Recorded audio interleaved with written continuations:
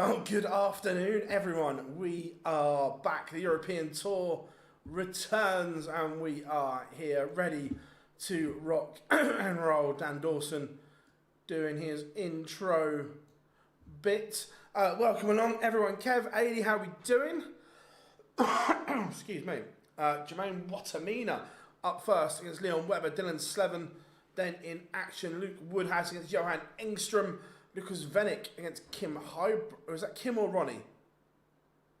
I haven't looked. Just says Huybrechts. I'm going to go with Kim. And then Ratajski takes on Lennon. Menzies Kist. I like the sound of that. Gilding Suljovic. And then Veen Gawlas. That's a shocker for both of them. Gawlas can obviously play. Yeah, I'm not going to lie, Cav, I didn't watch any of it yesterday.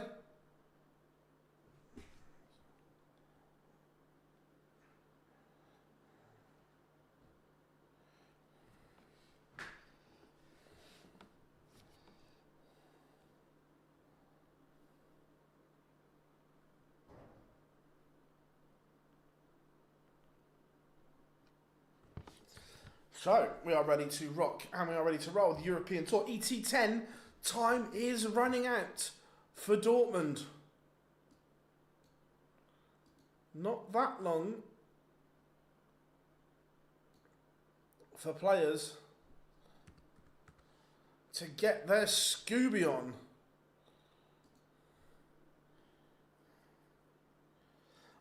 Yeah, you would. I would guess so, Kev. Yeah.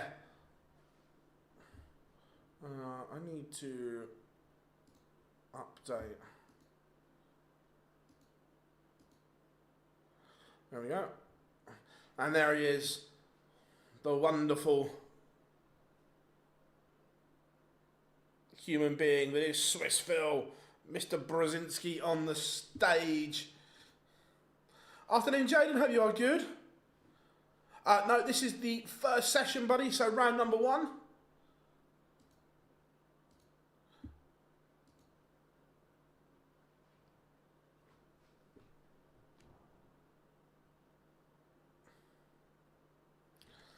So yeah, haven't missed any of the action.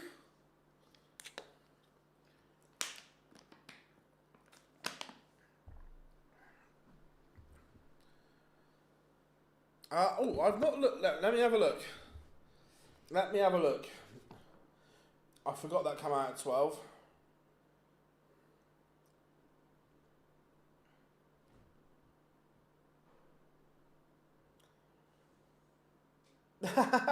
No, yeah, sorry, I hadn't updated it. My bad, mate, my bad. Right. Why does it do that?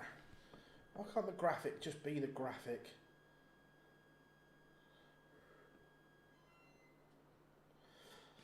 Henderson, Pickford, Trafford. Yeah, you can't really argue. I think they're the... Pickford's pure standout. Burn, Gay, Reece James really can't stay fit. Konza, Skelly, Livramento, Jed Spence, John Stuck. Oh, I tell you what, we used to have such a rich pickings at centre half and things like that. Not convinced. Elliot Anderson, more Jordan fucking Henderson. Give me a break.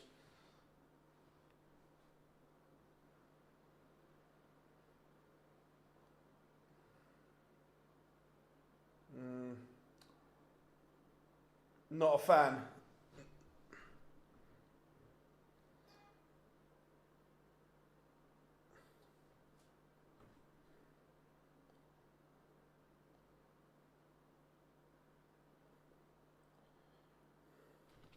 I'm pleased Jed Spencer's got the call up because he's actually played really well for us, but there's some fucking shockers in there.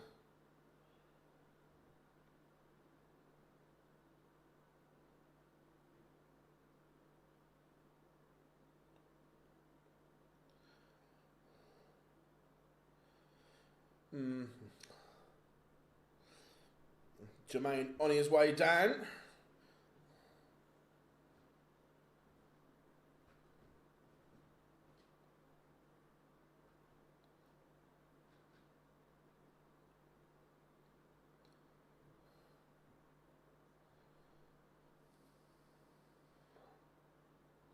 Right, both players are on the stage.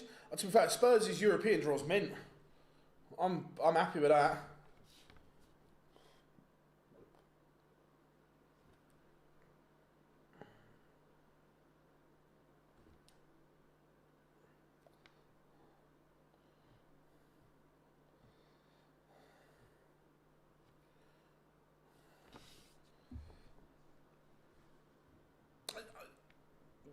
Yeah.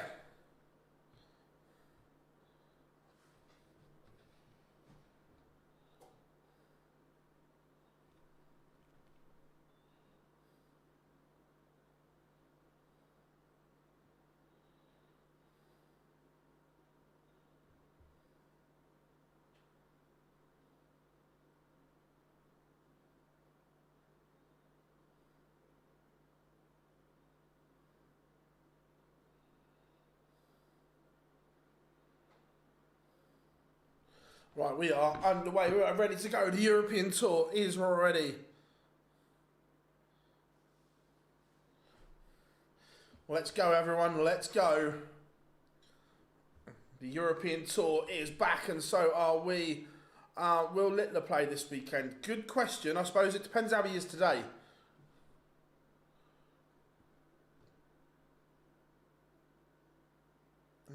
That Weber grip is so delicate. So delicate indeed.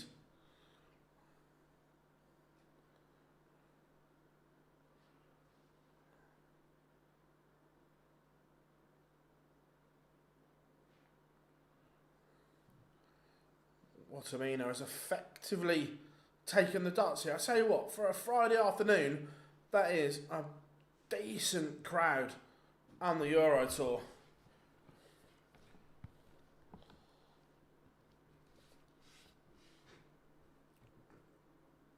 Watimena.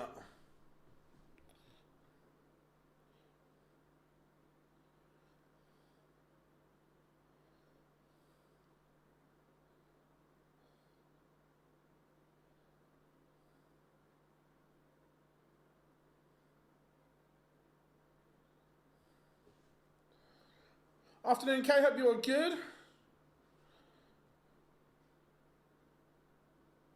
And he takes the opener. Where is Jermaine in the old race for Dortmund? Let's have a look. European Championship race.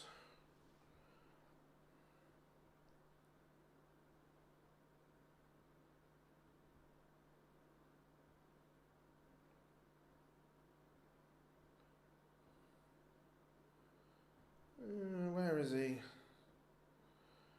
You know, 31. I'm surprised he's that low, to be fair. Yeah, he's going to need to. The only one in and around him that's not in is Ed House, so we can make some ground on him with a win here. So glad South Africa got a win. Yeah, it was nice. I didn't watch it all. I only watched the first two England games.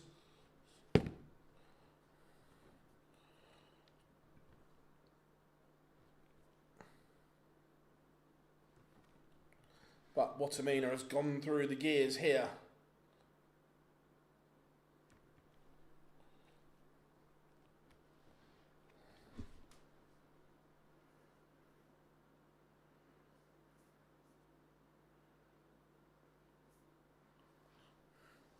It is 2-0.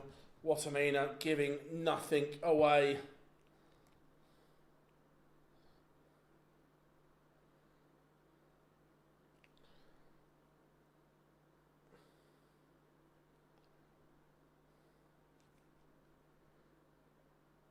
And a win here for Watimena would put him above Ed House and Noppert temporarily.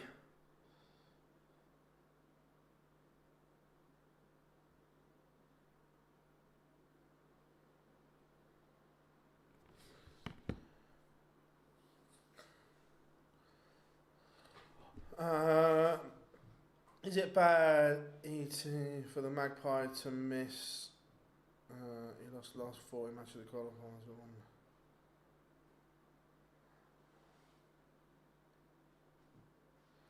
Possibly. It depends on who around him wins. And look, when you're not in the green and you're not adding to your total, it's out of your hands. Everyone else can add to their total. Jermaine leaving the old 162.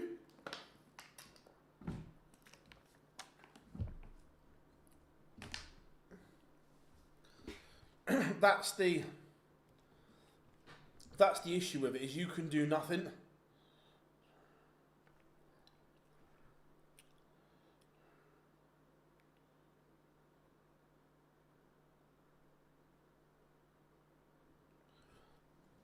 Watimena is flying here. Absolutely flying. 3-0 double break of throw.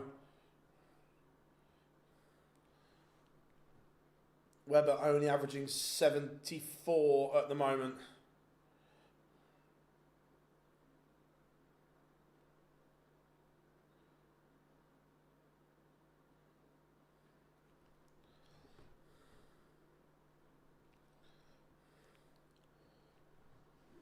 I'll tell you what, this is one-way traffic.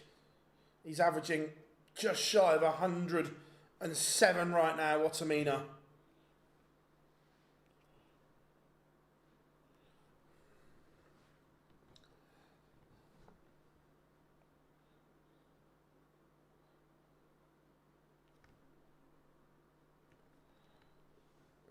Doesn't leave a finish, so Webber needs to attack this chance here. What's everyone up to this Friday? Let us know.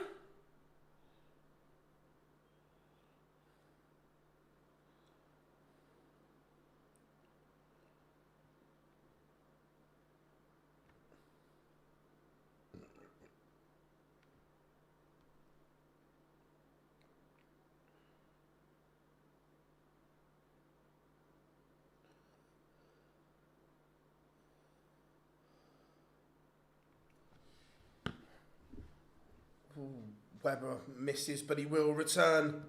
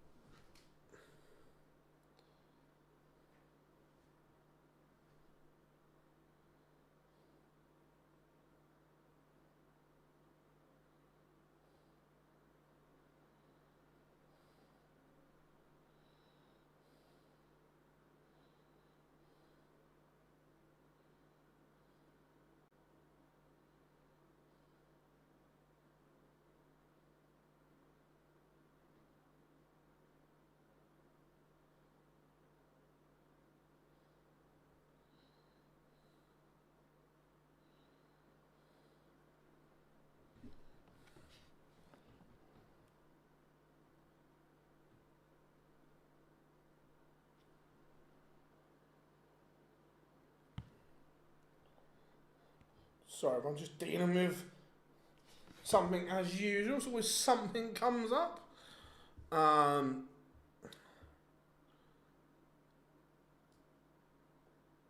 But Webber just coming in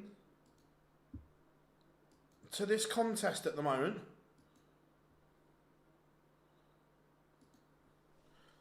How are we doing, Stephen? Good to have you in, buddy. How is everyone? Off to Ibiza in Winchester tonight. Oh, hope that goes well. But the weather looks a bit stinky. But I hope it goes well, Adi.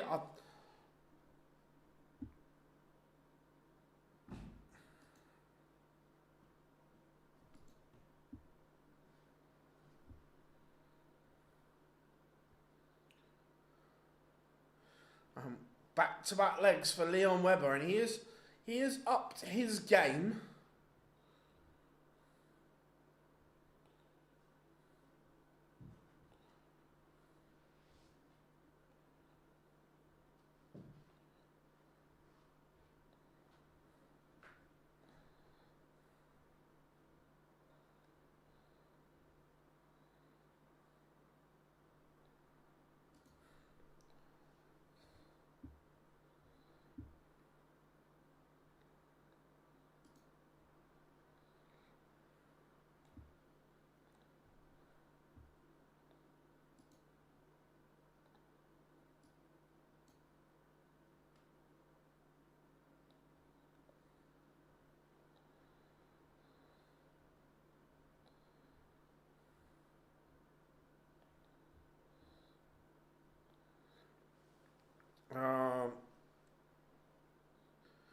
No, it's Dimitri's brother, James.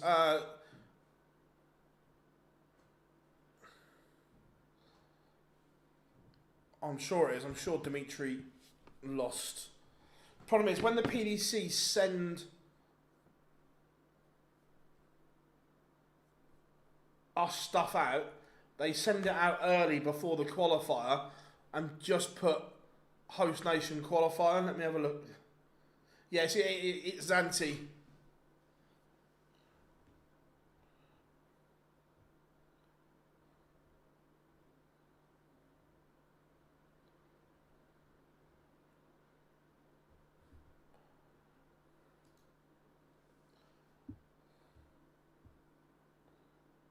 And Watimena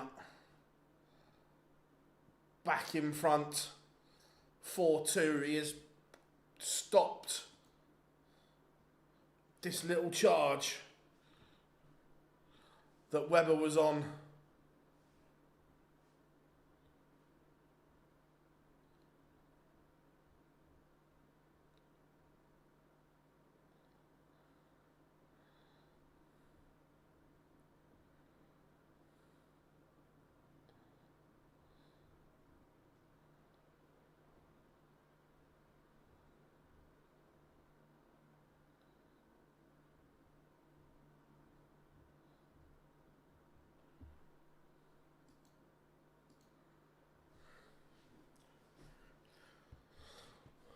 Yeah, Nathan, it's quite a nice draw. Let's not sugarcoat it. It's decent.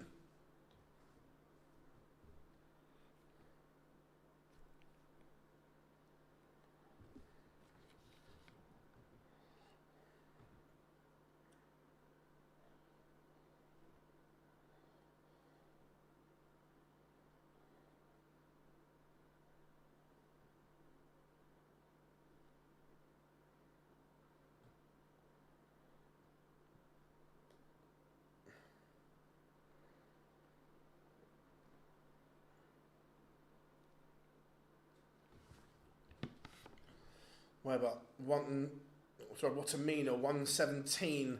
He's going to get a dart at tops to go within one. Doesn't go. So now Webber will probably have to take this 130 out.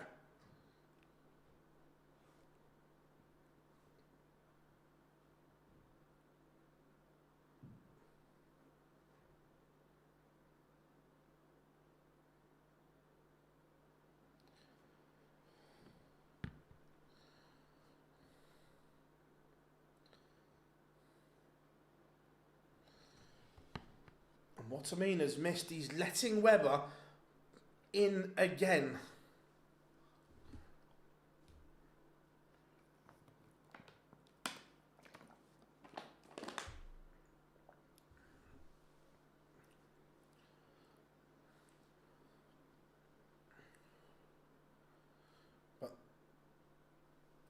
And Webber does take his chance. We are back to 4-3. The Watimena average, when he was 3-0 up, he was averaging about 108. That's plummeted to 93. That's quite a drop off. How we doing, Rob? Good to have you in, buddy. Hope you are good.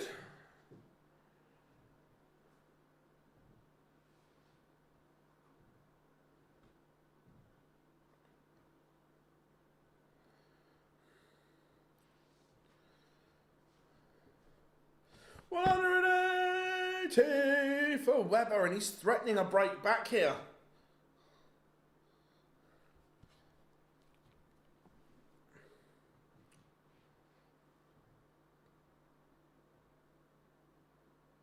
Big last treble. Watimena, his 160 is not going to go.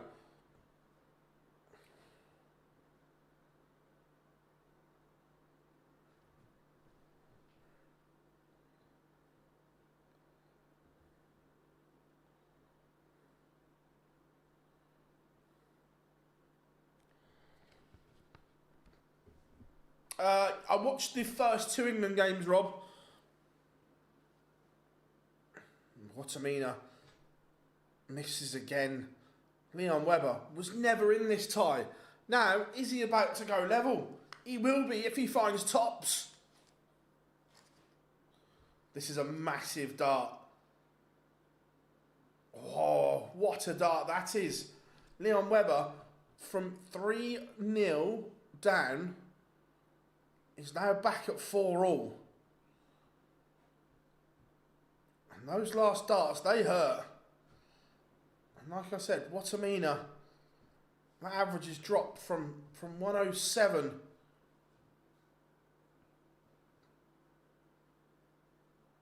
down to 93. Some drop off from the machine gun.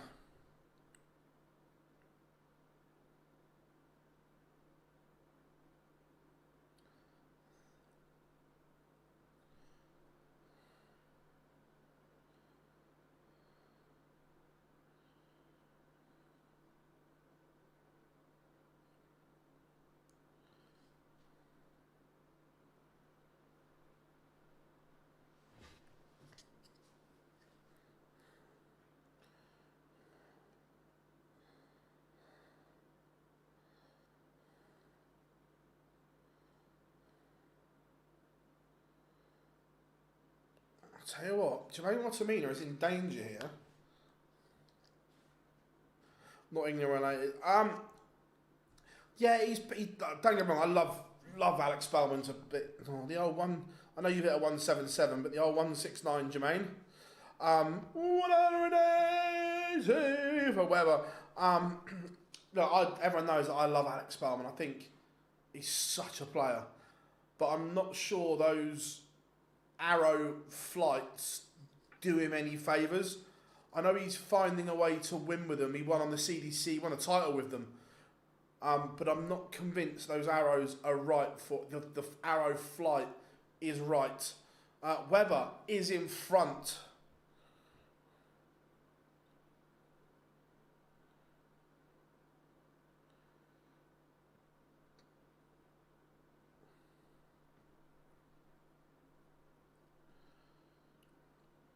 This would be a bitter pill to swallow for Jermaine.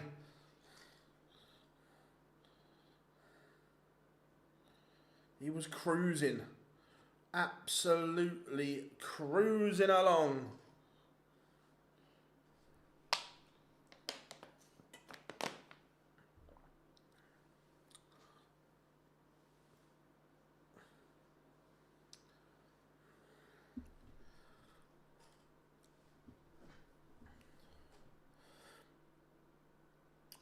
To be fair, AD, whereabouts is the Ibiza thing tonight in Winchester?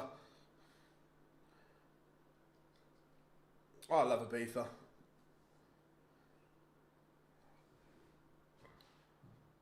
Are we about to go to a last leg decider?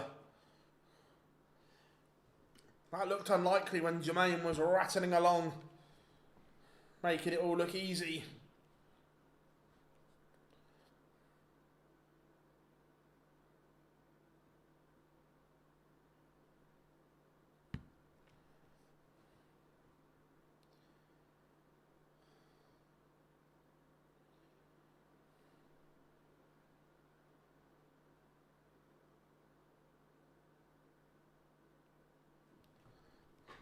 We are going all the way.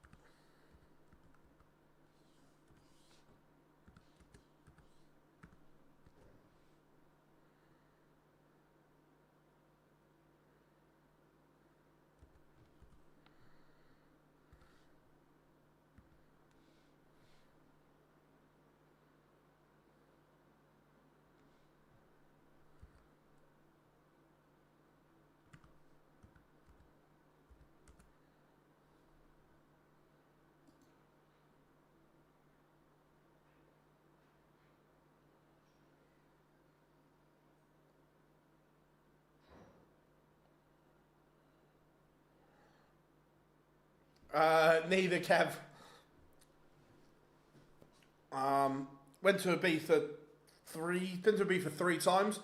Not recently, but it is the most amazing island. And I'll tell you what a comeback and what a shock that is. Jermaine Watimena is out. Leon Webber has averaged 10 points less, but it is the German who has come up trumps. Jermaine Watimena will be wondering how on earth he has lost that.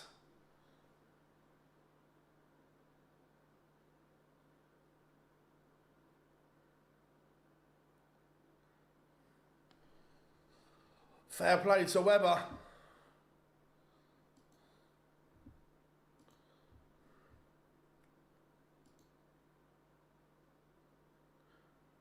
Dylan Slevin coming next, North Falls, mate, near the defunct River Park Leisure Centre. Cool. Yeah, I'm showing my age. When I went to Ibiza, back in the day, I hate saying that, Ushuaia was never even a thing, not even thought about. Manumission was still there, which was a privilege.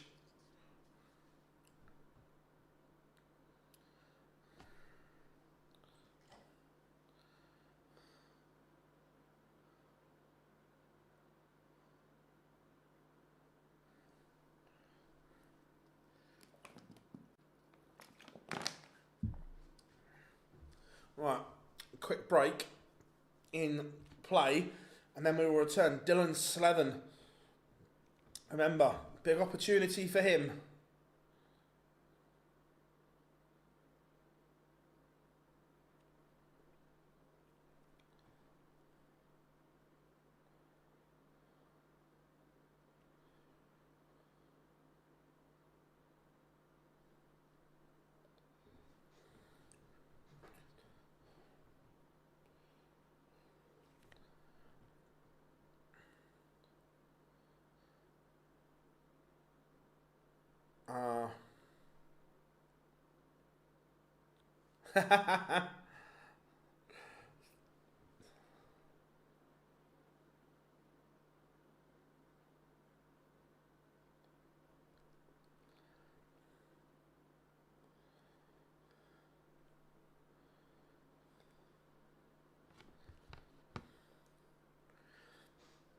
In this match, I think Slevin's in the world spots. We'll have a look. It'll update in real time on darts rankings, Kev.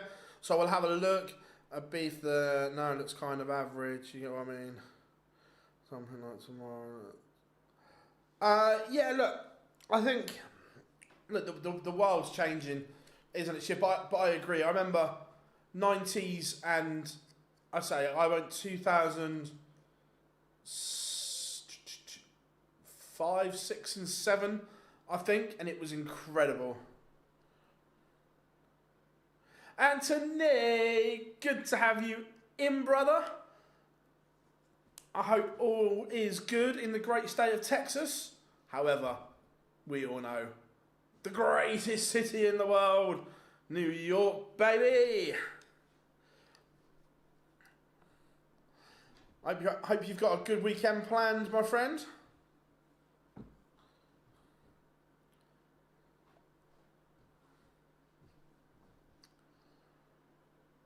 So, again, big opportunity for Slevin coming up in around 40 seconds or so.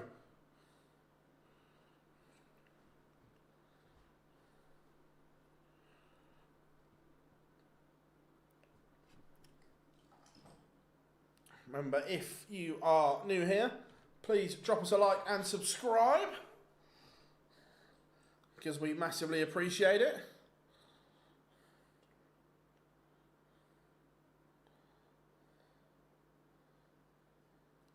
Who are we picking for this one? Slevin has lost the ball, by the way.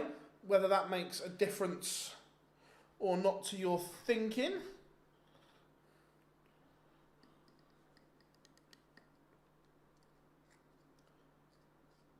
And here we go. What's my favourite darts match ever?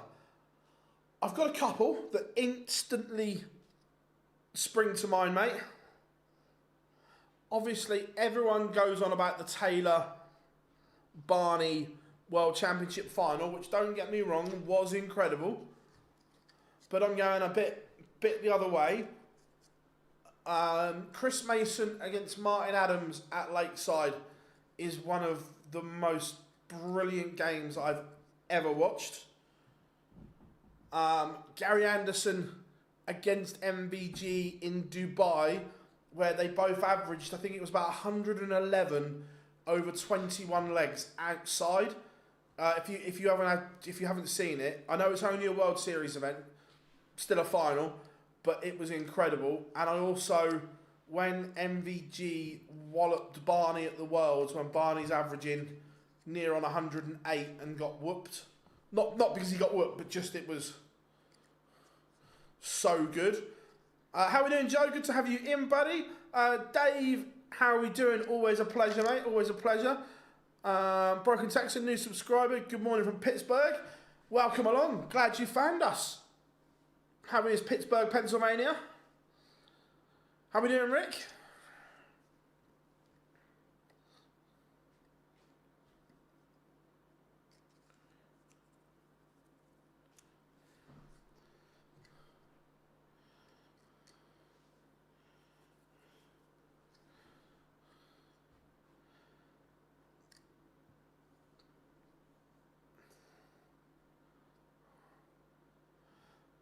Taylor Barney 2 rounds. Yeah, I know everyone talks about it, but and look, the drama and the sudden death leg for the world title. I get all the romance with that, but for me, those are the three that I instantly think of that I've just said. Lovely morning for darts, absolutely. Anderson Lewis was good at the Worlds. Yeah, there are so many wonderful, wonderful matches that have happened over the years. So look, it's going to be personal preference. But when someone says to me games, they're the ones that instantly hit my mind. Dino Taylor 2-9 in the same game. Yeah.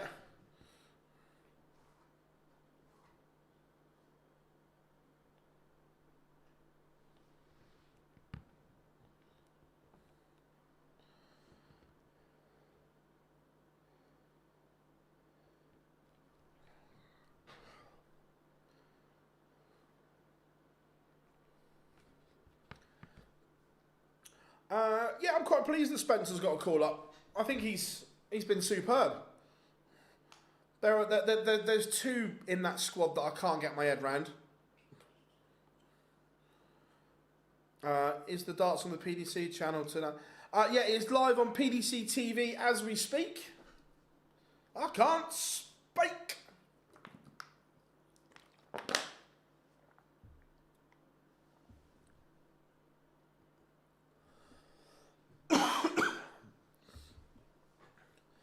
Oh.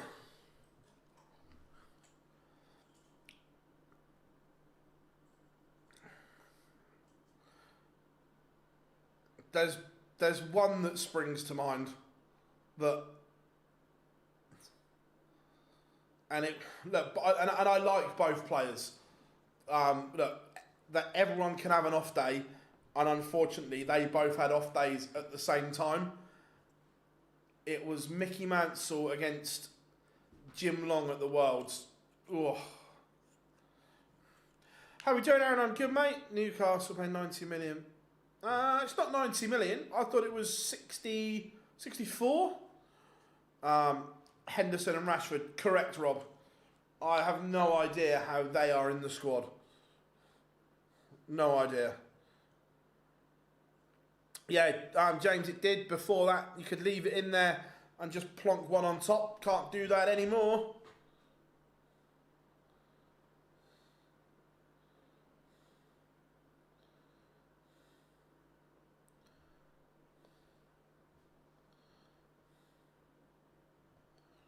Fairs, boys.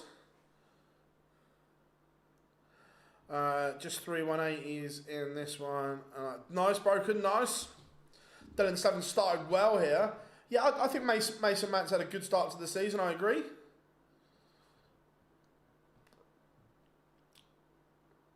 Daz, I don't know, to be fair. What's...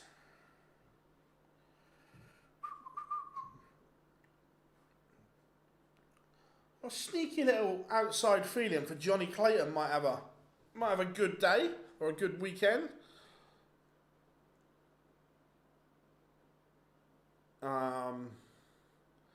Yeah, very, very weird grip and yeah. Yeah, very, very... The fact the dart is pointing like sideways in his hand.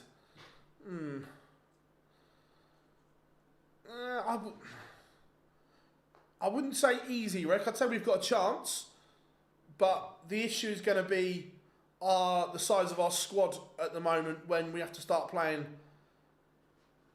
2 games a week. Happy about Joey Summons. I don't know a lot about him, if I'm being brutally honest. People are saying it's a good signing. I didn't watch a lot of RB Leipzig last year. Just on a break for a bit of PB coverage. Good stuff, Malagona, good stuff. I tell you, Dylan Slevin has started like an absolute train here.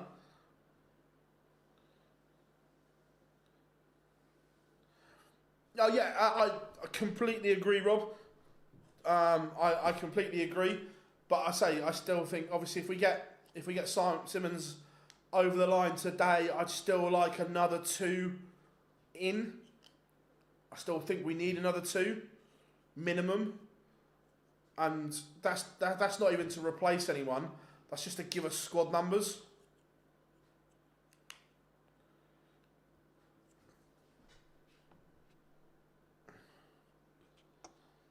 Phil, you should try pronouncing his name.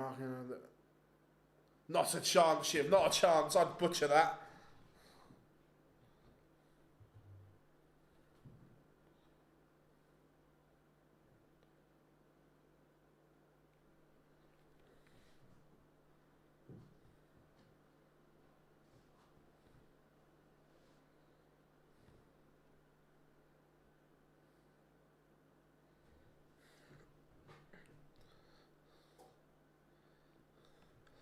Two 0 Dylan Slevin. He is firing.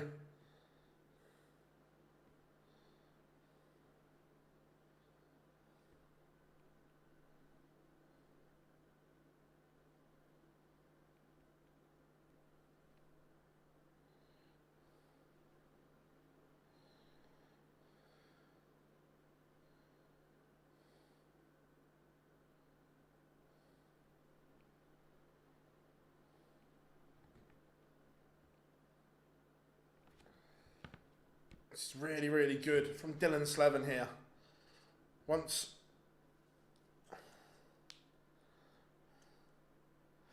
Yeah, Daz, I like our Champions League group. Yeah, broken the whole Sheshwan throw is really, really weird. There's so much going on with that action.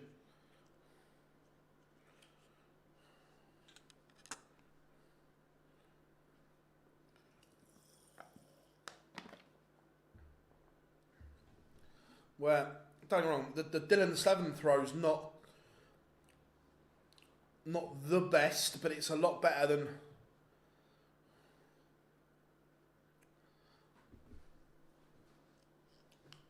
Francis.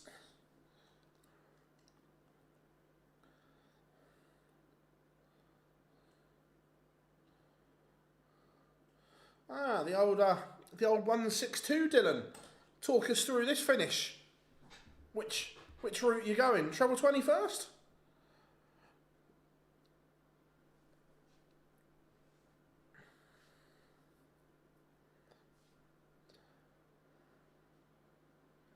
Yeah, it's a case of can he replicate it time after time, and that's the issue with some of the more quirkier throws, that when they're on, they work, but it's doing it repetition time after time after time, and there's a lot of moving parts where he brings it back, he then goes forward, comes back again. Yeah, a lot of moving parts to the throw.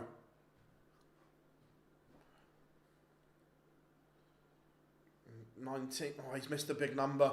Big 19 would have given him a dart at the bullseye. But instead, Slevin is going to get a look at a double break and a 3-0 lead.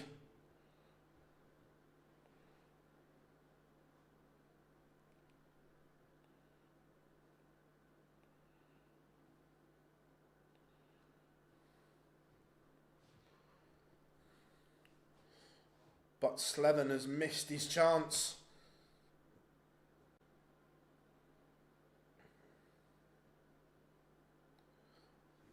There is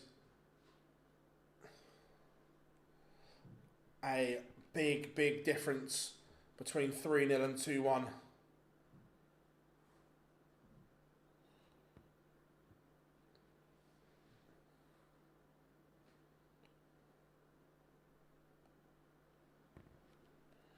Game on again. And Slevin, how much will he regret that move? But 180.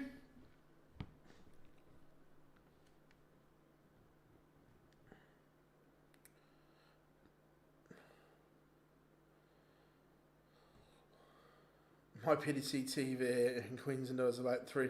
Yeah, Seamus, it will be. The stream is always behind because obviously you see the board on screen here. Basically, there's a guy sat behind the stage. As every dart hits, he's tapping where they go. So the stream will always be behind, buddy. Whereabouts in Queensland are you, mate?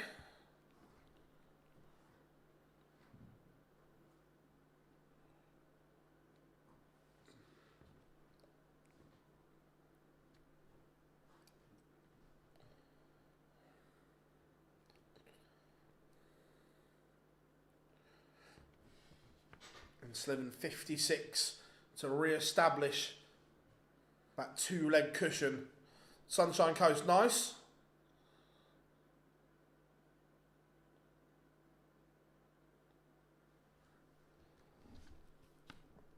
I just want to get the right name of it first before I...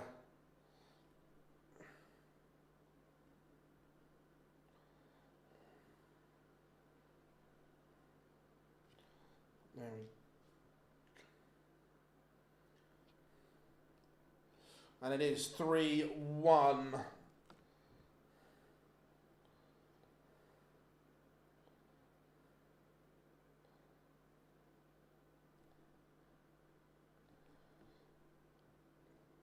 I hope they qualify.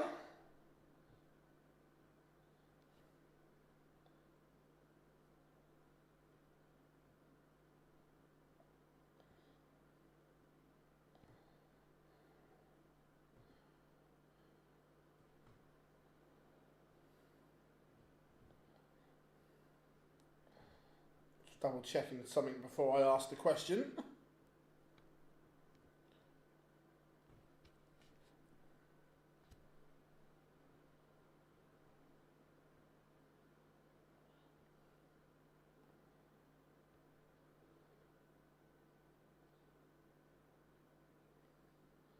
Yeah, I'm in the right neighbourhood. I was just double checking. Yeah, Seamus, I don't know if you've ever been there, but I'm not sure how far away it is from you, but there is the most amazing looking restaurant called Some Young Guys in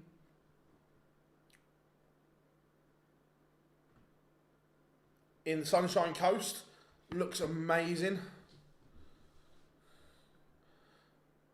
Shout out to all the players in Zone 3. Close this zone. Nice, mate, nice. Shout out to all of you. This is huge. Missed when he hits last start in hand, 4-1. Dylan Slevin, in all fairness, could be 5-0 up. He's 4-1. It is still amazing.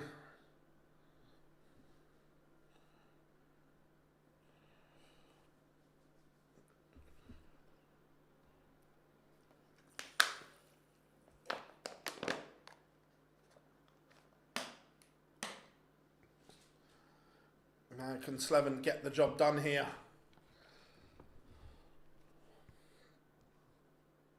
We will have a look where this plonks him in the race for the Worlds and so on shortly.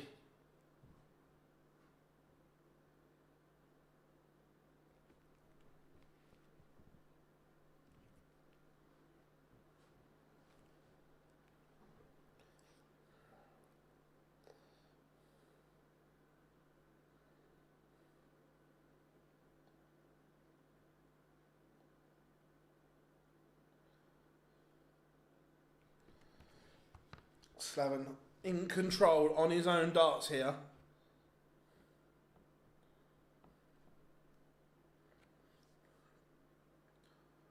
Just looking to set up this 201. Remember, big weekend. The European Tour returns after the summer break. It's a massive 140 from Slevin. He is in control here. Is there any PDC events next week? There's a European Tour next weekend, so we'll be back Friday, Saturday, Sunday next week as well, Jordan, for the European Tour. Slevin misses tops, but has Francis got 160 in the locker? That's the question. No, he doesn't.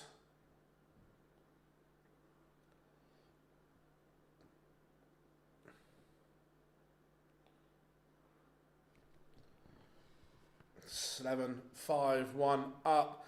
No worries, Jordan, no worries at all.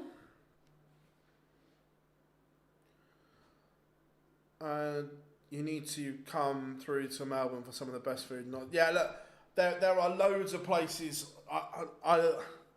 I love Australia, and people will laugh that obviously I'm of a certain age demographic where these were huge in my childhood growing up, but I really want to go to the Neighbours set. Want to go to Ramsay Street and the Lassiter's complex and that, and also I want to go to where Home and Away is filmed as well. But Melbourne is 100% on my list as well, Shiv. If you are new here, drop us a like and subscribe. Not that we know of, but there are some that have pulled out from the original list, but obviously they've been replaced. There are slight injury concerns over Gerwin Price and Luke Littler.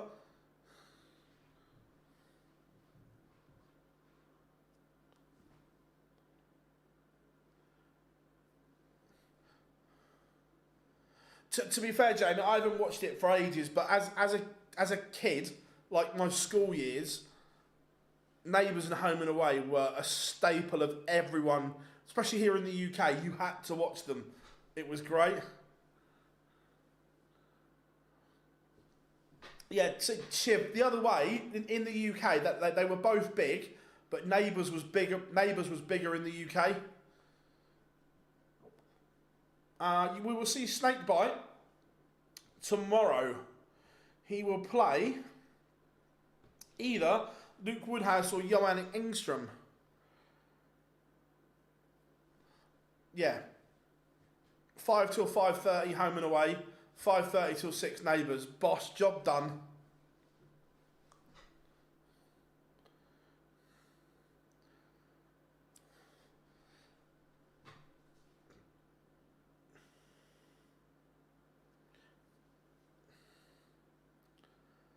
Yeah, Neighbours on BBC, Home and Away was on ITV.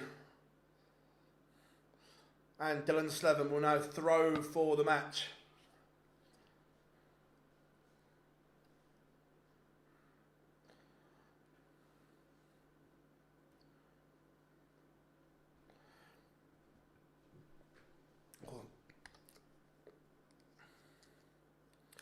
I remember like going back when Stefan Dennis used to play Paul Robinson in Neighbours.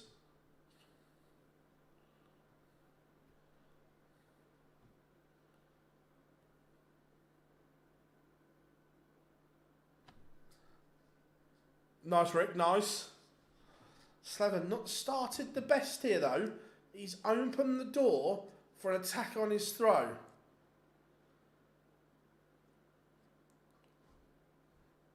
Oh, my neighbours... See, there were different variations as I got older and so on, and people left. No, Paul Robinson, has he gone back to Neighbours? I didn't know that. Wow, okay. But back in the day, you obviously had Kylie and Natalie Imbruglia, who played Beth. Then, moving on slightly, you then had, obviously, Holly Valance. Can't forget Mrs. Kennedy.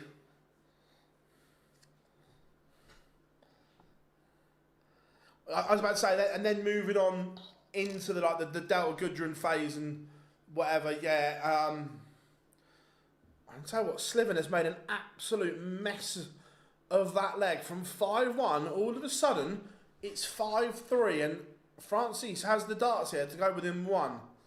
Yeah.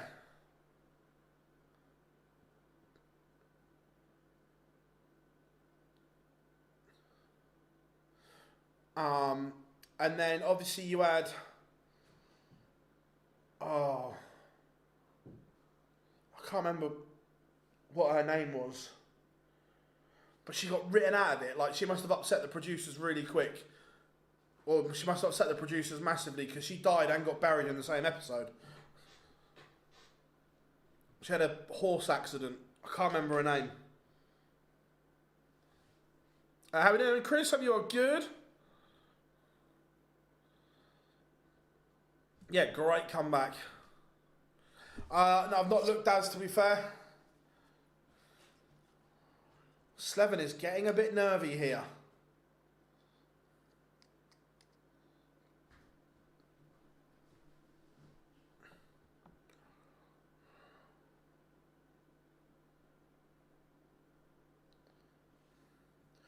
Then in Home and Away, you had Rebecca Cartwright, who she married Leighton Hewitt. I don't know if she still is. Danny Minogue.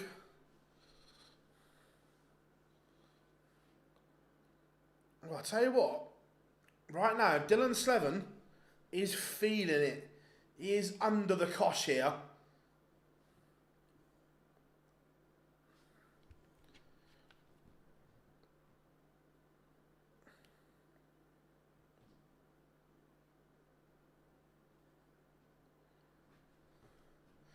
Possibly, yeah.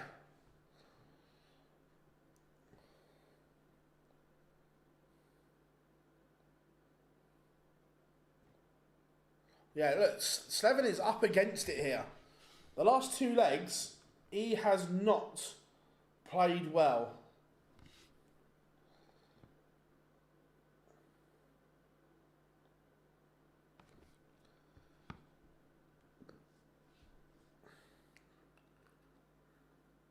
But now he has a chance to win it. Should. I'll say we'll get 2 darts. Look, he needed that. That's a good finish. In the end, it's clean, because the last 2.5 legs, he had not played well.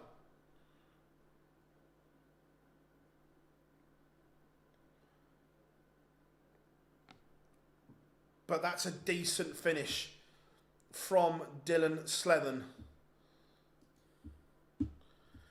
Coming up. Next, we've got Luke Woodhouse against Johan Engstrom. Let's just see if that's updated. Yeah, for Oceans Slevin.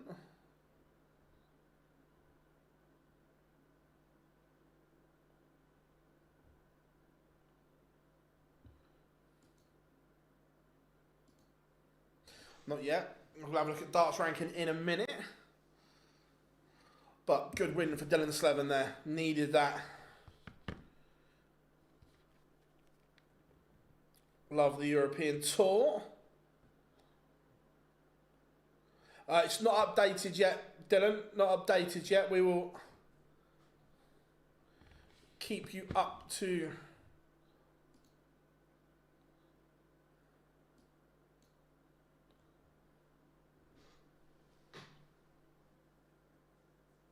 Comms have just said it. I haven't got comms on.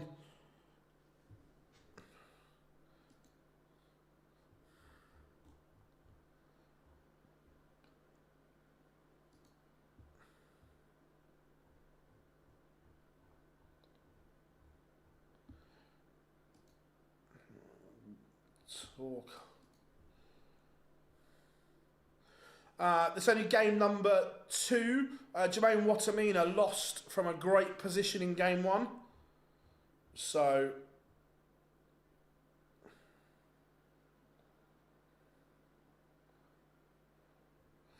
Dylan Slevin, 15 grand, takes him to 76. So yeah, that he knocks Mario Van and Bo Harder out of a world spot, but Slevin only that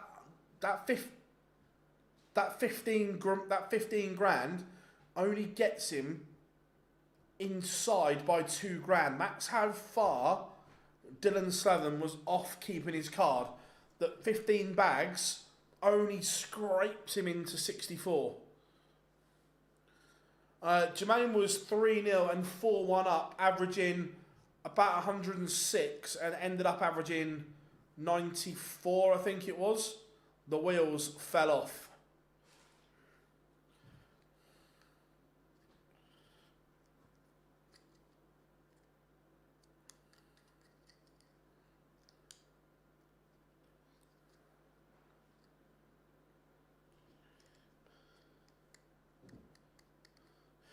Luke Woodhouse has won the ball against Johan Engstrom.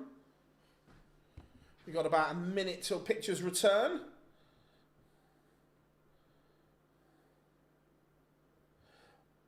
What way? So, it's the PDC countback rule that if they are level on money, the countback is done.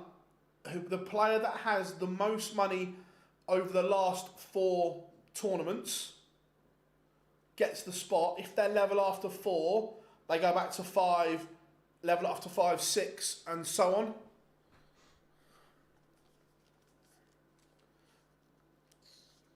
That's how the PDC countback is done.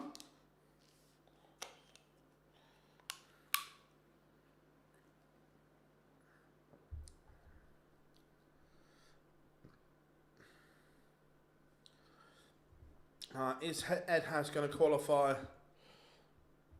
Let's have a look. He's not in this one, so we can't add. He's inside at the moment, but it is razor thin. Littler plays tomorrow because he's a seed. He doesn't need to play the opening day. He will play tomorrow.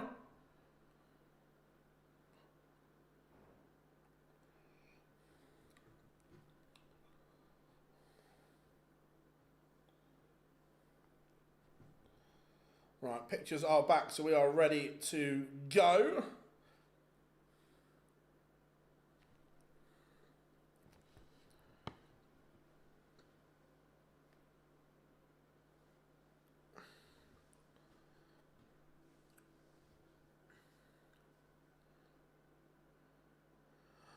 I might be wrong, Chris, but I think teams have done their shirts off their own back.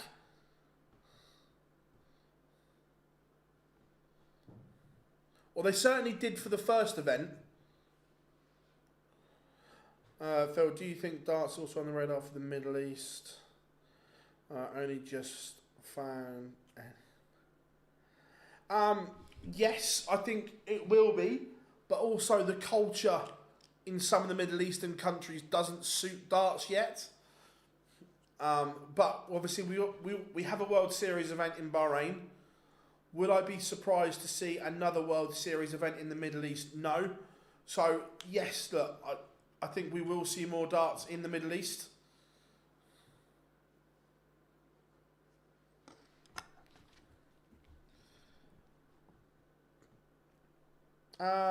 No, mate, my PDC TV's working.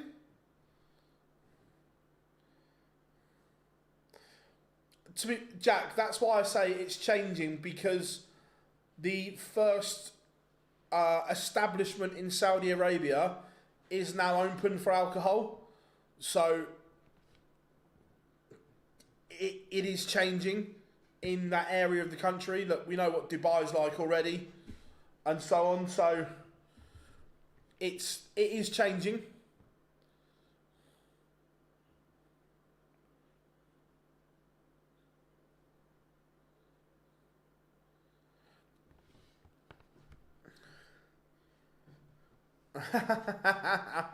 I'm new to PDC stroke MODUS, to the other events in the USA. So, Broken Texan, MODUS is, you can watch, they don't have events in America, it's all done from the same venue here in the UK, but the PDC do, yes.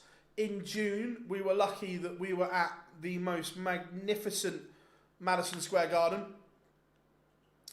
for the US Darts Masters and the North American Darts Championship over 2 days. Also, you have the CDC in North America do an incredible job as an affiliate tour to the PDC. Their events are live on PDC TV and the CDC social media pages as well. So you get to see the stars of North America, and there are some really, really good stars in North America at the moment. You've only got to look, Stowe Bunce, Spellman, Savada, Smith, Cameron.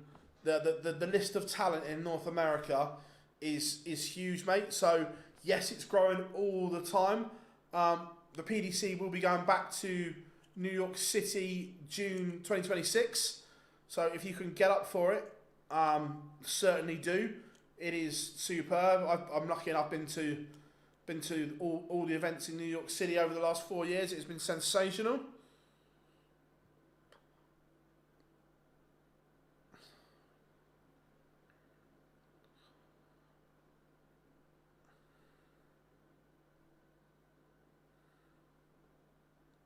Right, we are ready to go. Players are on the stage. Yeah, no. As I say, if I don't know what other social media platforms you're on, but obviously us Online Darts, we're on all social platforms, so you can keep up to date with everything that happens there. And also CDC, or Championship Darts Corporation, I think their handles are at Champ Darts for most of them. Certainly Facebook, Instagram, and X, that you can keep up to date with all stuff North America, mate.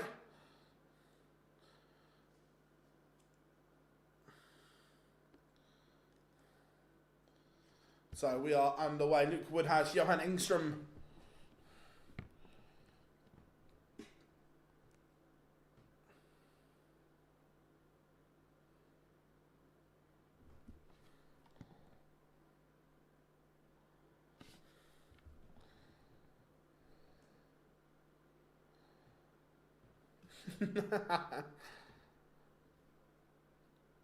I've got no idea, Daz, to be fair.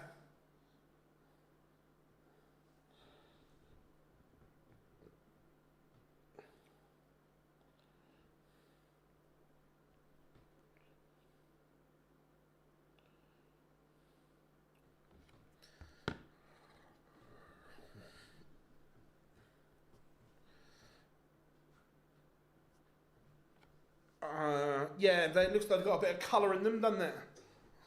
Looks like he's gone for the gold editions. Phil, my wife says you look like a romantic guy. Well, you know, we try.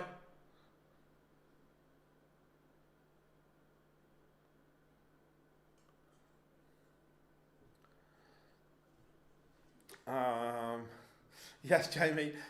Jack, do you think there will ever be few events where English non-tour card holders or non-tour cards? I hope so, Jack. Look, at times it does feel that some of the other nations get more opportunities to qualify for events. So yeah, I hope so. But look, I also think that in an ideal world, in a perfect world, that we will get to a place where players will pick and choose where they play in terms of there'll be multiple events on at once and things like that. So there'll be more opportunities and so on. I know that's in an ideal world.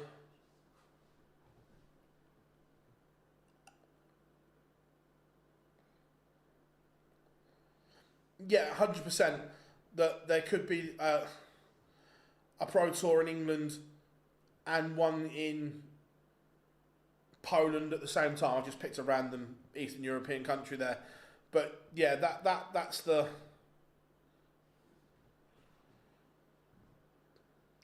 goal, the end goal. Woodhouse is missing a truckload of darts here, and Johan Engstrom has made him pay.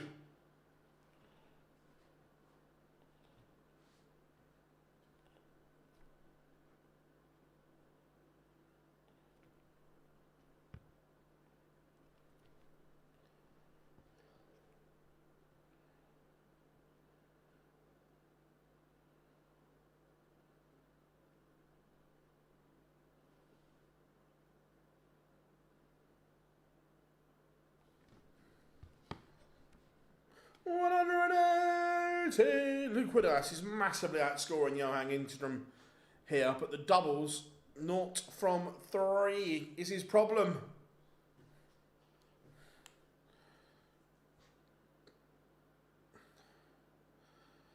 They're not going to take it off. Like, I want Punk as champion, but they're not going to take it off Seth. Yeah, no, that's Jack. You know, I'll never hide from stuff, and I'll answer it as best as I can.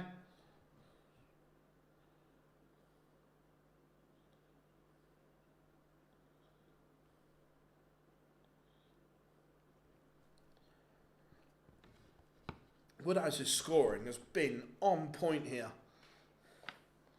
He is blowing Engstrom away in that phase of the game, but needs to tighten up the other end.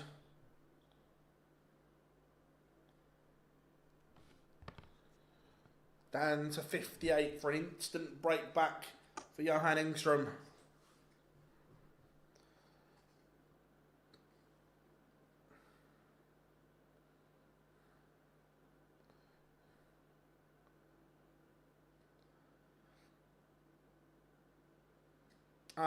Jamie, I don't think it'll ever happen, mate.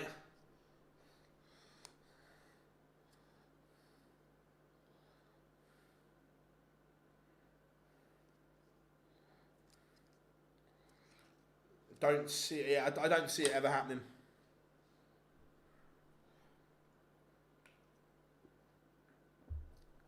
So Woodhouse is on fire here.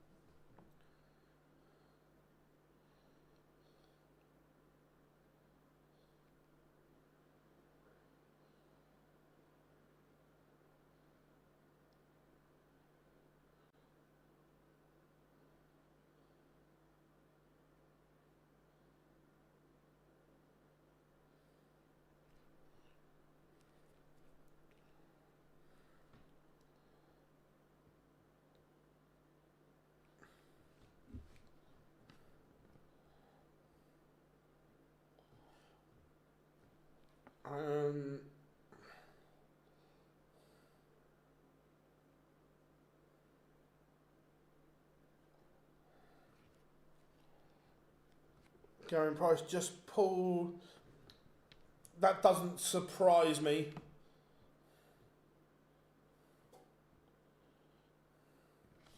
How are we doing, Nick? Hope you are good.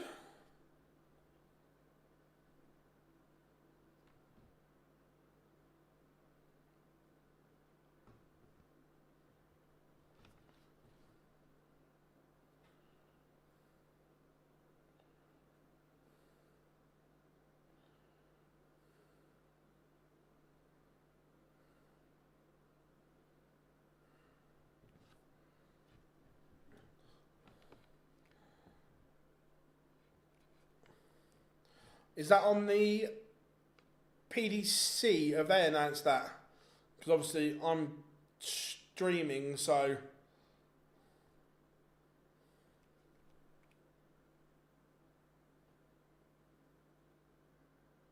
Yeah, I saw Littler's Instagram.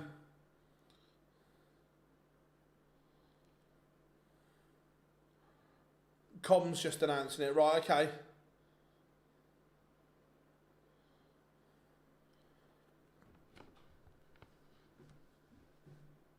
So, does that mean that either... Or does that mean Slevin gets a bye straight into the last 16? And who was Gezi meant to... And either Ryan Joyce or Ricardo Pietretscu, do they get byes straight through?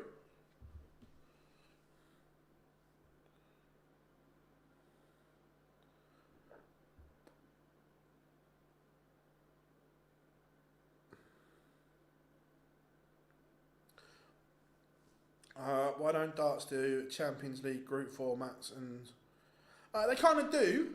The Grand Slam is very much like that.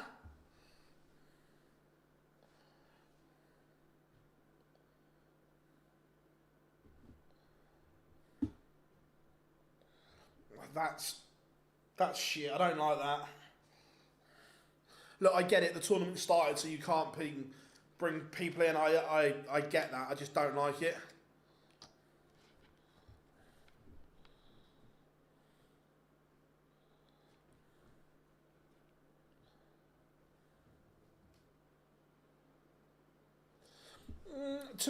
To be fair, Jamie, I think that's a bit harsh. The fact that Luke had emergency surgery on a tooth last night.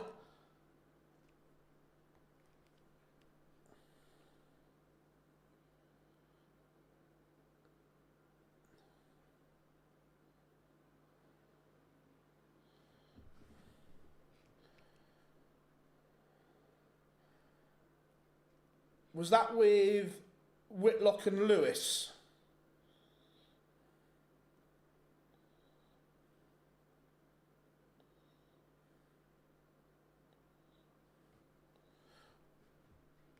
Woodhouse misses, giving Engstrom a chance.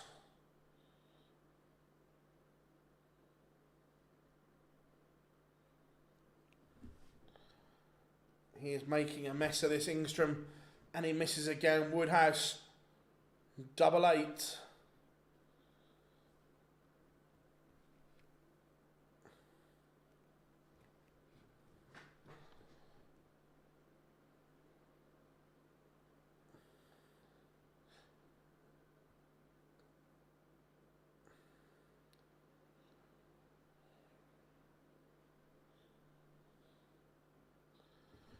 It is 3-1. Luke Woodhouse is in control. Let's be fair.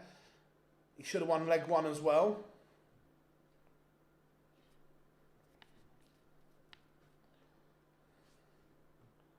Yeah, 100%.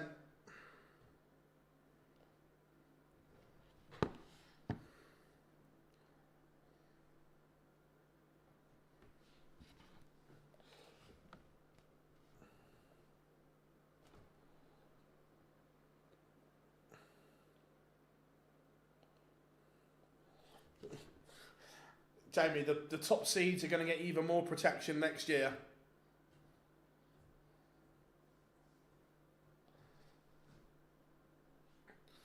The way it reads, and look, I might be wrong with this, but the way it reads is, I think the top 16 will be instantly in the Grand Slam next year as well.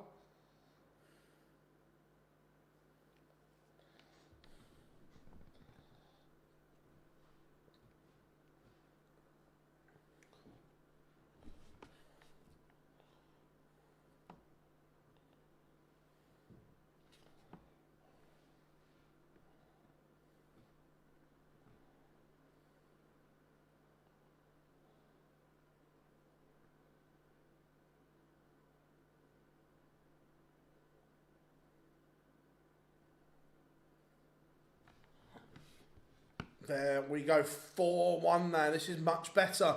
The new darts seem to be working for Woodhouse.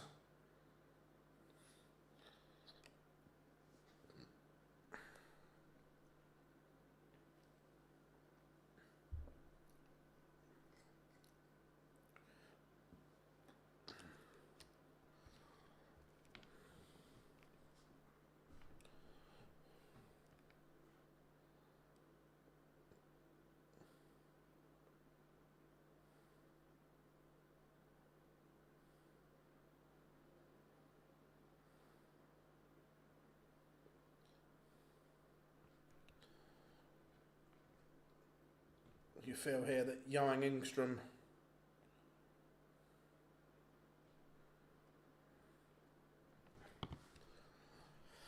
look, I get both sides of it, Robert. By the way, I'm not sticking up for this seeds here, but I suppose that he was like giving himself every opportunity to be fit.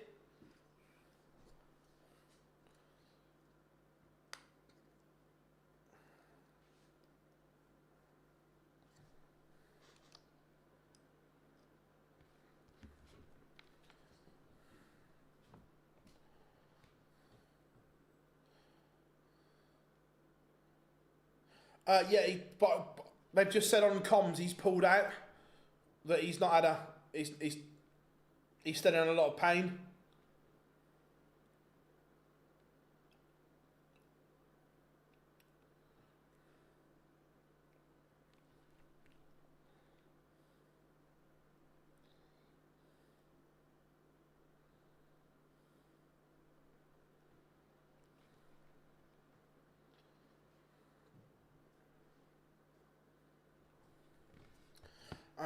Off the top of my head, I'm not sure if he has or not.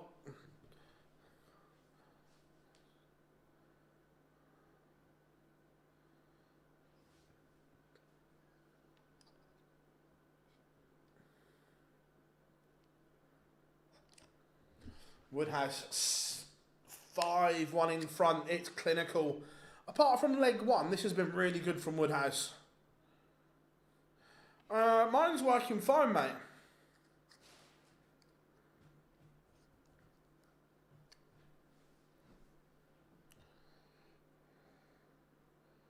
$180.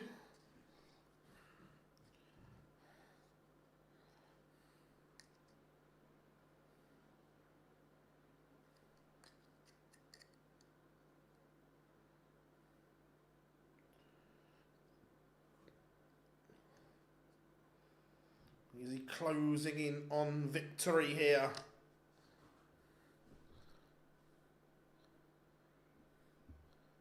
What happened to Ryan Joyce in the...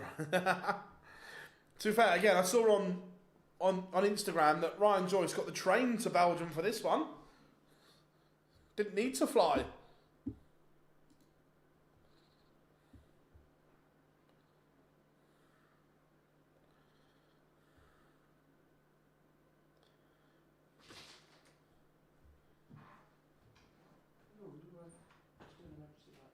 What's that mean? Just doing emergency lights.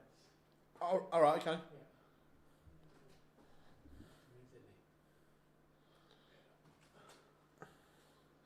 Yeah. Hard luck to the PDC.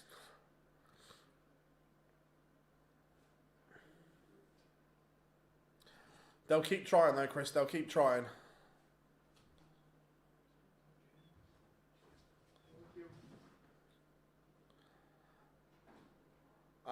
Some random guy that's just coming to make sure the emergency lights were working. Yeah, he is scared of flying, Jamie. He's got the old Euro star, and Luke Woodhouse is a 6-1 winner. It's a good result for Woodhouse.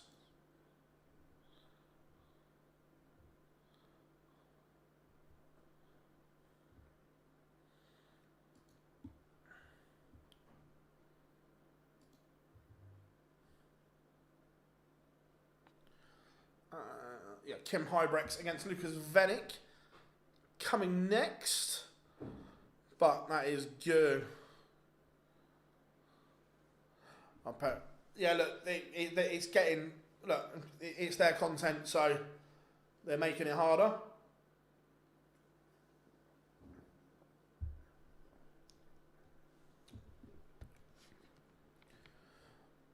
Who's my pick for the next one? Kim Huybrechts, I think, wins.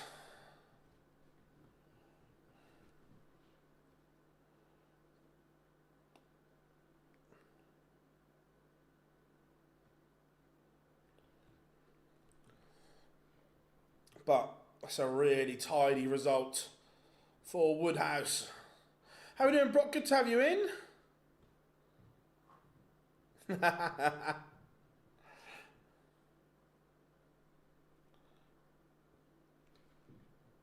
So, score predictions in then for Wenig and Huybrechts.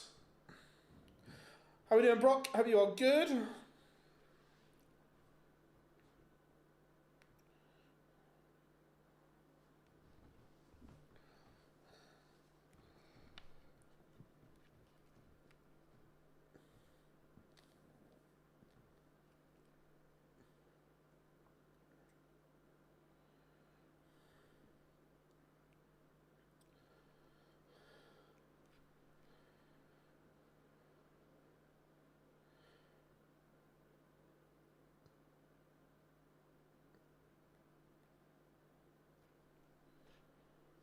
So we've got about 2 minutes till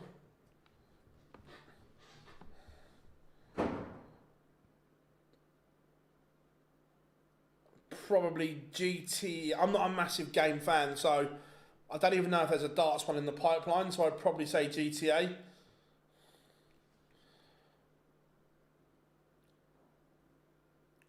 Joanna, the last video game I ever bought was Fight Night, Night of Champions. That's the last one I ever bought. Yeah, Kim's won the ball, Shiv.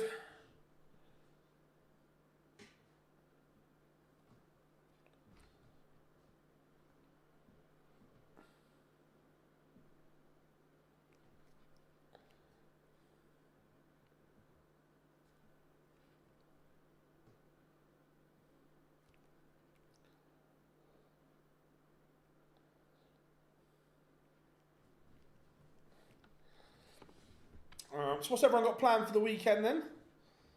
Anything?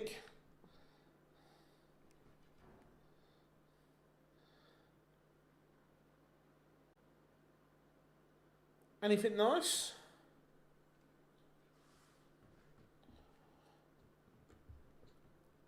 Let me know.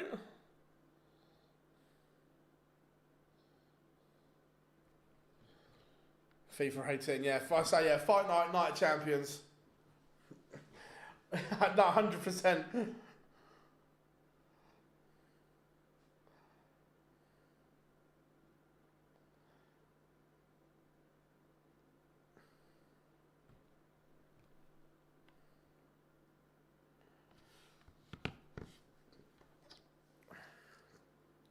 Watching some local AFL. Note of it, but I don't know the rules or anything like that. Yeah, Premier League. Look, does anyone else think football is on too much now? Like, is there a need to have a 6:45 game on a Sunday and so on? Luke Woodhouse's front nine average 123.19. is very, very good.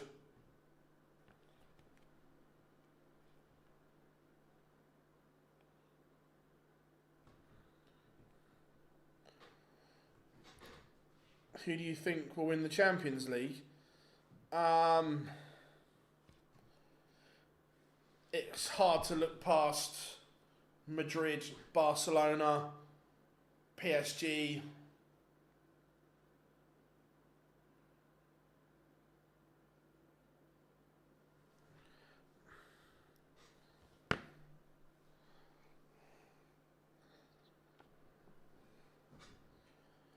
And Swiss Phil is back on the stage.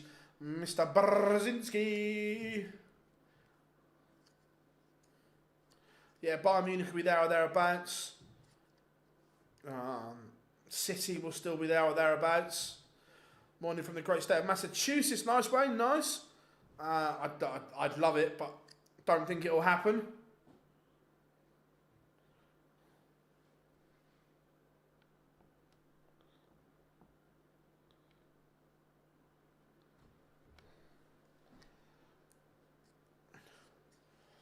Not with the ego in charge, they won't.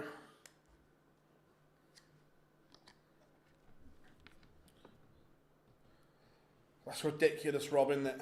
Or for me it is. It's overkill.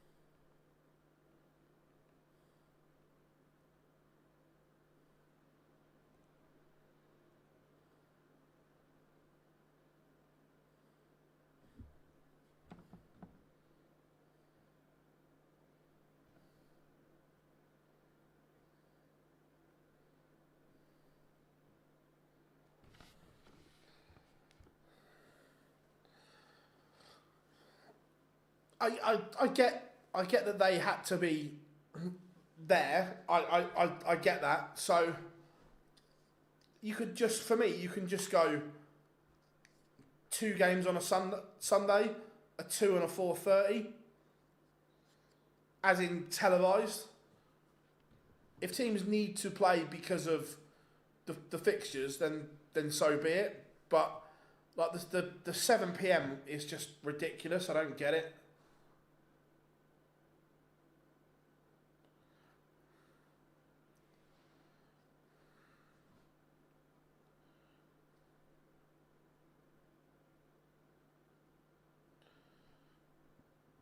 Kim Huybrechts on stage. So is Wenig, and we are ready to go.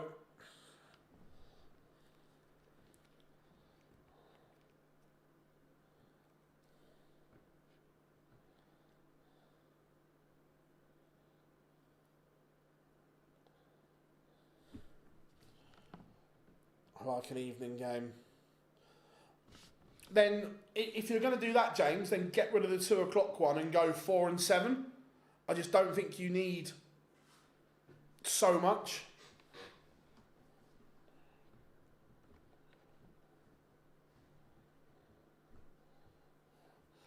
Yeah, Patrick, I don't dislike that.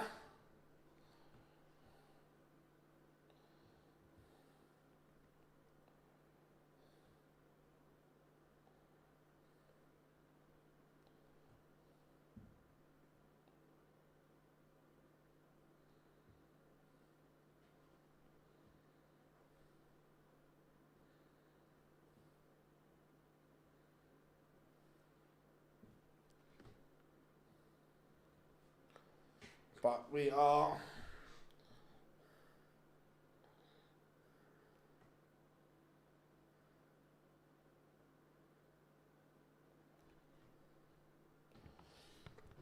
ready to go. Kim, trebleless to get us underway. Remember, everyone, if you haven't yet, do us a favour and click that subscribe button and drop us a cheeky little like as well.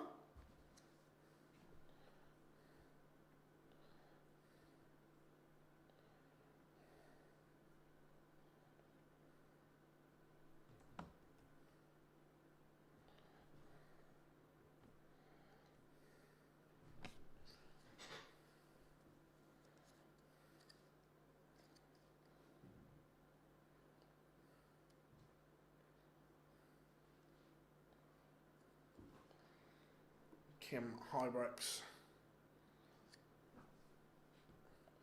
Again, it's not been a great start to this one so far from all of them, to be fair. All have work to do.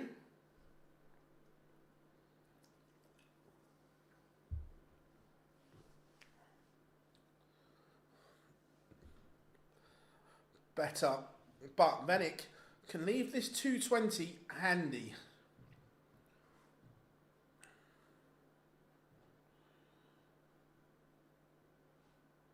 Doesn't really do a good job of setting that up. Lucas Wenig. It's a very, very scrappy opener.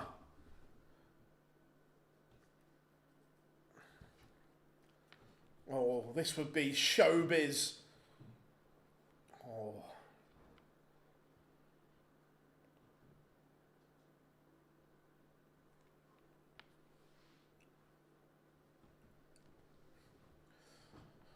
Two at tops for Huybrechts. Misses. Break opportunity for Wenig in leg one.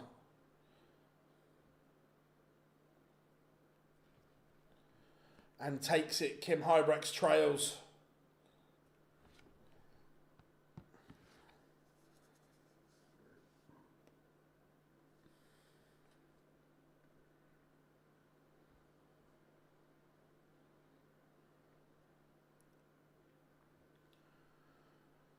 Interesting times here. So as well, I'm just thinking out loud here, with Littler and Price both pulling out, then tomorrow's evening session is going to be really short, with 2 games less.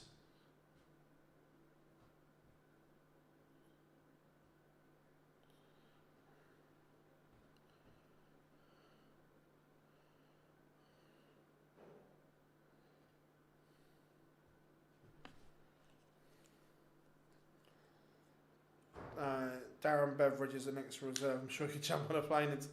Yeah, look, the problem is, Mark, is that the rules are there that once the tournament has started, no replacements come in.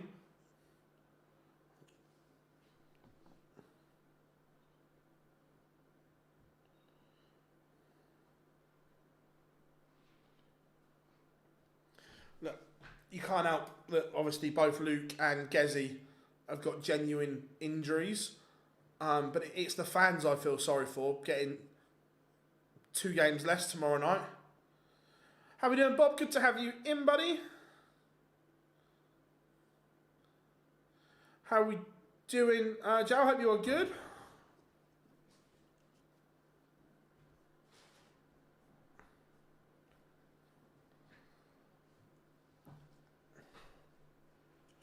Will they ever change? I don't know. And interesting. Well, I don't know what you guys think. Do you think that once the tournament has started, they should be replaced? Bobby, I don't know exactly. Just that we saw on his Gezi social, his hand had blown up. It was so swollen that he was at the hospital and so on Wednesday, I think it was. So I don't know the precise. Kim Huybrechts breaks back level at 1-1.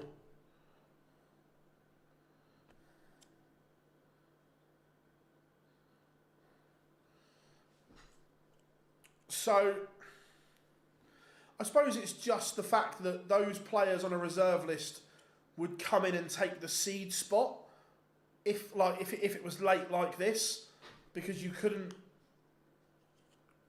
bump anyone else up. Look, I'm not disagreeing. I'm just putting the points out there.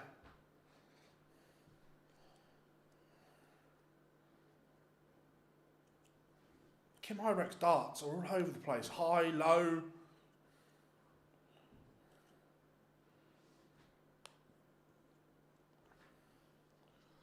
I might have to go and open the... Let me go and see if the truck's locked from outside. If it is, I'm going to open the window. It's a bit warm here.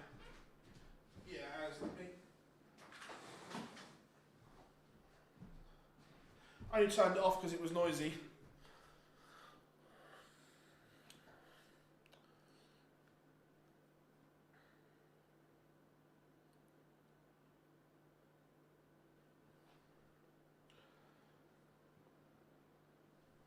No, like I say,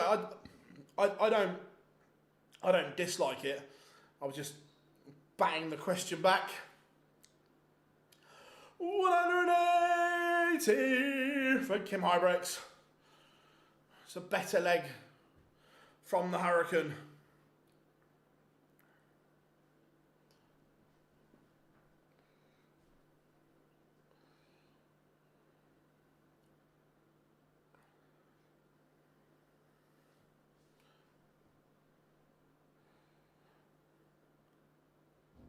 Kim Huybrechts made an absolute mess. Not to get a double from 61 is criminal.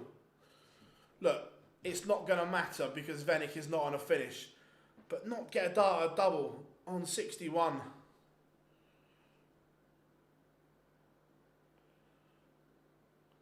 I don't like the Huybrechts throw at the moment. It doesn't look... If anyone else is watching, the pause at the back of the backswing is just a little bit too long for me. I'm not a fan of that.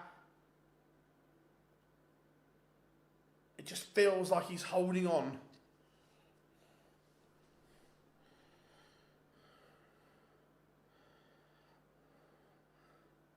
How many players' names and their nicknames could you name?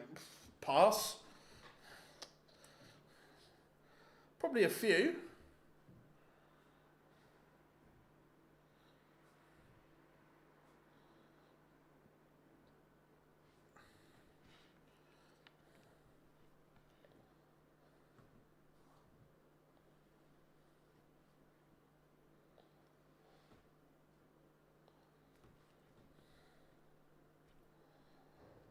Huybrechts. There's a break opportunity here.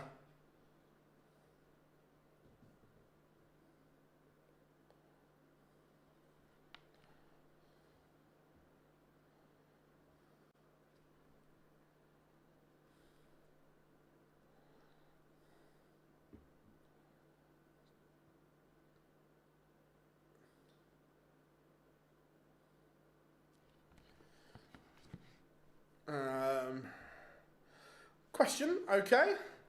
Is there anything from you to make them more commercial bit? We're looking at certain bits and so on, and look, we want to keep improving the channel, improving the content, and so on. That there are plenty of different forms of content on the channel as well, that it's not just interviews. That's why we do more streams like this and so on. So yeah, look, we're always learning. We're always trying to make stuff better.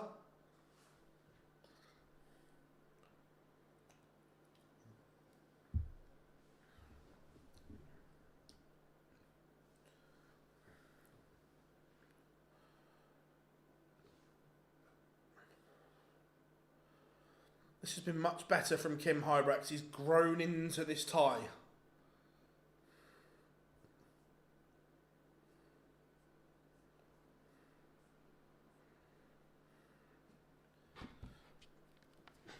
Just out of interest, what would you guys like to see more of, and what we can try and do?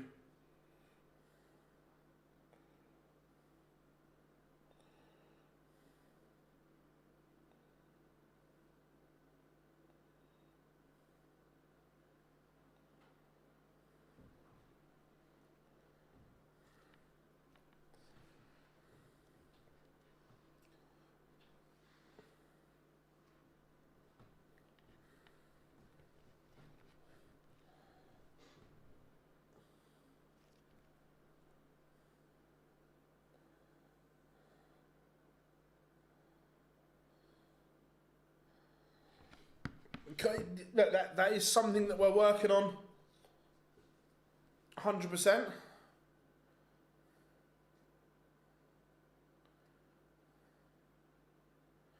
Watch-alongs with darts YouTubers or even...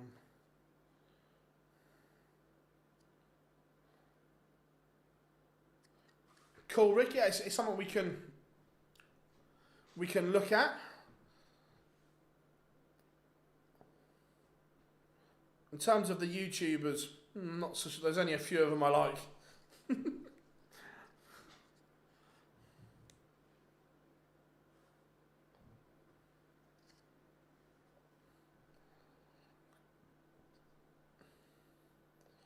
4-1, Kim Huybrechts leads.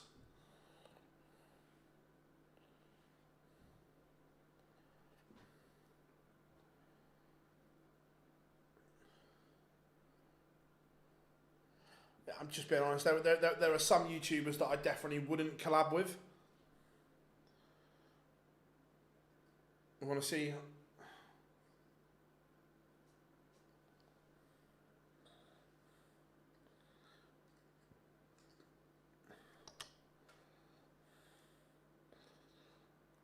Better from Wenig on his own throw, but from winning leg 1, he's had to concede 4 legs on the spin. No, that's not my style, but there are certain ones that I wouldn't do stuff with.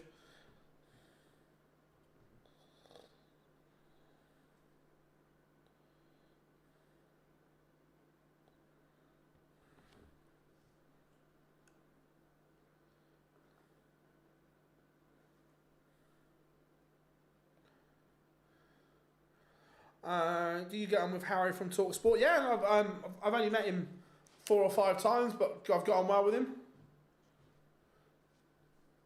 He did ask me to go on once, but I couldn't because I was in the middle of streaming, funny enough.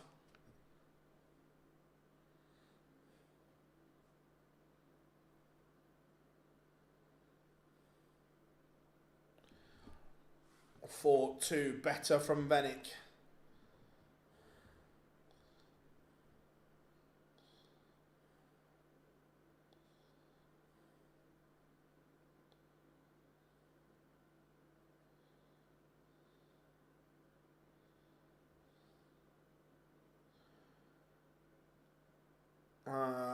Branston, Pickle or Marmite. Neither, both absolutely rank. Blech.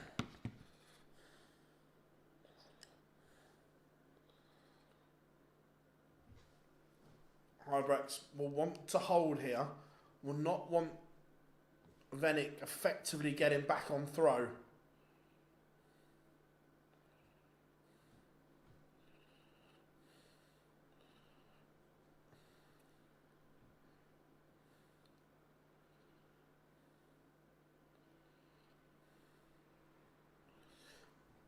Crunchy peanut butter. Now we're talking.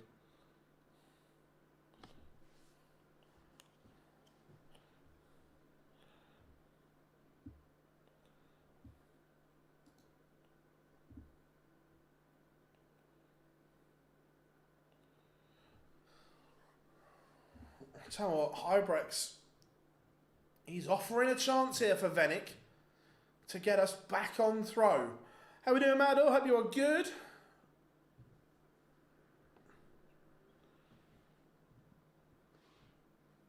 It's a big treble from Wenig.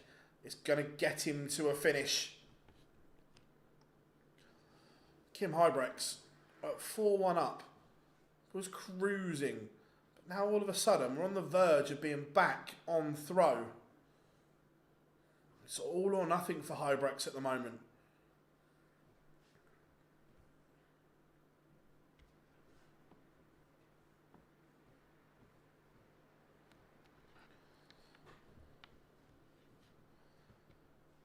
Good setup from Wenig.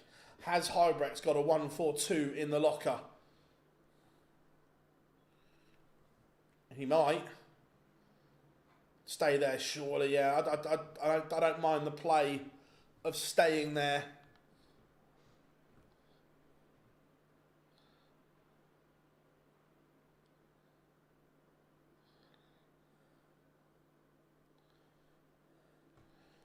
And we're back on throw from 4-1 up. Wenig now has the chance to level. Kim Huybrechts will be thinking, where's this gone wrong?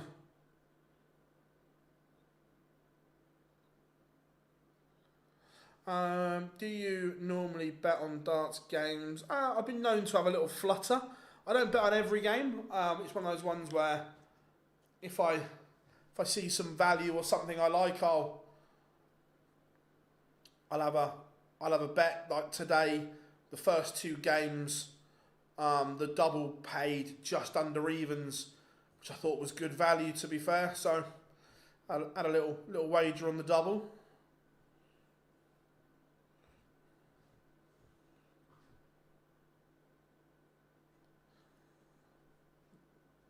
Wenig is now averaging more than Huybrechts.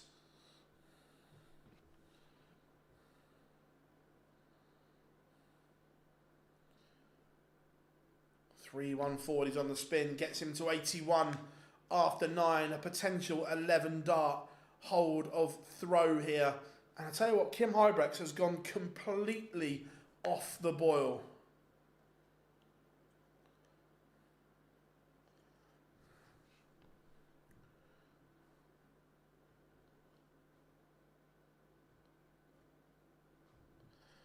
Oh, 100% Matador. Now that's why you've got to pick and choose and find the value when they get it wrong. The bookies, that is. They still do it. Every now and then they drop a couple of clangers, which is always nice.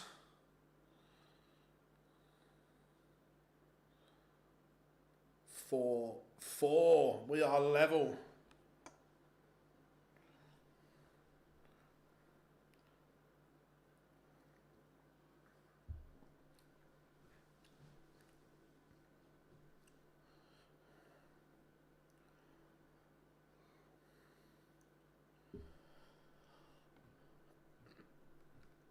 Yeah, like I was saying earlier, I don't like the pause at the back of his backswing. Just doesn't look right or comfortable at the moment. So he's got his normal like that, and then he pulls it, and it just feels like it's too long. Look, for him, it might be completely natural, but just watching it, it looks uncomfortable. But this is a better leg from Huybrechts here. Wenig has won 3 on the spin.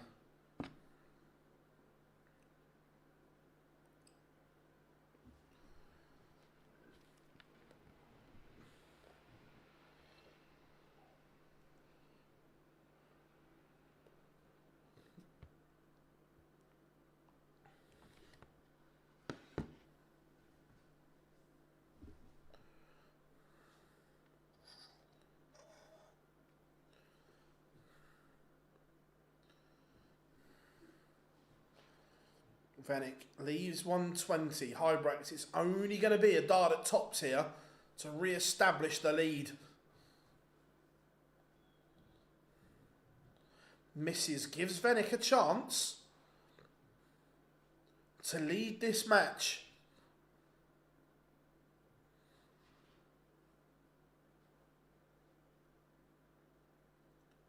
This is huge. And Wenig has missed.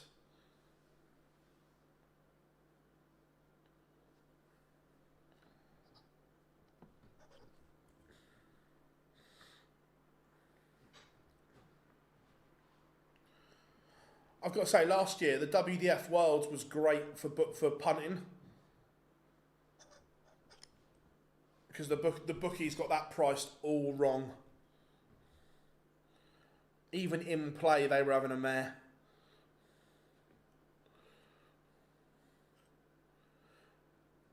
Huybrechts needed that break, as in break the cycle. He knows that was big. It was 4-1 up and cruising, and then all of a sudden he's embroiled in a game.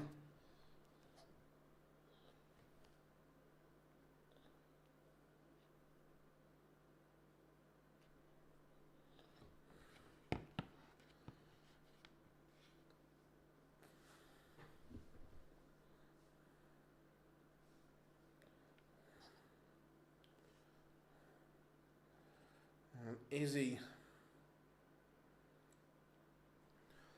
is he about to win it?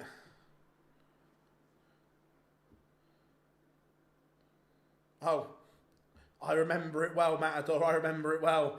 Jarno Bottenberg and I can't remember the other guy's name. He'd won about 3 WDF titles that year. It was great.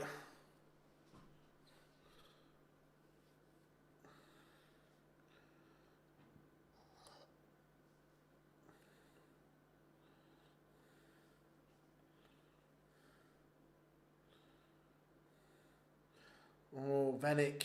A stray dart leaves a bogey. Young'uns, that's it. 100%.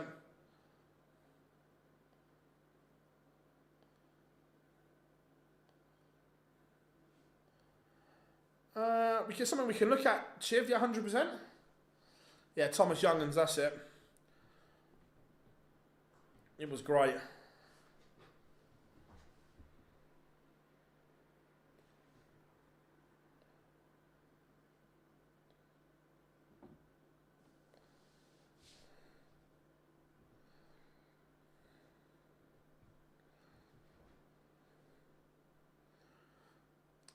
The one last year that Danny Porter was obviously #1 seed.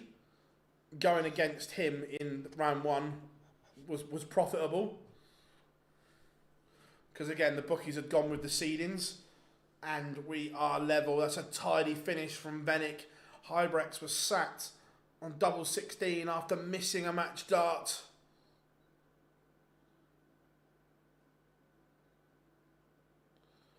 Now, one leg shootout. Kim Huybrechts has had one match start. Will he get any more? That's the question.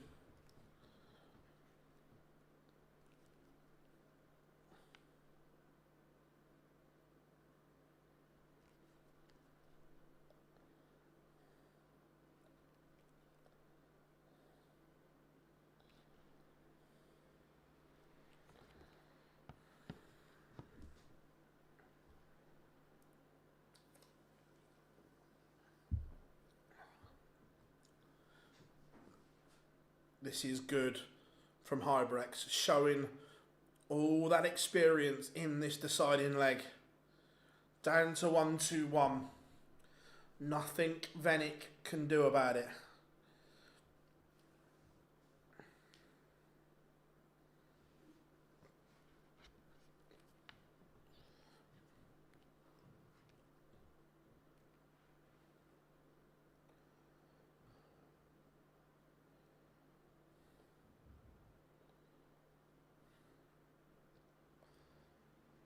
Yeah, the scoring from Kim has been sensational here.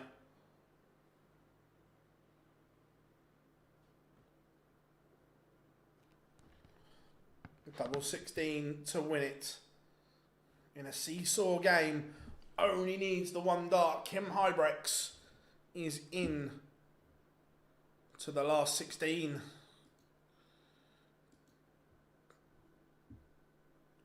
Yeah, a really tidy last leg.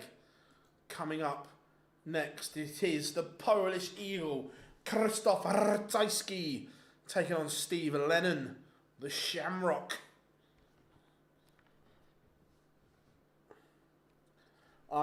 It's the worst nickname in history, Adam, and I will not acknowledge it.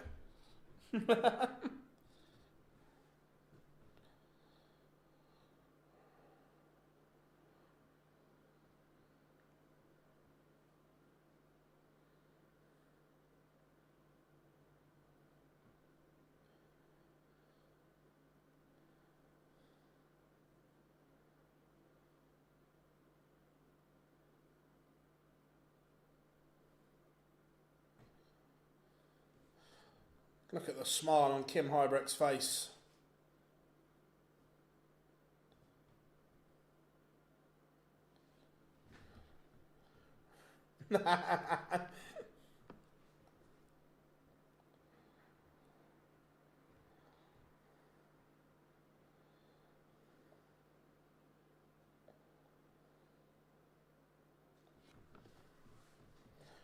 tell you what, the Belgian crowd are giving Kim Huybrechts an absolute ovation. Great to see.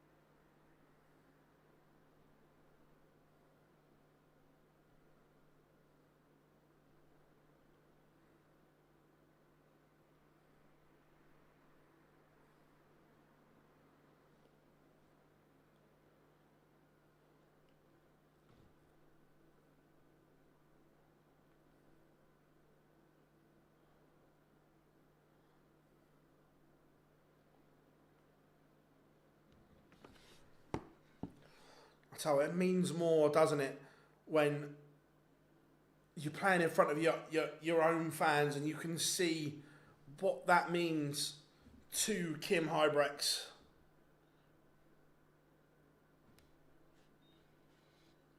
It means the absolute world to him. I'm going for the Polish Eagle, Krzysztof Ratajski.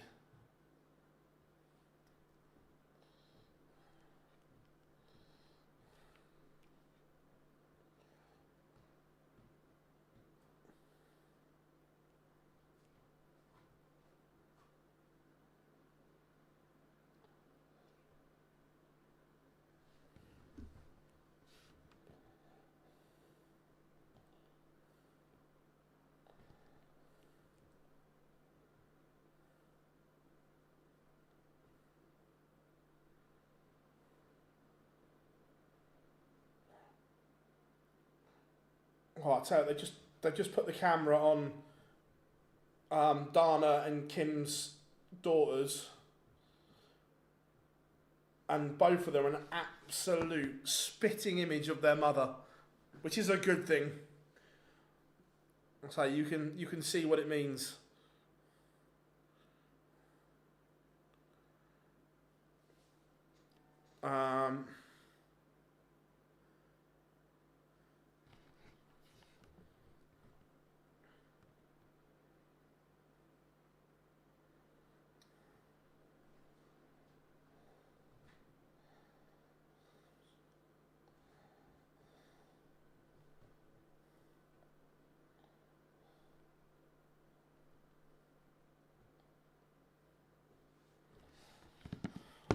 I just worked out Pietrascu tonight, huge win, puts him in a Grand Slam spot with Yazzie pulling out, moving. Yeah, 100%, massive for him.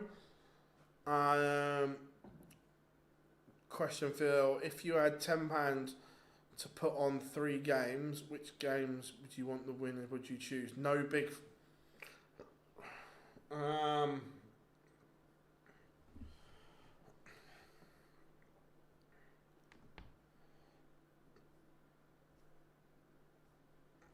European Tour.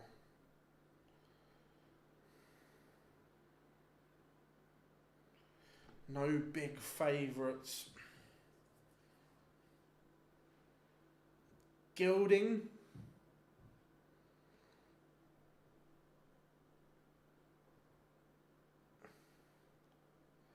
Michael Smith.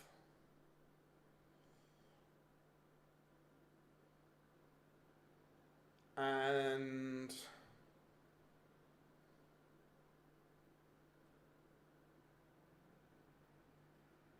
Dirk, but there's some close ones in there. Can you watch darts on Pluto TV?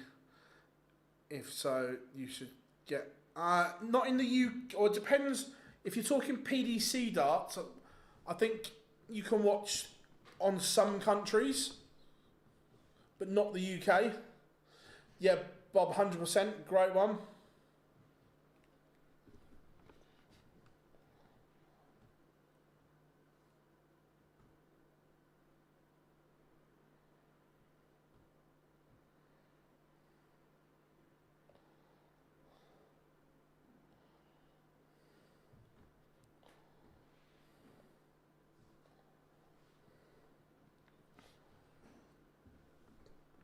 Sedley-Box, Pikachu and Zanny Trouble.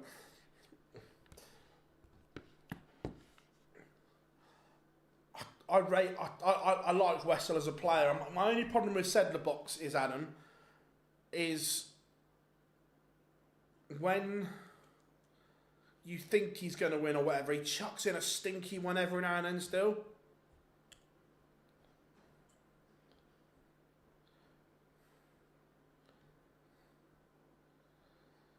To be fair, I pay for my PDC TV, so I don't mind. I remember the days of Fridays at the Euro. It's on about 100. I remember some of those ones, some of those Fridays. Was it one in Gibraltar? Literally, there was about 4 people in the front row. That was it. Now, absolutely packed to the rafters.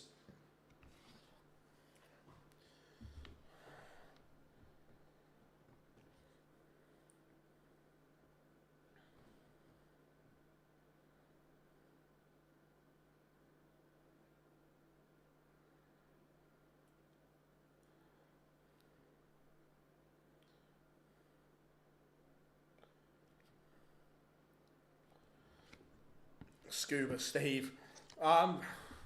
Just a shit nickname. I hate it. So that's up there with one of the worst nicknames in darts.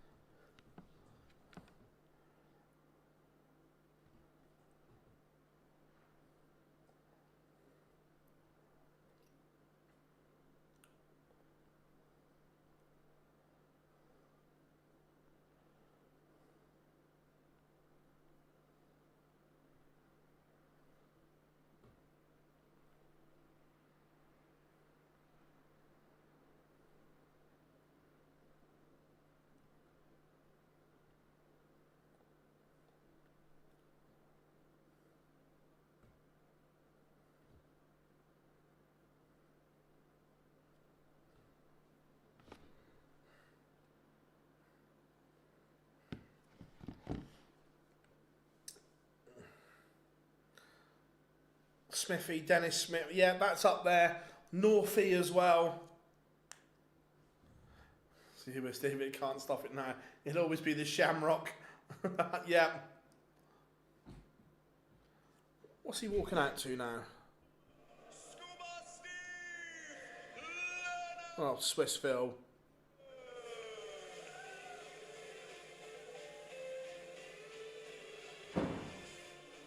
I was hoping he was going to come out to an Irish banger. Andrew the Thumb. Isn't Christoph Kachuk called the Thumb? I'm sure Kachuk's nickname's the Thumb.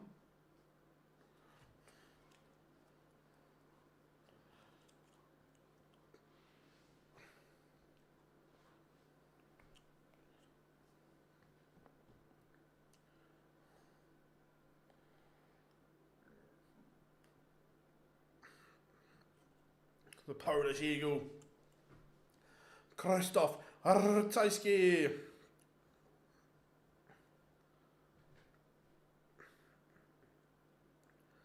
Mr. Blue Sky, absolute banger. I want him to come out to Irish Rover or something.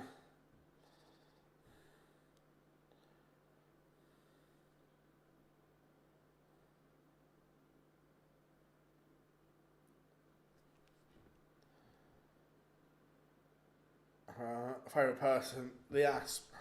In the Asp, Nathan Aspinall.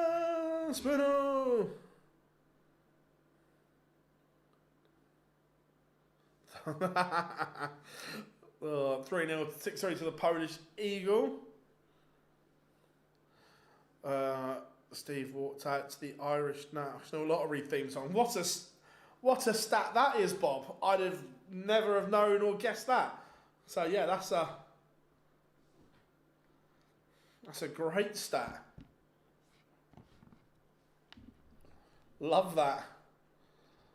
Love that indeed.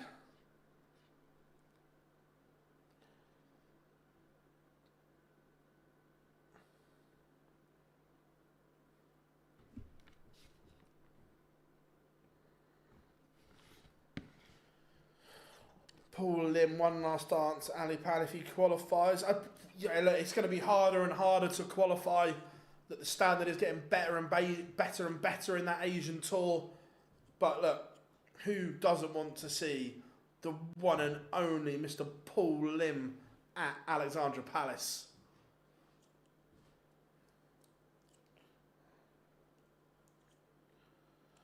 But Ratajski has the darts in this one.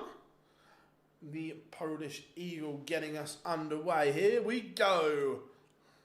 Ratajski against Lennon. Then the Maverick Cameron Menzies takes on Christian Kist. Andrew Goldfinger Gilding takes on Suljovic. And then to close the session off, Jan van Veen takes on Adam Gawlas.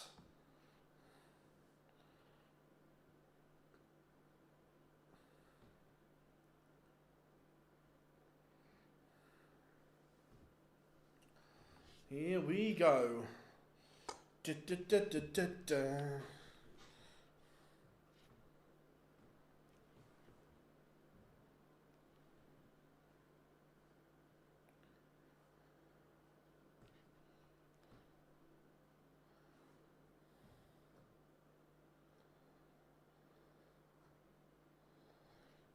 So, Ratajski in control so far of leg one. But Steve Lennon played some really good darts on the Pro Tour a couple of days ago. Can he replicate that? We will see.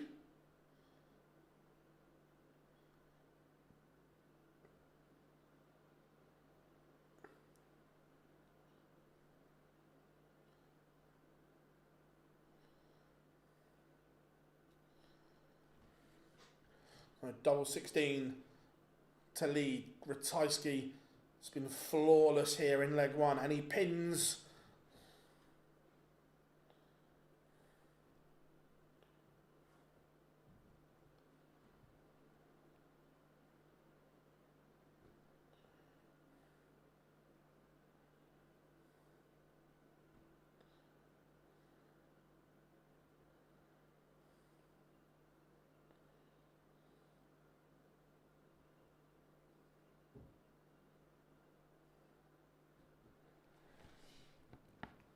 Ratajski was reserved. Yeah, he's come in and he's one of the nicest men ever, Christoph. Just so polite. Just keeps himself to himself. Absolute gent.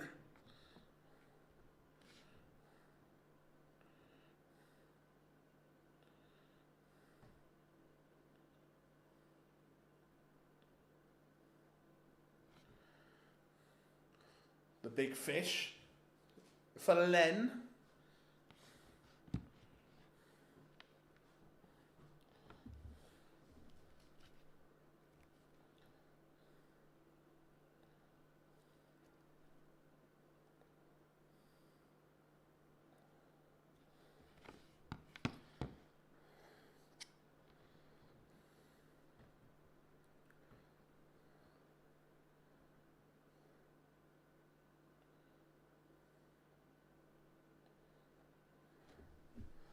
So, the Hinks, the 127 in game.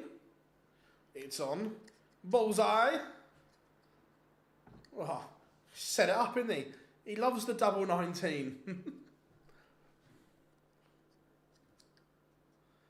How we doing, Mark? Good to have you in, buddy. Welcome, one and all. You know what to do. That cheeky little subscribe button.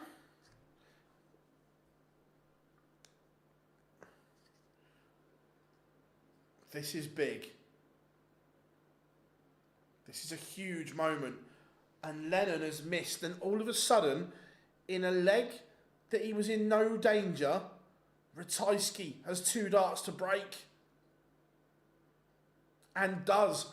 And that goes back to board management.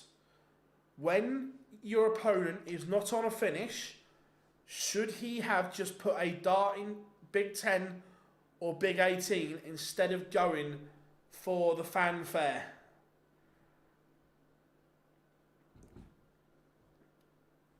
Is that a mistake? Josh Rock doesn't play till tomorrow. He will play Wessel Nyman or Karel Sedlacek. Yeah, board management, so important.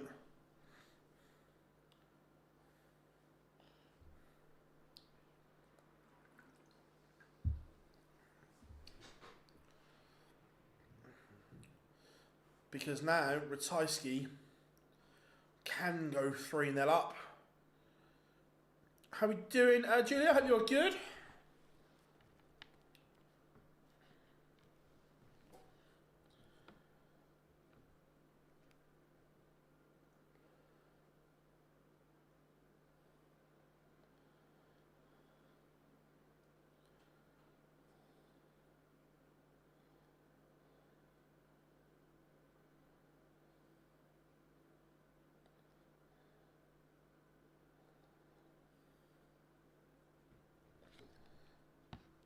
Yeah, I like what I'm seeing with Ratajski.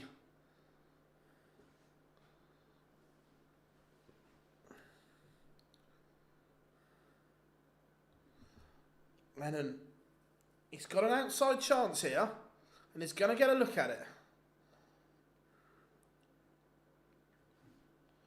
1-2-2 for an instant break back for Steve Lennon. Treble leaves the ball.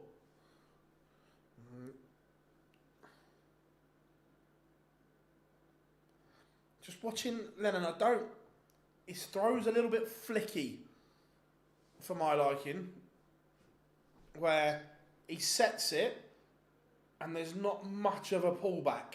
It's there, it's very micro.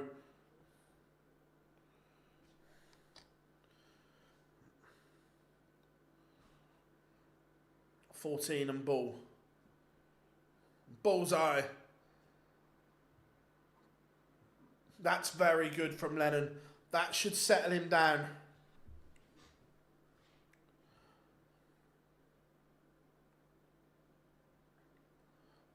Ratajski missed the dart at double 16 for 3-0. Steve Lennon pops the bullseye. Little pop, pop, pop.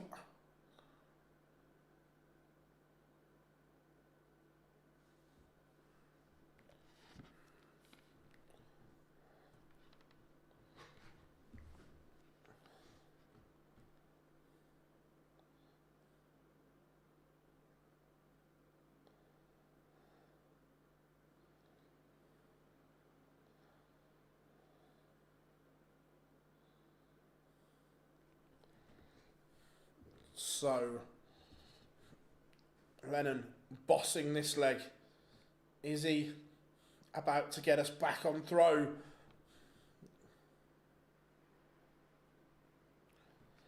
Two looking more likely now. Is Lennon playing the better darts?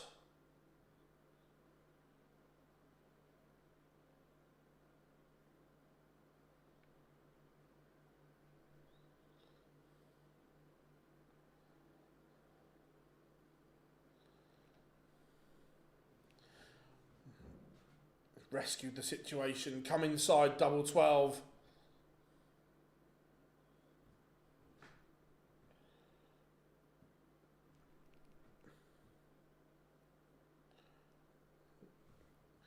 This is where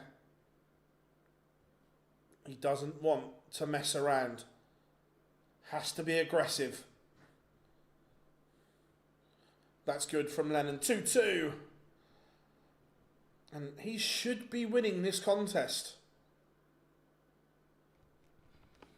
He has had opportunities here.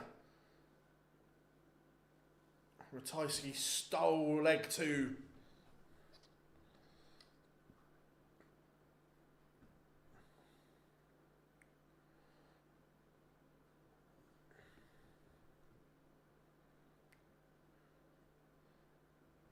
Remember, Lennon will have to find another break of throw.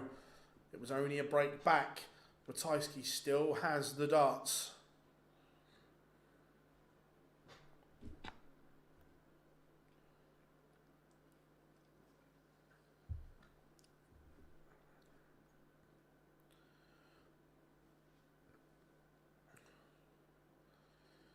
Good maths from Ratajski as well. I like it. Leaves 164. I'm pretty sure if he hits 2 trebles, he will lay it up. Ratajski's board management, normally very, very good.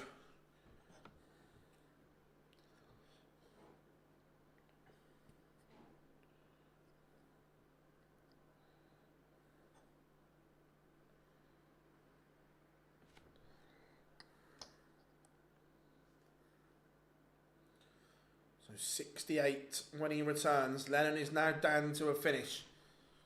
The setup play was good from Lennon, but Ratajski gets 2 at double four, sorry. 8 left, and he's missed both of them. So Lennon, for 3 legs on the spin, is he going to steal one of his own? 86. 18's first. Treble leaves double 16. 18 ball. Oh, he's missed a big number. It's unforgivable. Don't miss the big number. And that is exactly what Lennon has done. Disaster strikes. Ratajski makes him pay. It's a what-if moment for Steve Lennon there.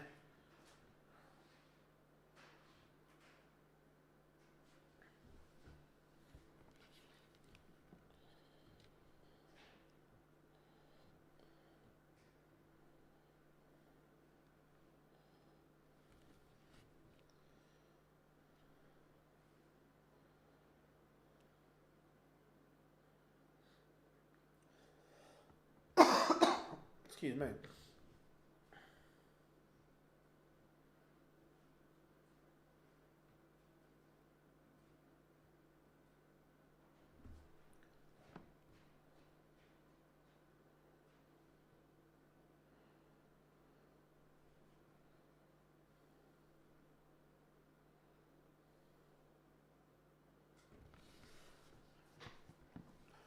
But a good response from Lennon. He's back in control on his own throw. They're both dominant at the moment on their darts.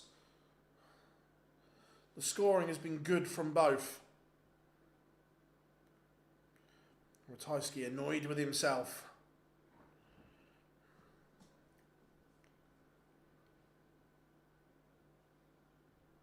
Lennon leaves double 16. Ratajski needs a big visit just to leave a finish.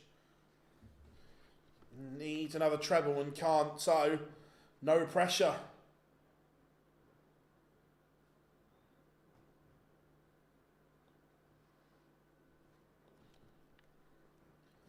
Three all. Very good from both here. But a trebleless visit, does that open the door for Lennon early?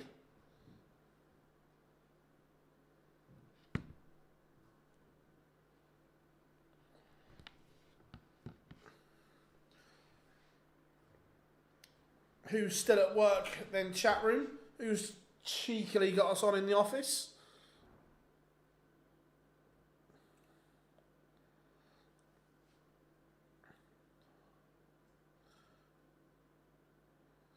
It's weird that Lennon can't seem to hook it up on the Ratajski throw.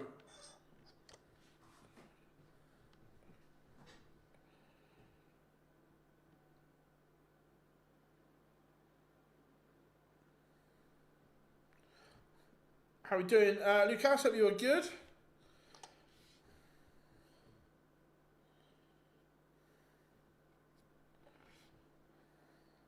Right now, Ratajski having it his own way. 9 a.m. here, so yeah, loving that, Bobby, loving that. Whereabouts are you in the States? I'm from Poland, man. Nice. I've got a few, Jaden. Not meh. DC, nice, Bobby, nice.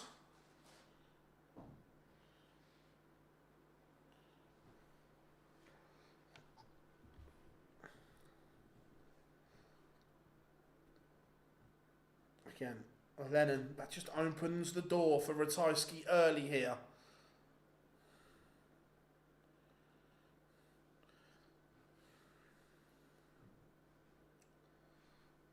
Remember, coming up next, we have Menzies against Kist. The Maverick Scotsman against the Lipstick.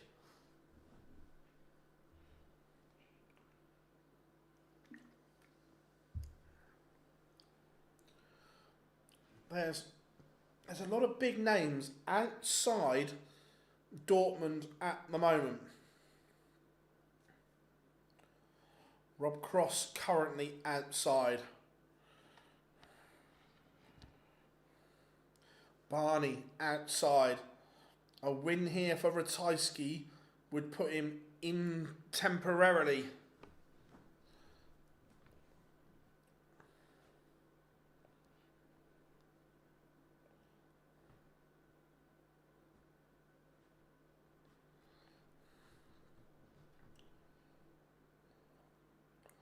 Lennon down to a finish, but Ratajski is going to leave something nice. 140 gets him down to 110. That's more manageable, unless Lennon takes this, which he won't do. So Ratajski has a nice little combo here. 110. Oh, he's going to get a dart. And that dart is at double 16. It's a break of throw. Ratajski has found it when it matters. There's daylight between himself and Steve Lennon. 5-3. The Polish Eagle leads.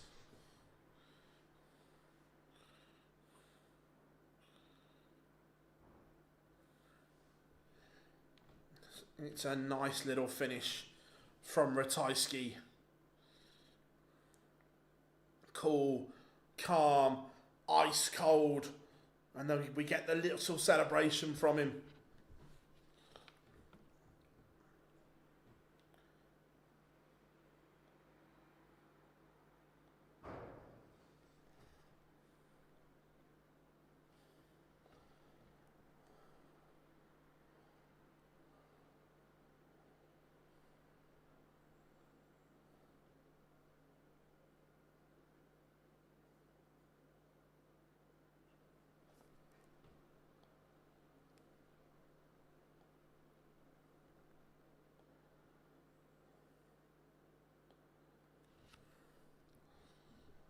Just a quick one.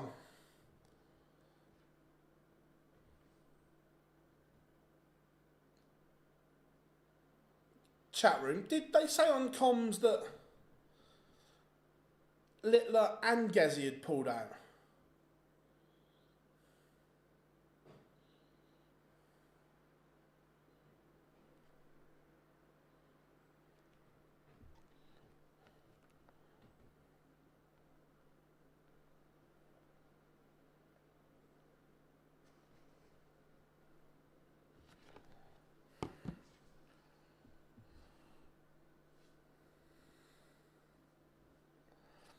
Two match darts missed from Ratajski.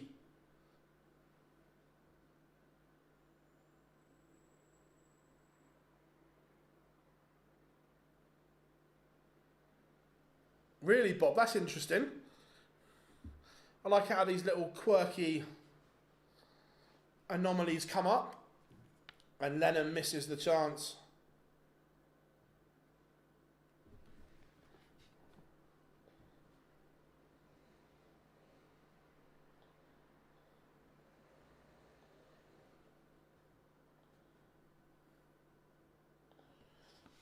And there we go. Ratajski has beaten Lennon.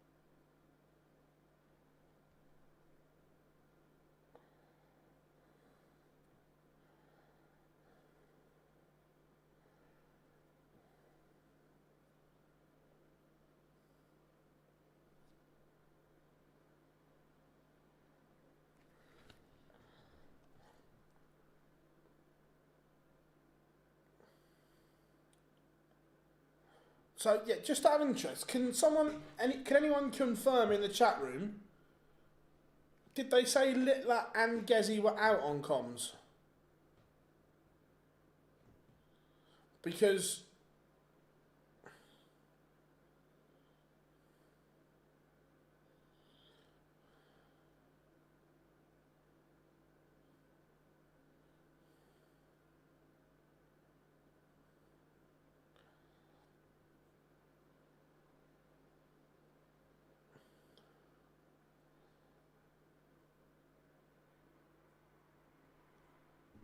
Littler is still in. Littler has not pulled out.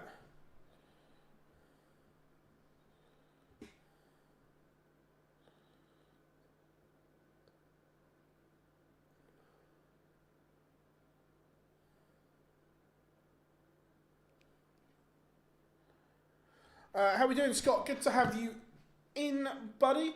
Yeah, of course. Luke Woodhouse. Jermaine Watimena lost to Leon Webber 6-5. Dylan Slevin then got over the line. Luke Woodhouse beat Johan Engstrom. Kim Huybrechts beat Lucas Wenig. And Christoph Ratajski has just beaten Steve Lennon.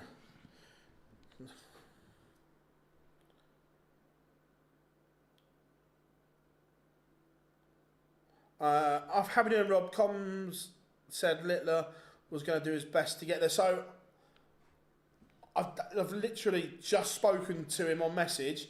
He's currently in the taxi with Dave Chisnell. So he is in Belgium.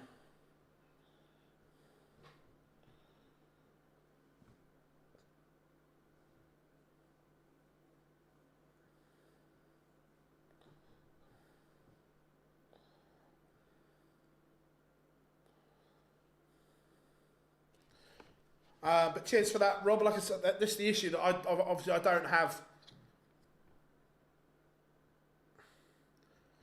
comms on. But coming next, we have the Maverick Scotsman that is Cameron Menzies.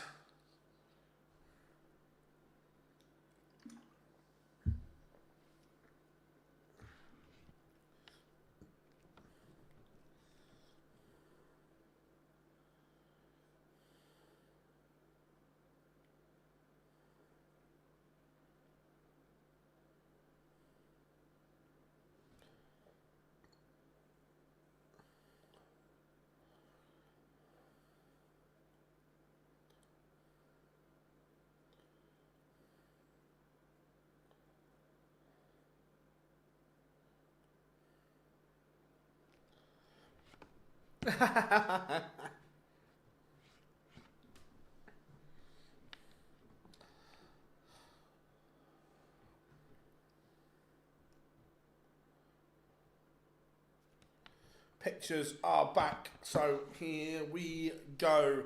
Menzies has won the ball. Whether that sways anyone's thinking or decision making,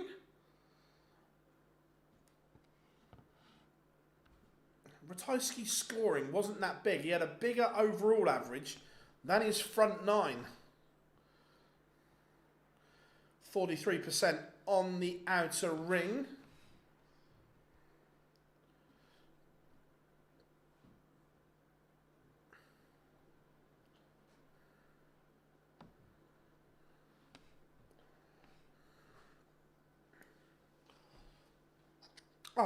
As well, Robin Bastard's in the UK at the moment.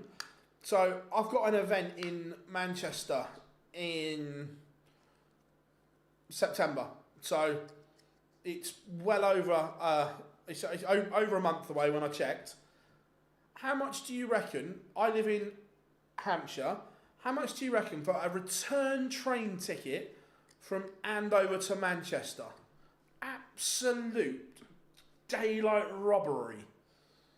How are we doing, Alan? Good to have you in, buddy.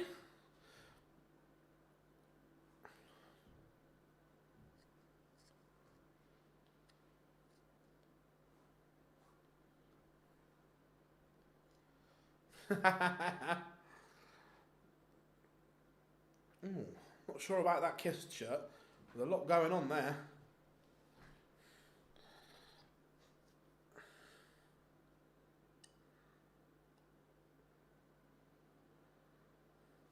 What does he walk on to now? Oh, a load of shit, that's what that is. So, Kist against Menzies coming your way.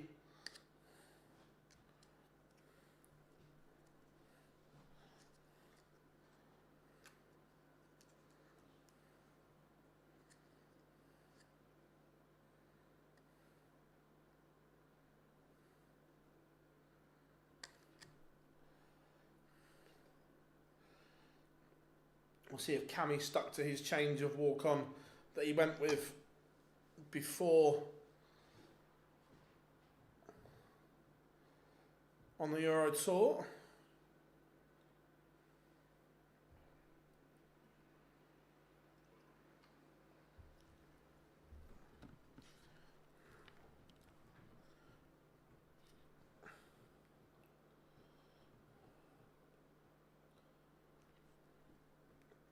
Not quite that much, Rob. 190 quid for a return train ticket. Scandalous. When my Eurostar from return to Amsterdam is only 145.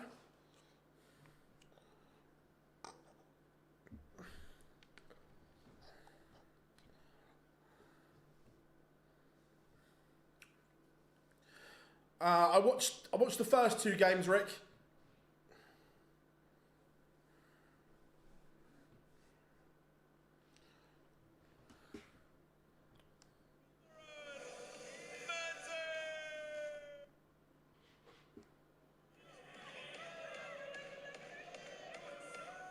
Yeah, looks like he's sticking with that.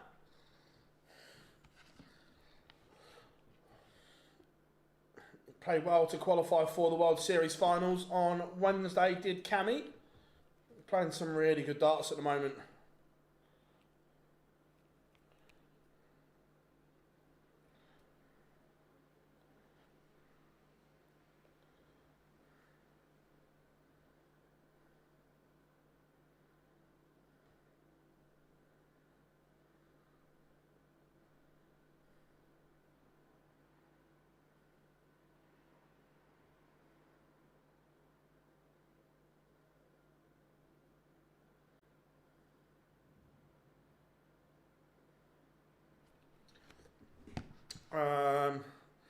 Can we have a game of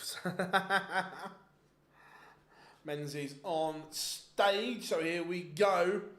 Kist against Menzies getting underway.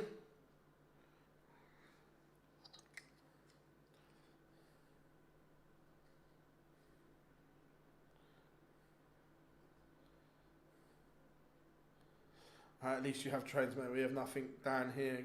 Is there? I don't get me wrong. I know the distance is vast, but do you not have like train?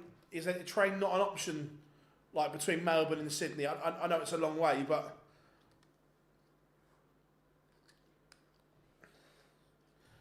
are you not allowed to play? Not the walk-on songs. We get pinged for copyright. How we doing, Aaron? Good to have you in, buddy.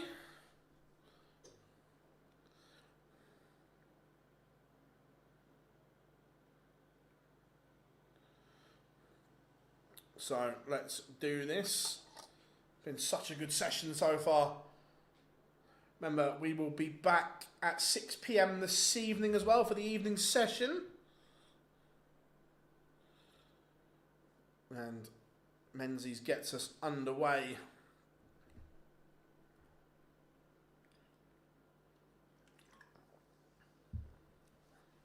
Christian Kist is one of those bogey players that when he's on, he is very much on.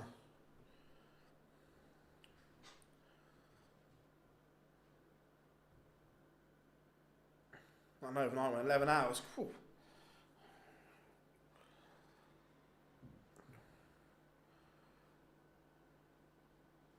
No, possibly we could possibly, but it just it's too messy then.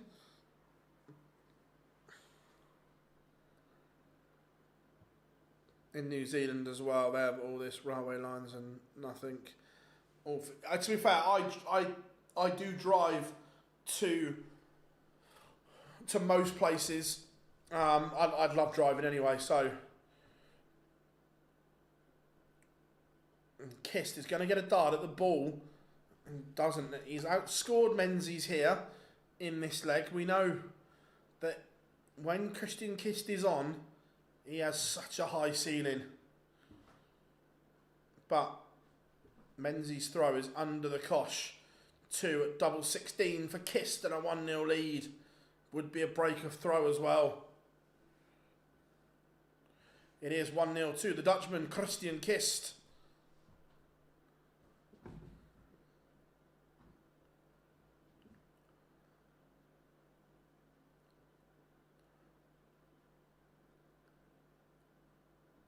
TalkSport have their commentators commentating though, don't they? Like there'd be no point in me putting the PDC commentators on and then trying to talk over them as well.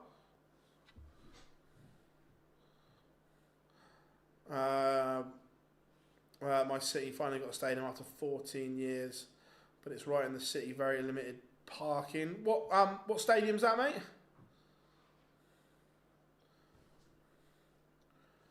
Yeah, I end up driving everywhere, Scott. Look, it's not as bad over here, but... Oh, hold on. Everyone, let's just calm down. Let's just stay calm. They've got a separate feed.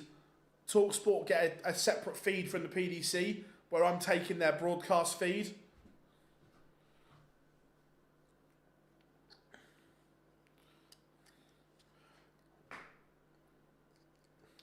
So yeah, TalkSport would get sent the raw feed.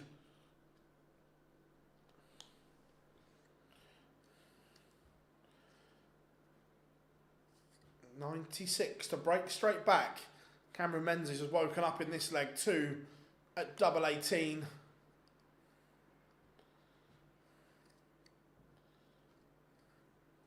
And he's missed giving Kist an outside chance. Can't take out the big fish.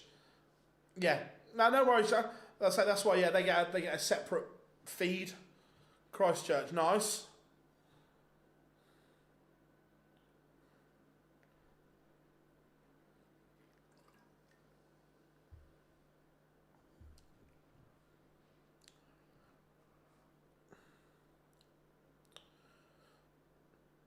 Menzies made an absolute mess of that leg. He went 6 deep into the 9 and ended up losing it. It was a doubling disaster for Cameron Menzies. We lost ours in the earthquakes. Ah, shit. Not good.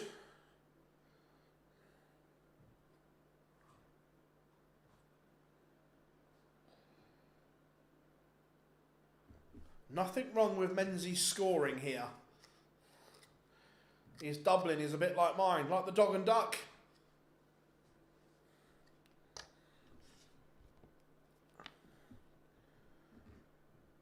We had 1 All Blacks game since 2007 Argentina. Cool.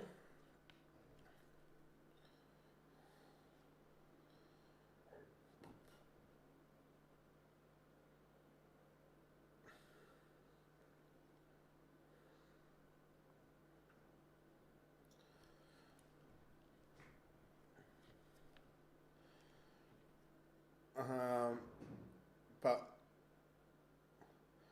the best cricket oval in the count. God, I love cricket, especially Ashes year as well. Can't wait. Can't wait for the cricket. That's better from Menzies. Takes out 102. Only a hold though. Yeah, can't wait for some cricket action.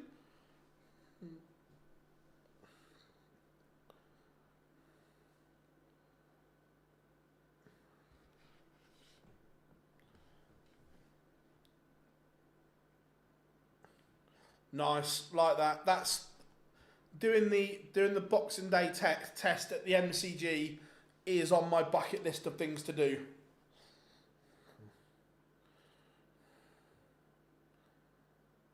$180. Christian Kist, he needed that. Menzies was just asking a few questions.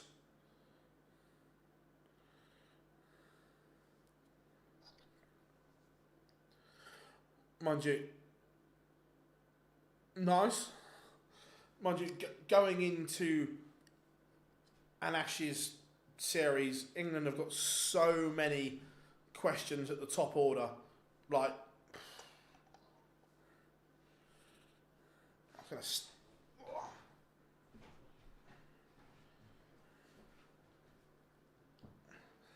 My legs are dead.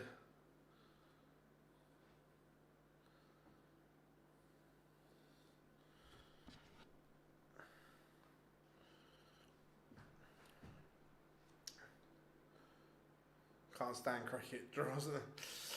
I love cricket.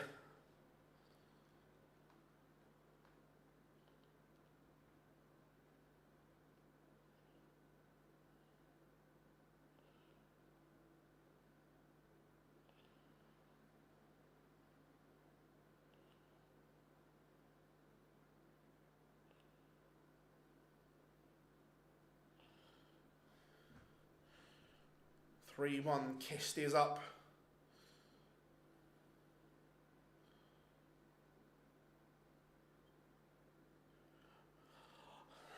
Look, cricket's changing, isn't it? It's a changing dynamic.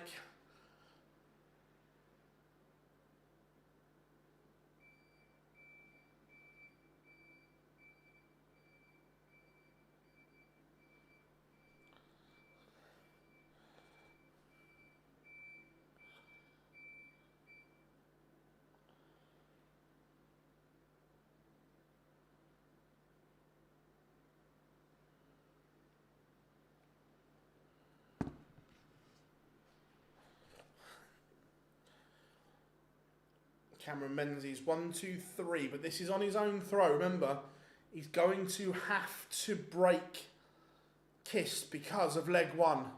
It's not the perfect setup either. So 1, 4, 4, it's on. Another. Double 12. Oh, that would have hurt. That would have put Kist 4-1 up.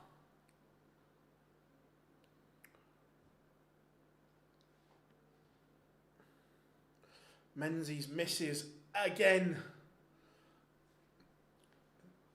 Kist. Double 12 for 4-1. It is 4-1 to the lipstick.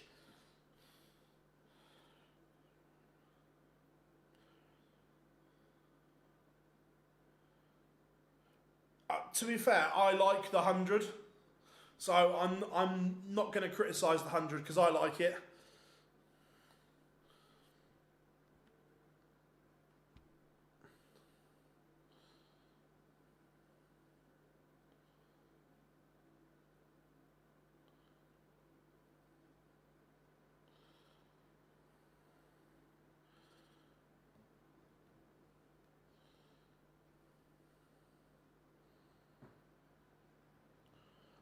What has Cameron Menzies got in the locker here?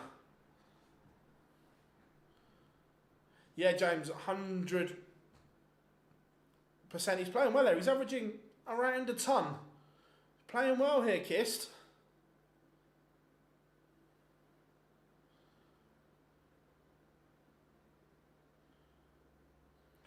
Now, see, I much prefer the way the graphics for the 100 are laid out. I think normal cricket, as in Test match, 50 overs and T20, the graphics are boring and dull. I love the way the 100 looks on TV.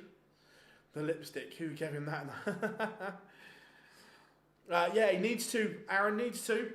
And Kist is down to a shot. If this goes, you feel this would be the beginning of the end. And it's on. Another one. Stay there. Oh, I would say, were we about to pop the cork? But this 67 is huge for Menzies. Huge. It's only going to get a dart of the ball. And misses.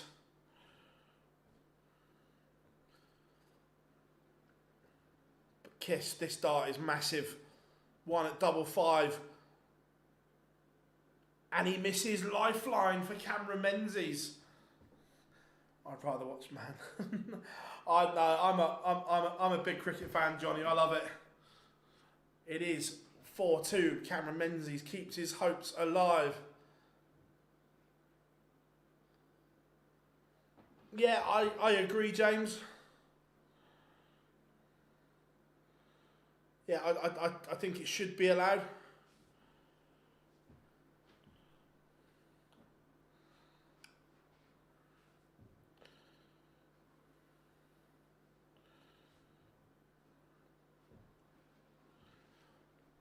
Big moments change games. How? See, Unicorn have gone down the same route as Target on their shirt with the sponsor logo.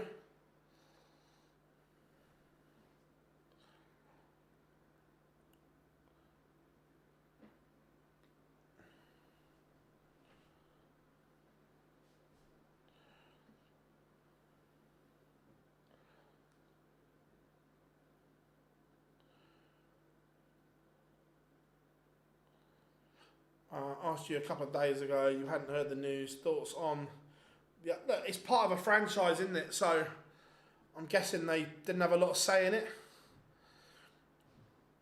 But that also says to me that behind the scenes, they are trying to set up for a big franchise-style Champions League of cricket. That if all the franchises are the same in Australia, India, the UK, Caribbean, America, whatever, it says to me that they're setting up for a big franchise Champions League style event, or trying to.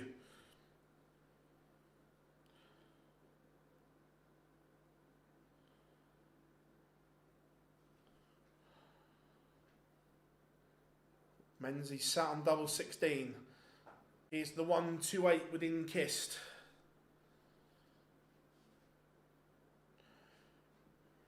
But this is what I mean though, Chiv, that overall they will then try and it's going to take some doing, but in the end you end up signing for the franchise in every country. Do you know what I mean? I get it's not there yet, but you sign for the franchise. Yeah, I thought. Hey, look, there was some nervy darts in there, Johnny. There's always going to be, but yeah, I thought it was very encouraging from AD.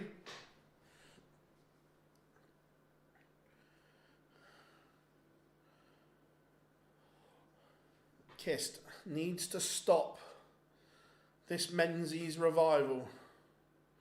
Waiting. Do you think Lewis can ever be as good as he once was? That all depends on Adrian.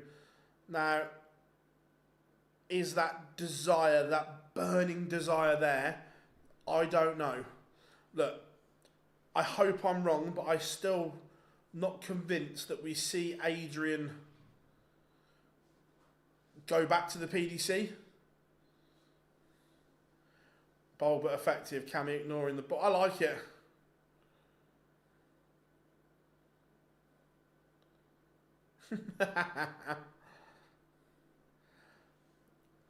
This is big. This is for 3 legs on the spin. This is to get Menzies level. 2 at double 16. And he hits. All of a sudden, Cameron Menzies is now favourite again. Christian Kist was 4-1 up and absolutely flying.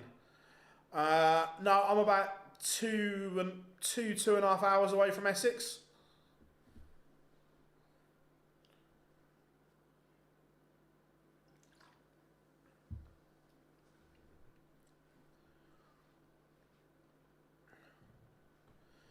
Menzies has spun this game on its head. Yep, they're on again tonight.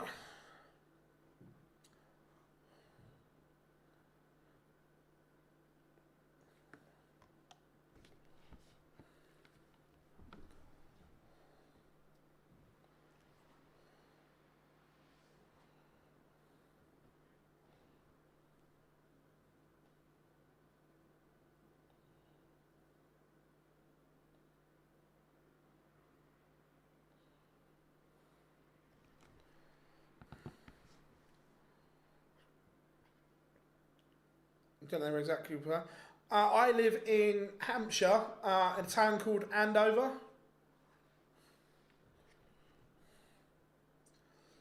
Good leg from Menzies. This would be for 4 on the spin. And Kist can't leave a finish. What are they averaging? Menzies 94, Kist 94.70. So the Menzies average has come up and the Kist average has dropped.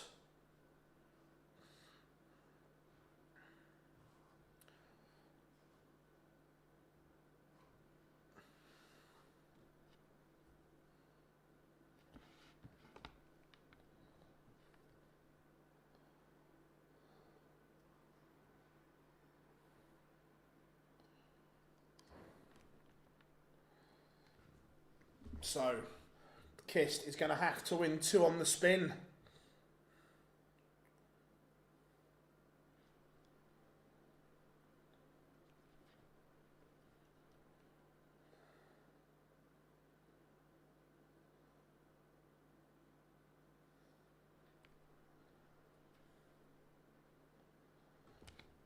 Menzies has got 6 darts at 2-2-1.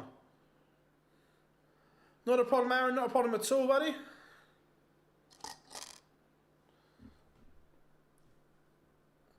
What do you do for work, mate? 116, Menzies for 5 legs on the spin.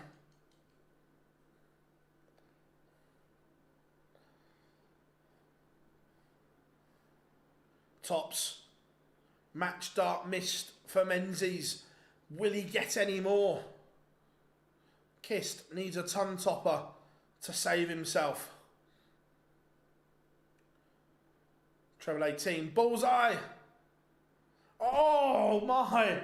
Christian Kist has just pulled out a 1-2-3 to send us to a deciding leg. Menzies missed the dart at tops for his own ton topper. And now we have a 1-leg shootout between the Maverick Scotsman Cameron Menzies and the lipstick Christian Kist. Posty, nice mate, nice. Oh, who do you want to be here?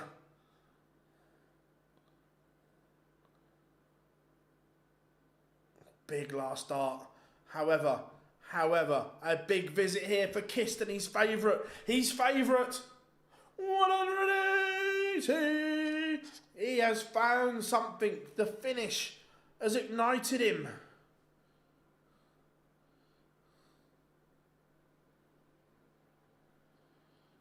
$140 from Menzies, but it's still advantage Kist.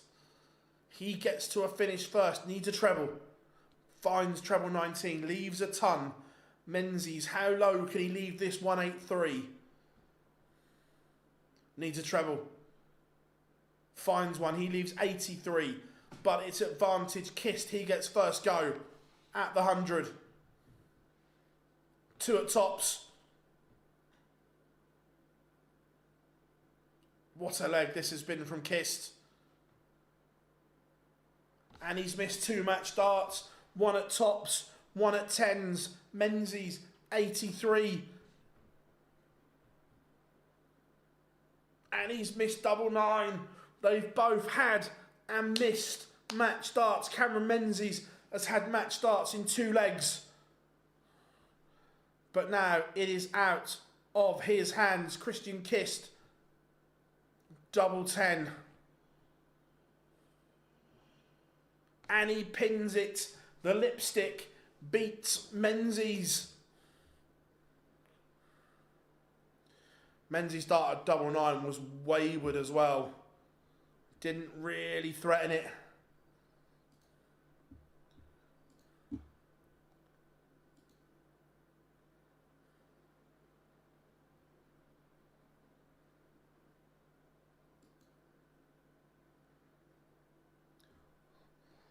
Coming up after the break, it is the gentle Mensur Suljovic against Goldfinger Andrew Gilding. But Kist is a winner on the European Tour at last. I'm not watching any of the Welsh Open at the moment. Who's playing? Is it the same production company that did the Six Nations? Because that was very good.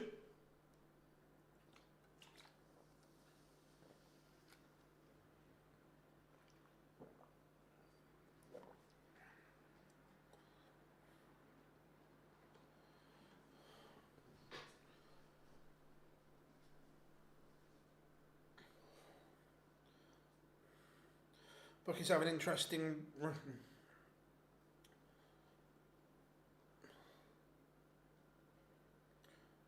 Well, Fairs.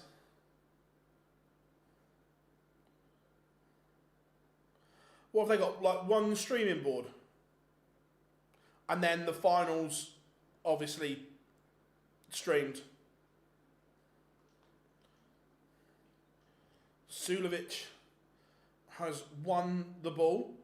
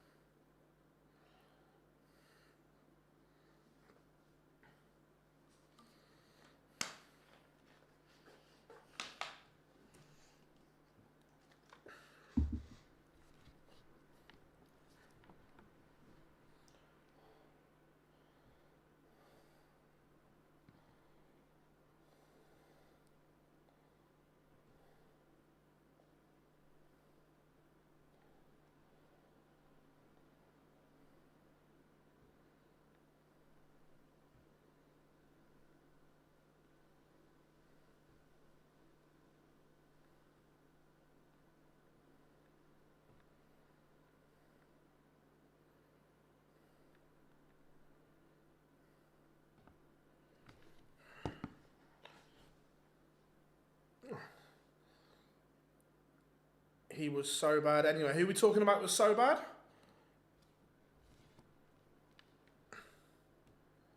It's all because of Czech. I'm not sure how you've worked that one out, but...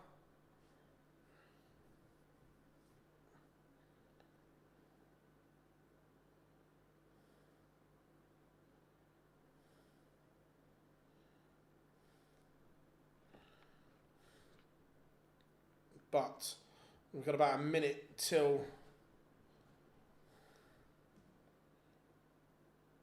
we return.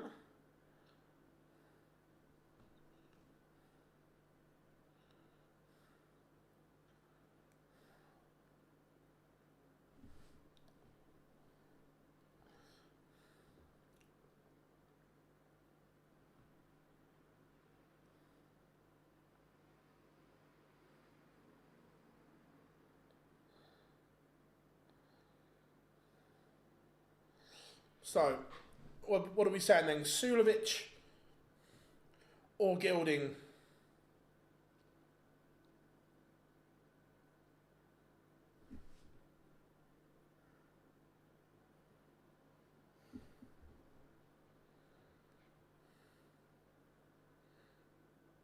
Well, about 10 seconds to go.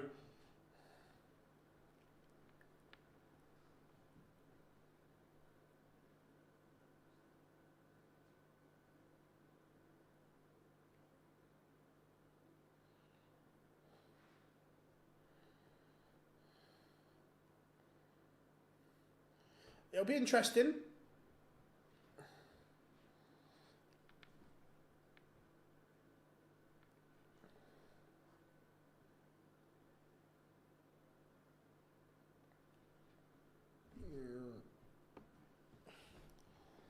I have to do some tweaking in my FPL team. Might be time to get the wild card out. Menzies had a front 9 average of 109. Checkouts were okay as well, 31%.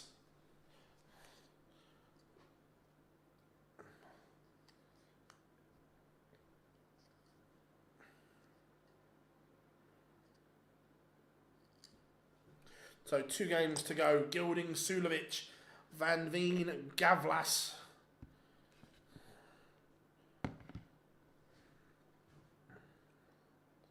Hopefully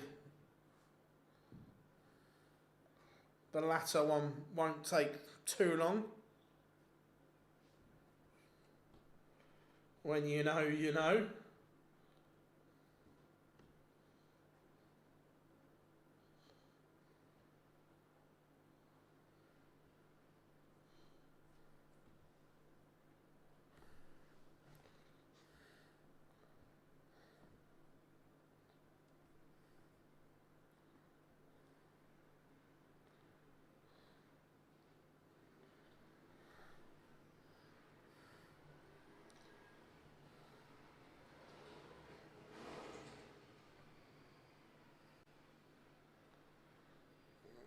Just don't remember.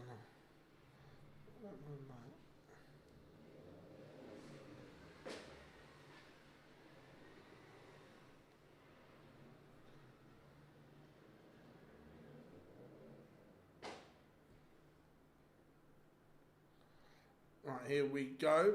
Menzies, is he still?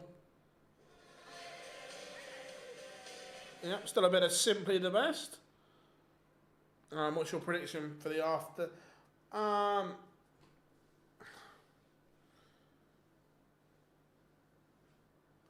think Menzies might nick this one.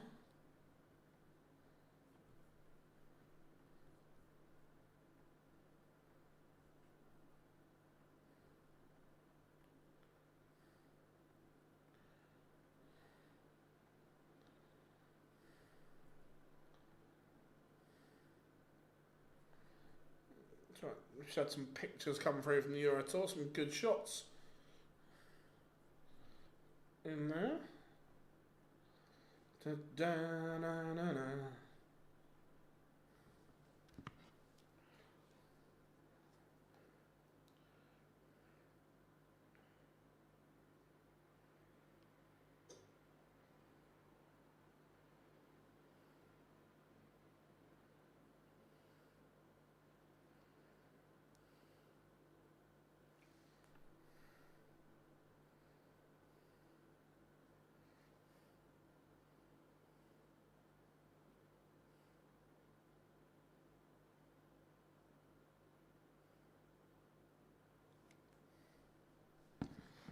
Here comes Goldfinger, you are gold.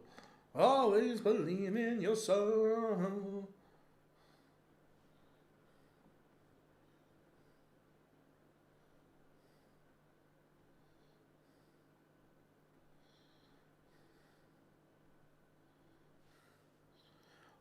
So, what are you guys saying?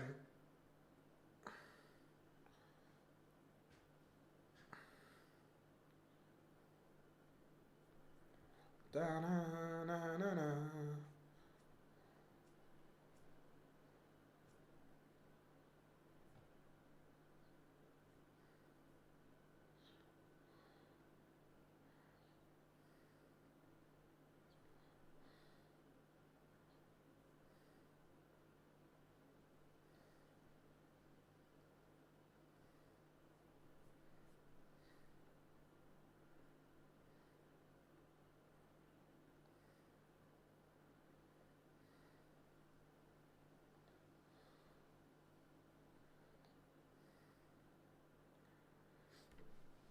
Right, so both players are on stage.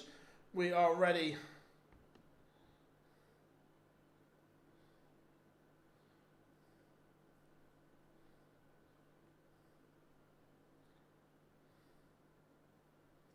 To rock and roll. Let's do this.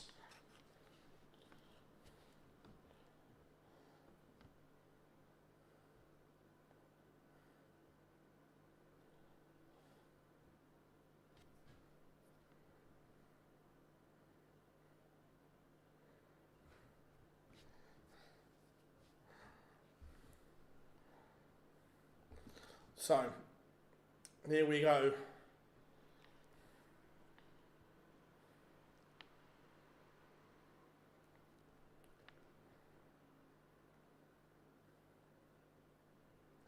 Suljovic.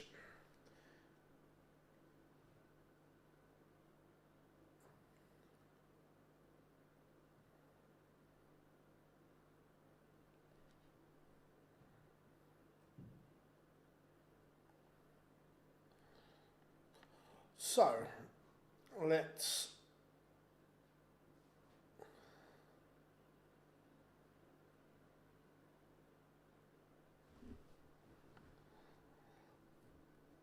good start from both.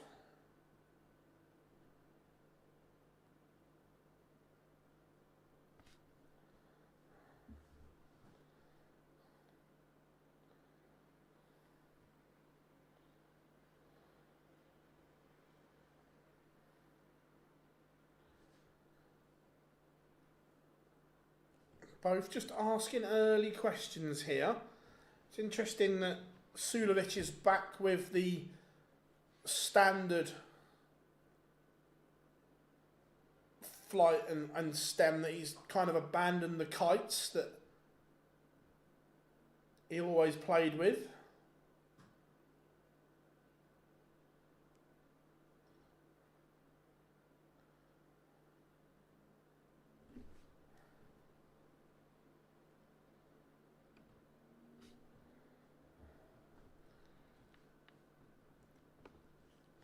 But Suljovic, 6 starts at 2:06.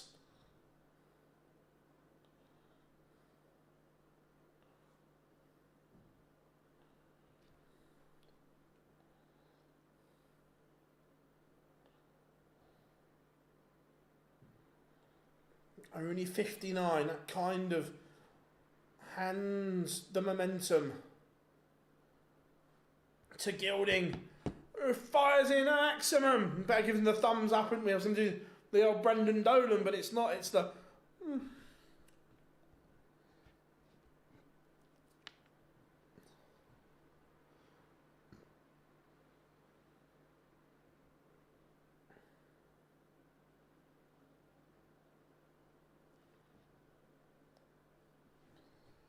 And it is a breaker throw. It is 1-0 to Andrew Gilding.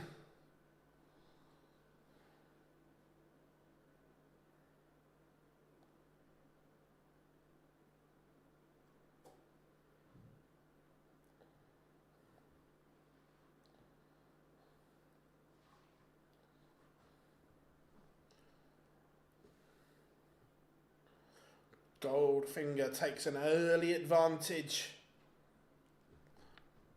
averaging 106. Can and will Menzies Suljovic respond?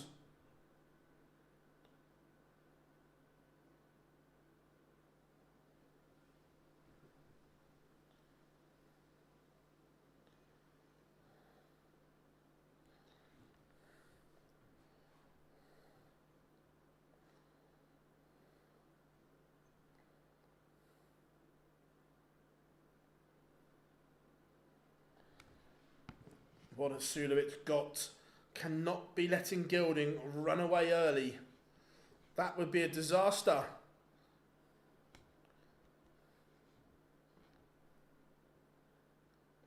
How are we doing? The Unknown, I'm good, mate. How are you on this wonderful Friday?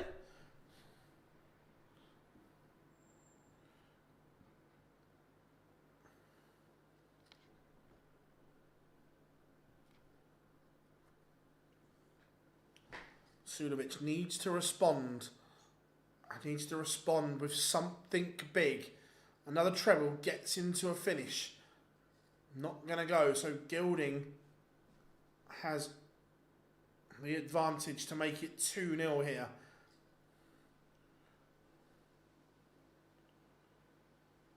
So Gilding leaves 134. Suljovic 207. What do you give for a 140 or better?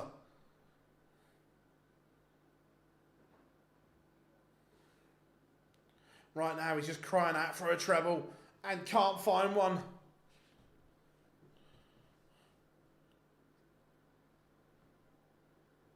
was a little opportunity missed.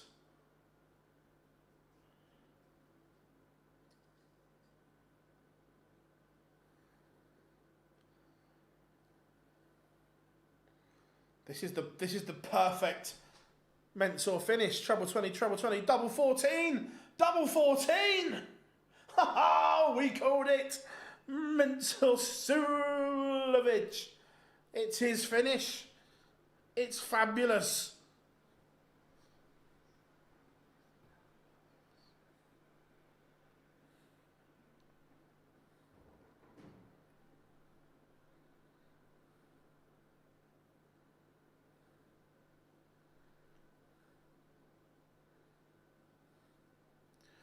The only disappointment is we didn't get the trademark Mentor double headbutt.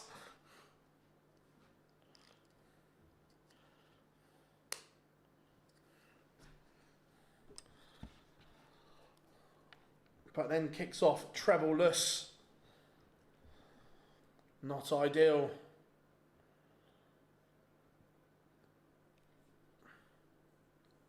No, yeah, that's what I mean.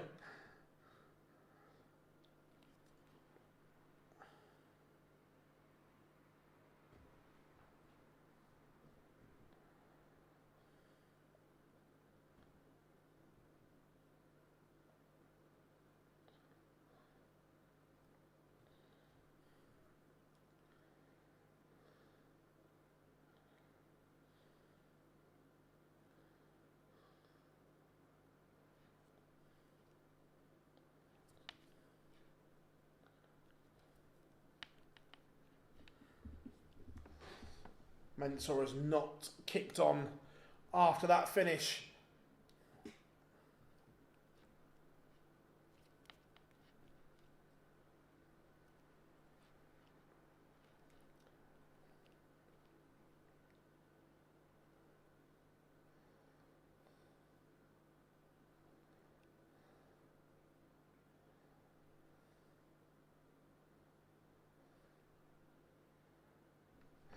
Do you think Littler is going to win this? Look, Littler will be favourite or among the favourites to win every tournament he plays in.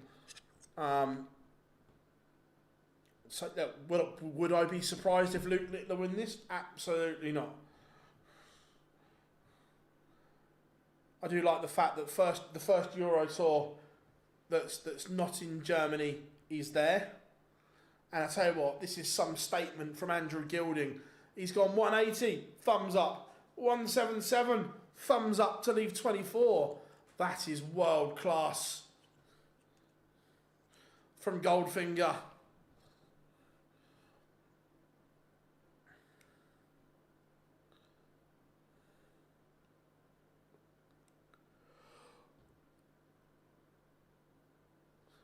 Oh, double three, gets Gilding out of jail, he's back in front. And apart from that 1-4-8, Suljovic has done very little in this game. I don't...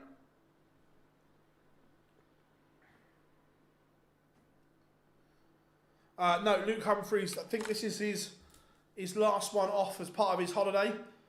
He'll be back next weekend.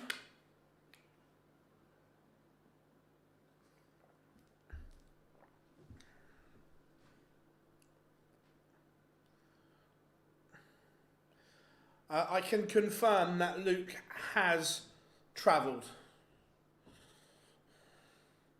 Because I spoke to him about 20 minutes ago. 180. So yeah, Luke has travelled. He's in the taxi with Chizzy.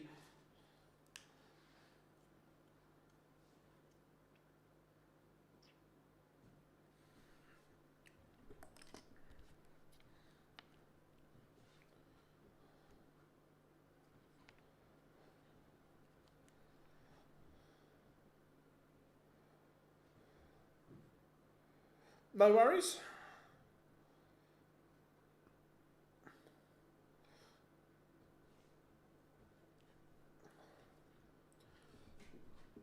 This could be over quite quickly. Suljovic not in any way, shape or form making this competitive. Where is Antwerp in Belgium? Belgium's not the biggest country in the world.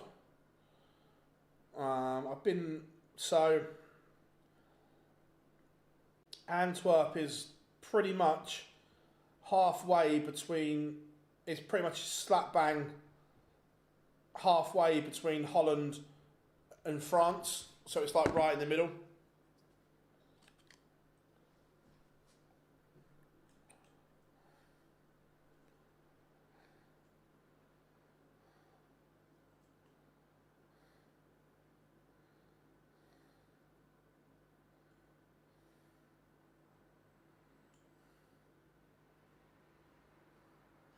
Three, 1.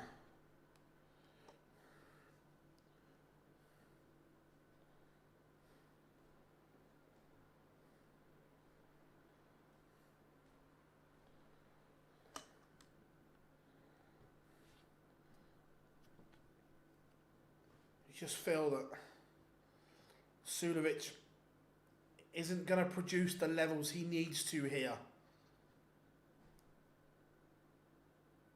Apart from that fabulous finish, there's been no signs from Suljovic.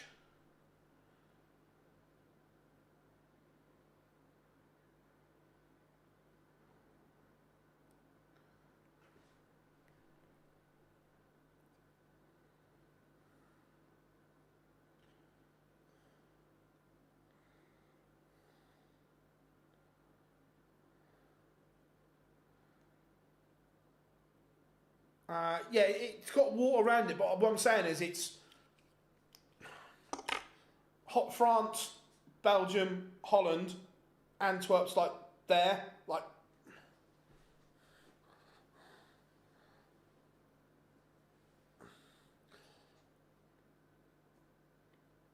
it's probably easier if you Google it and then you can see what I mean.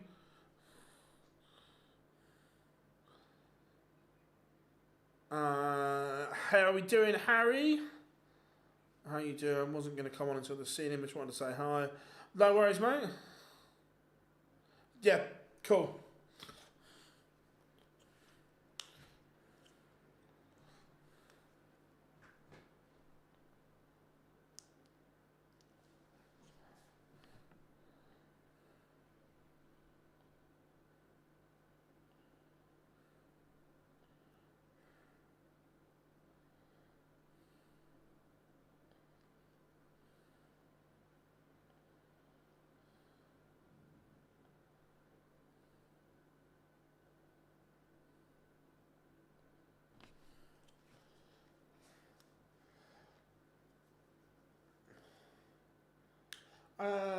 Is Mike Smith on first tonight? He is. Bully Boy will kick the show off.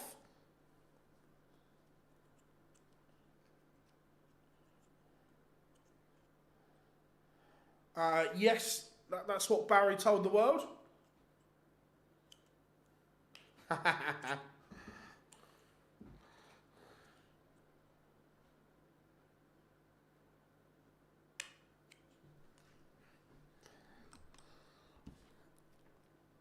Suljovic. It's been an off leg from Gilding.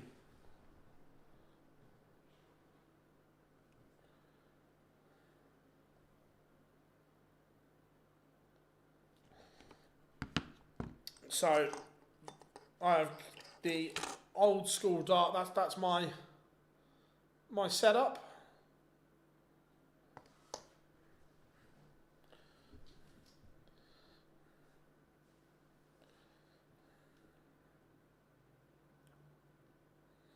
Three, 2. Suljovic holds mainly that Mentor didn't massively increase his levels. There it was a very off leg from Andrew Gilding. My concern is this session is going to run quite late because we've still got a lot of time in this one, and then we've got Gawlas in the last. Can someone tell them our time between sessions is quite tight? I'm awful now. I used to be all right, but now none.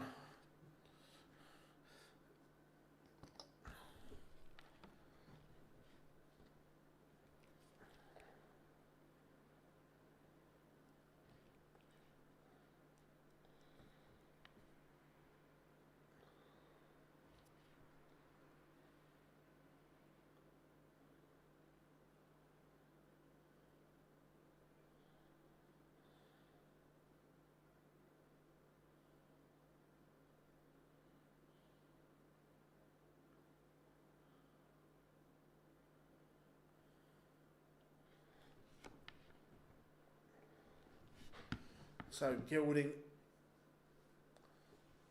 his levels have definitely dropped.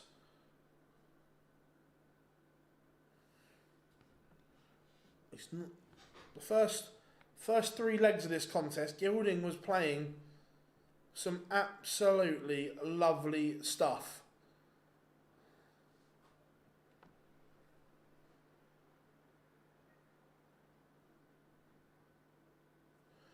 But talk to me, Andrew. How are you taking out 166, me old China? What's your favourite route? Oh, Mensa's just as bad. Oh, Mensa, why have you gone there? You scored 80 and you've stayed upstairs to leave 169. Someone go and help them out.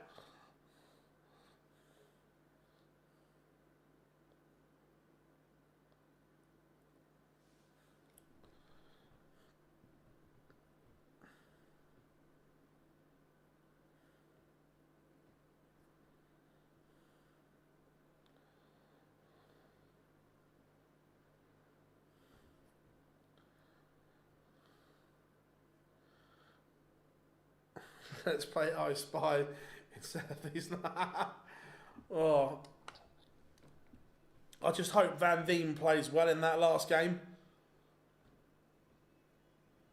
and it's not 11 legs, because I need to finish this. Oh my, 3-all.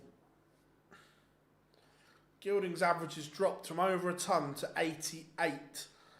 We've got to finish this stream, set the new one all up again, get the results out, so on, try and get some food. Someone tell these, we've only got a short gap in between games. Yes, we get a celebration from Suljovic.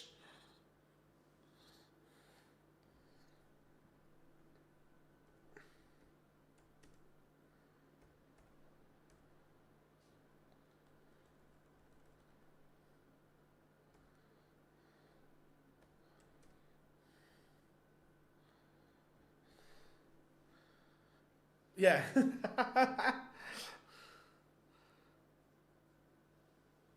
pace of it. Yeah, it is. The pace of this game is not great.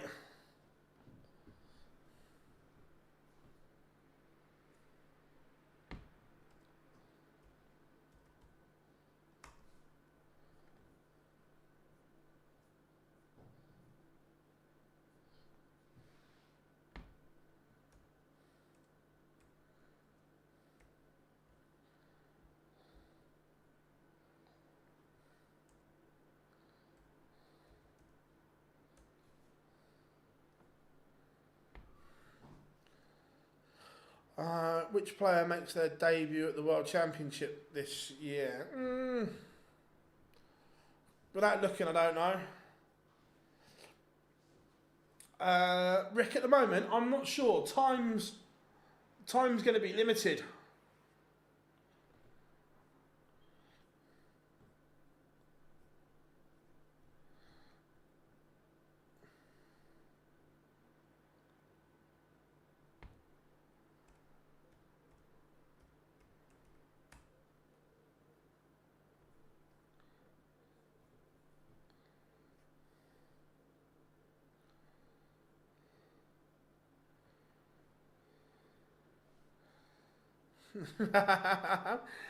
Yeah.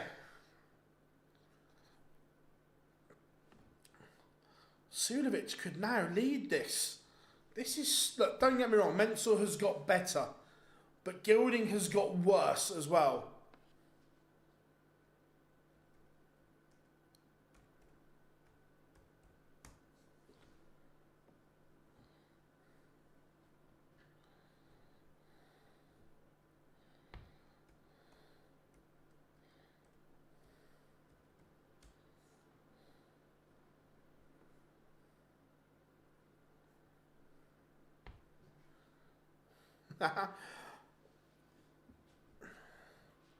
And Menzies Suljovic from 3-1 down is now 4-3 in front.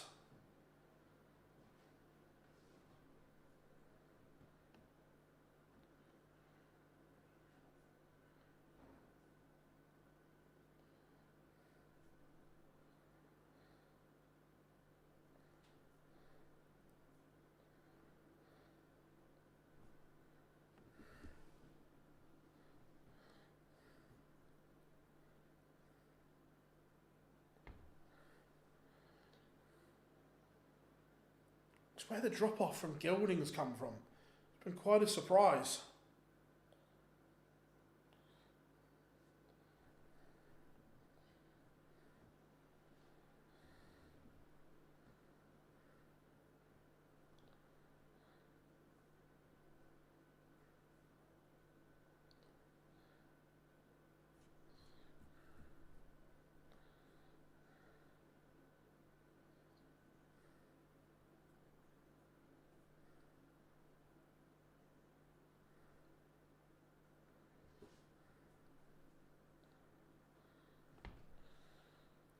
But better from Gilding. Looking as if he's going to level this one up.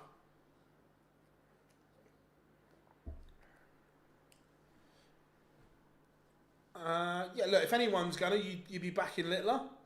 100%.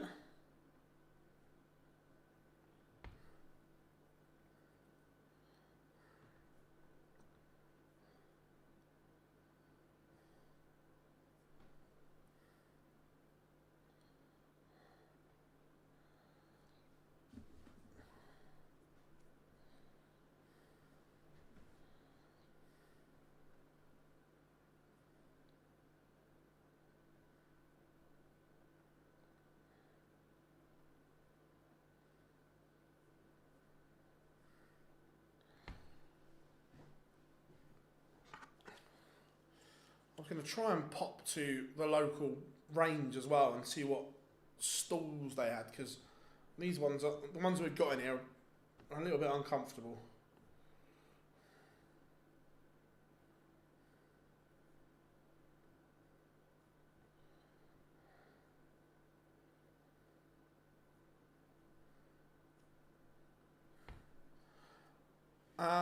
What time? Littler plays tomorrow.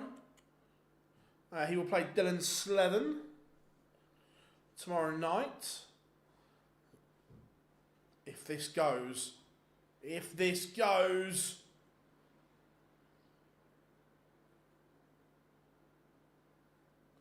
Doesn't. Gilding breathes again, but double three can be tricky. It can be an awkward little customer. Not this time though, pins it. First time of asking.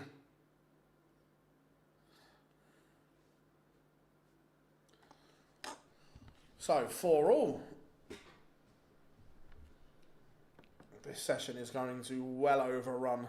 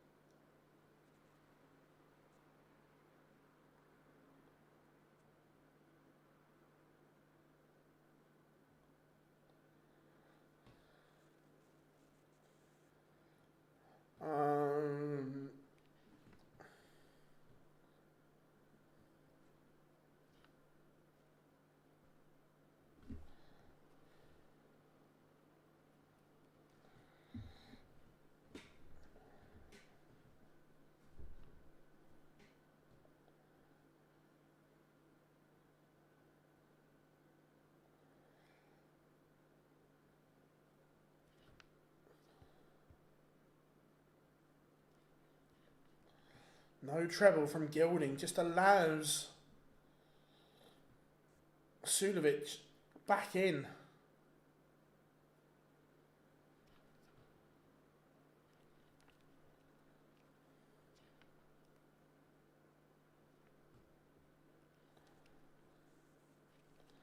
This has been a very strange and scrappy game. Really, really strange.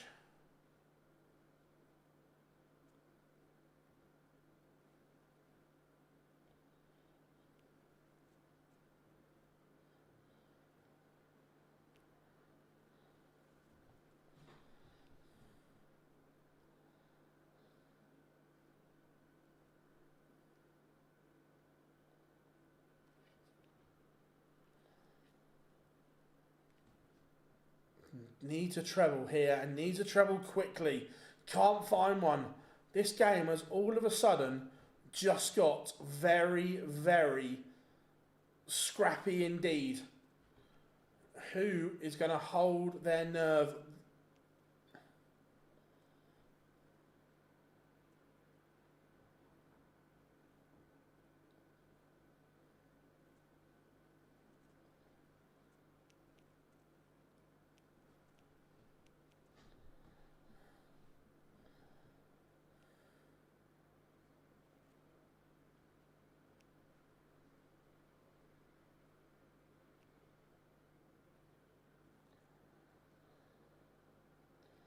Needs another treble.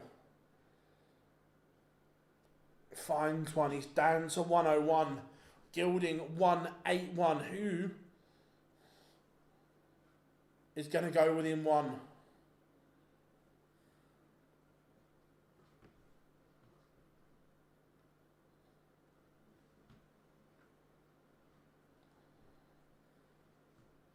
Suljovic gets first go.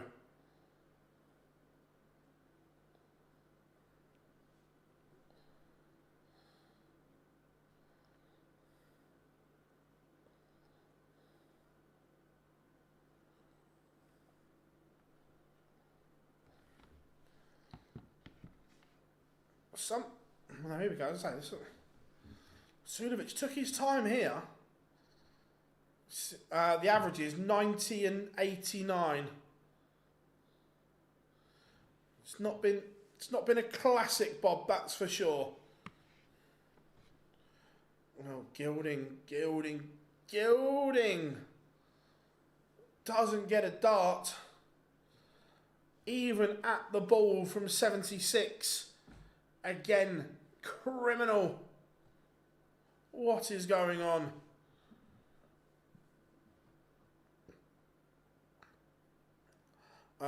Who I think, Rob, even though we're only in week 3, the wild card's coming out. Suljovic is one away.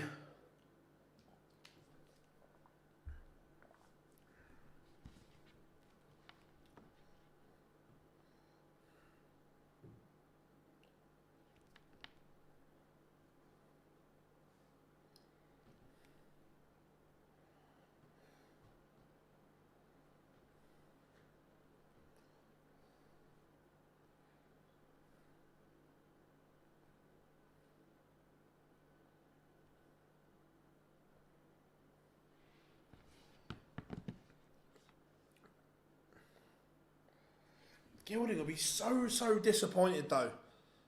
He was literally playing beautifully for 3 legs.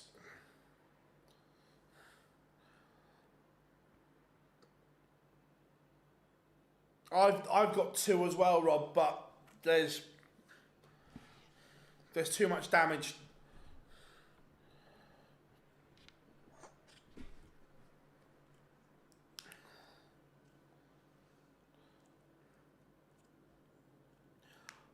I went with Verts as well. He can't hit a barn door with a banjo.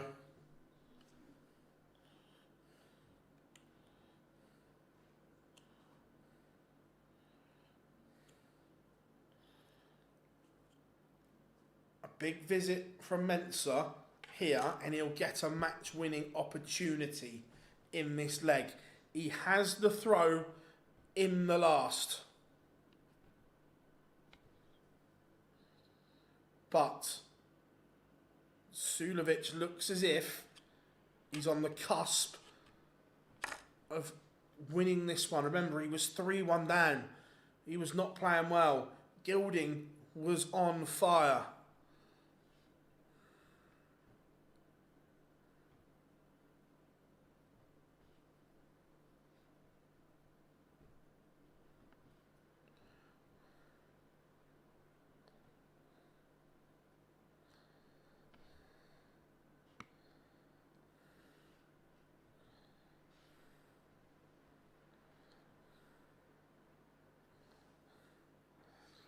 Suljovic has 6 darts to win it. 1-4-1 for the gentle. Doesn't need to go any showbiz route here. You can just set this up nicely. Oh, I tell you what. Treble 19 for double 12. We went with treble 15 for double 18. But sets it up brilliant. Ends up on double 12 anyway. Love that, Mensa. Love that. So, match winning chance for Suljovic. Gilding has had no answers. The tank has been empty.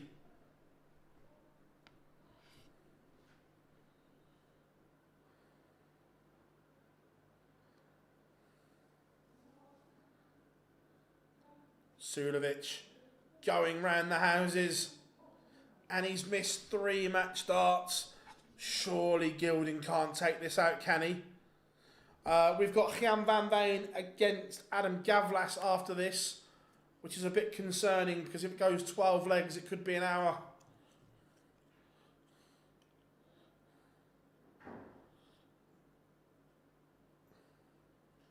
More match darts for Suljovic. He's already missed 3 in this leg. Make that 4.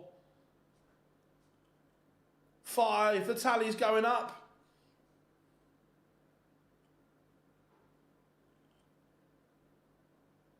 And last dart in hand. Menzies Suljovic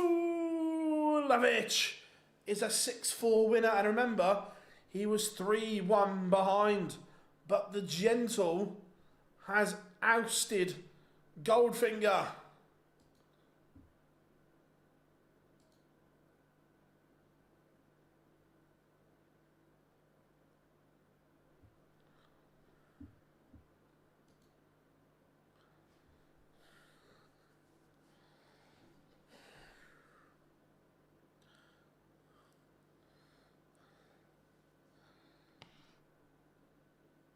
Is this the last European round of the year? No, Christopher. We've still got... Everyone on that stage is getting a massive hug from Menzies Suljovic. I'm not sure Hugh Ware wanted any part of that hug. But this is ET10, so we've still got 3 more after this.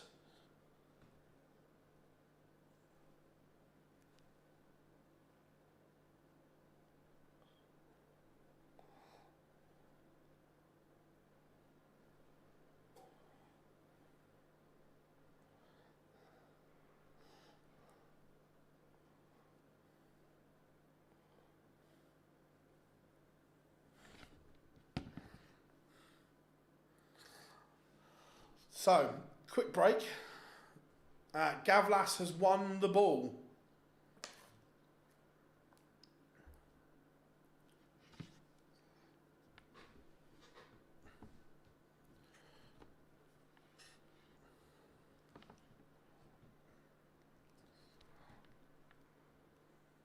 Menzies playing Rob Cross. Look, it all... We never know what version of Rob we're going to get at the moment. He played some really nice stuff on the Pro Tour, but then has to back that up again.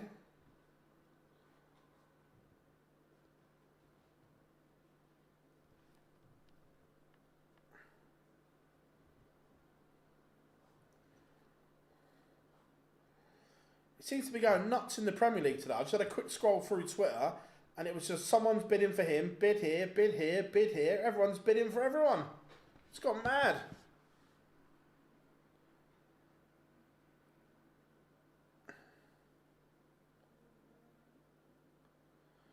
Have you ever thought about going down the darts?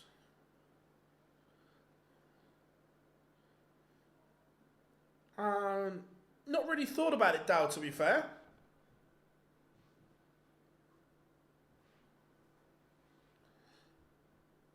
This is in Antwerp, Belgium. Yeah, it's not something I've really thought of, Dal.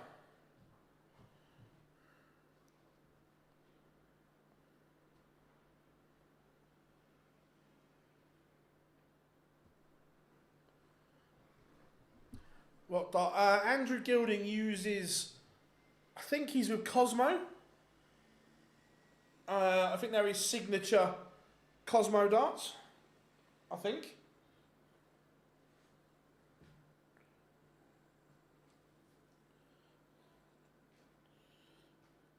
So we've got about 50 seconds till pictures return, and then get those players on stage quickly. I'd like a nice 6-0 so we can get what needs to be done. Oh, that's a good point, Rob. Ron just wanted to come on here and slag off Matchroom for running a business, didn't he? It's like, it's a business, Ron.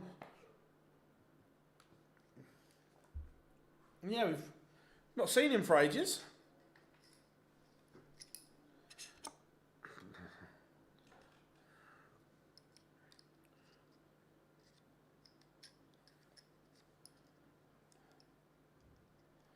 Something price fish. Yeah, it could work. Oh, he's only hit a treble 20. And then a 1. And then another treble 20.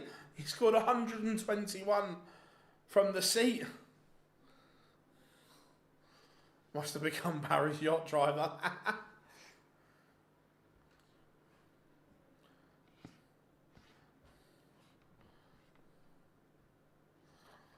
Right, pictures are back.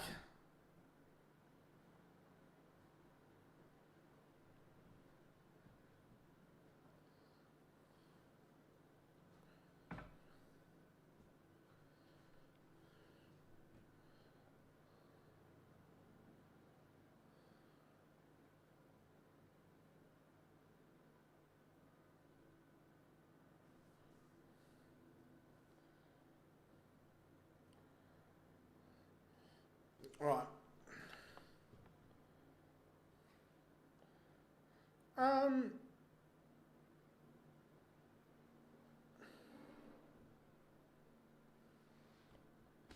A lot of the top players have other business interests out.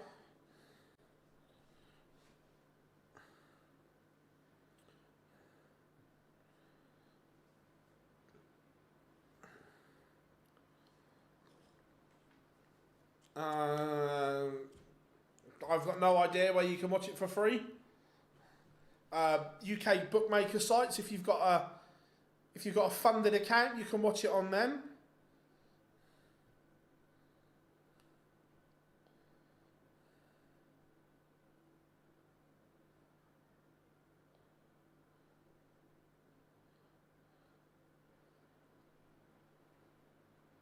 MVG definitely has Dale, yeah.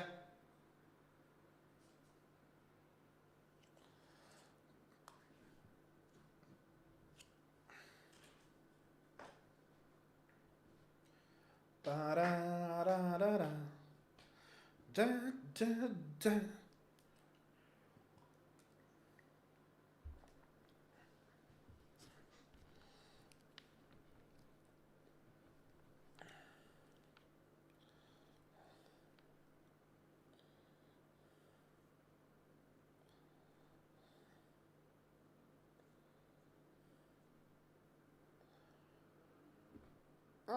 Who am I looking forward to seeing tonight. I'm looking forward to seeing how Bully Boy plays, because there was just some glimpses at the Pro Tour. There was a couple of really good averages and so on. So yeah, definitely Bully Boy. Joe Cullen played well in the qualifier, so can he back that up here? Probably those two more than any.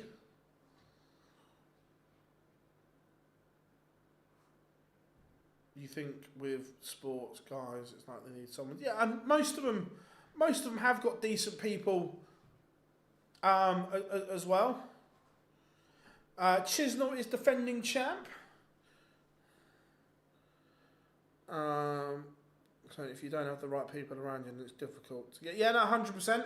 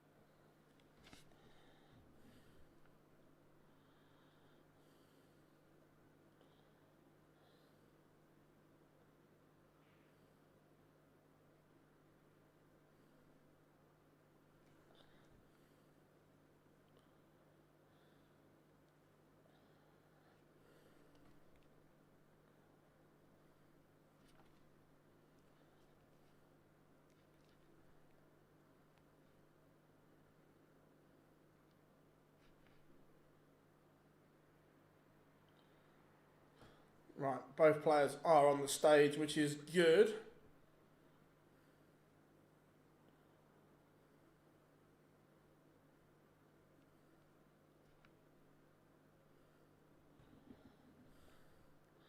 Hopefully Gawlas excellent.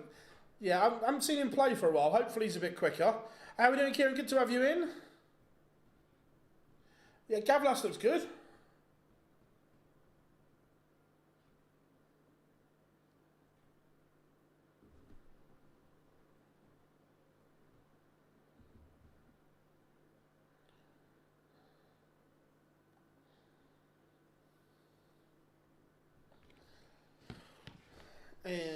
If Jammin wins, who does he face?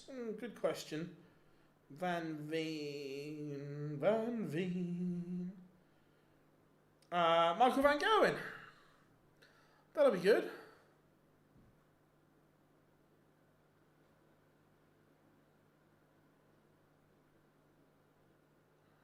Right, we are underway, and Van Veen.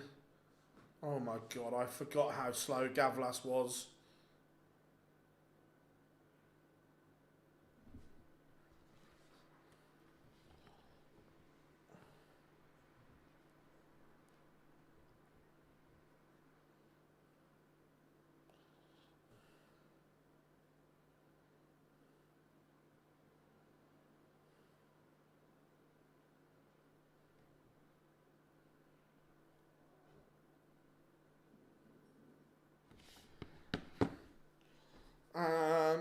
Phil, please don't interview Taylor 30 seconds.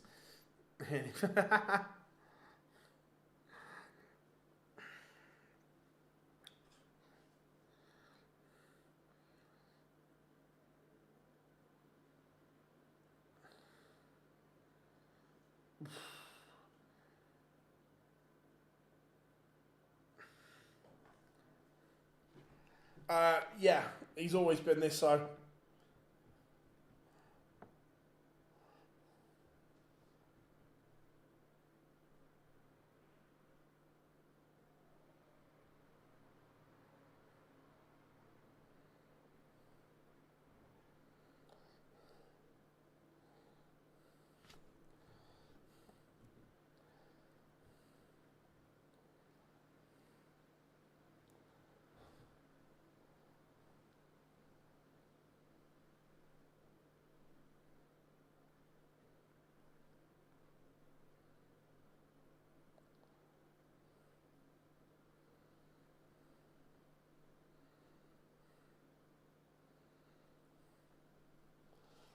Oh, he's done the Hinks.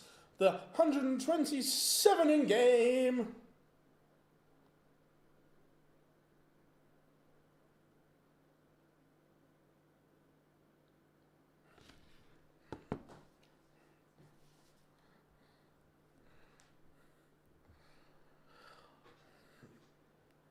Don't get me wrong, Gawlas is a good player. You can't deny he's good. He's just so slow.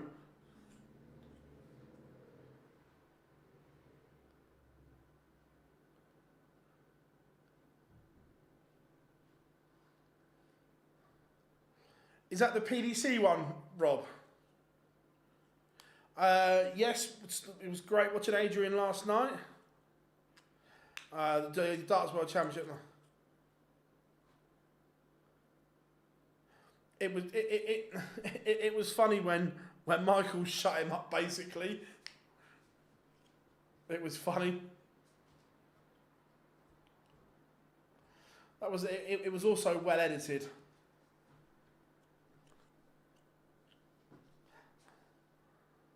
No, Van Veen not been at his very best. I agree.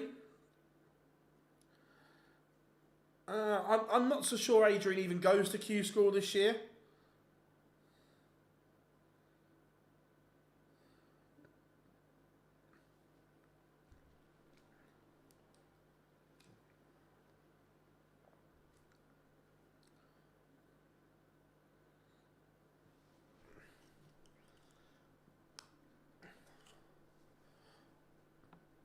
I loved it when Phil and I loved it when Michael and Gary were talking with each other.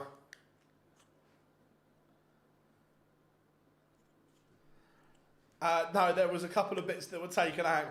Obviously, we were there live.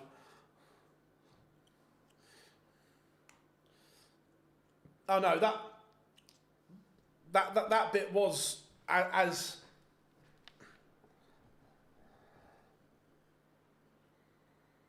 Yeah, Van Veen's a top guy. Absolute top guy.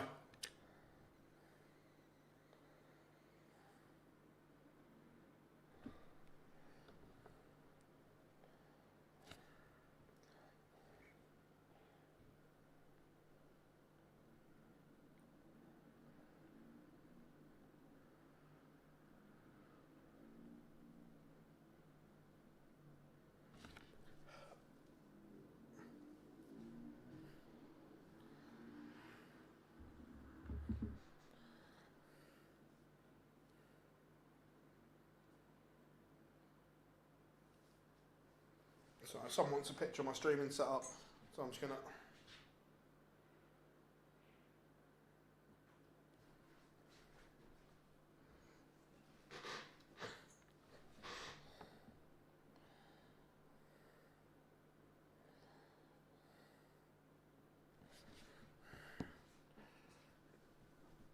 Big chance, and Gawlas can't take it.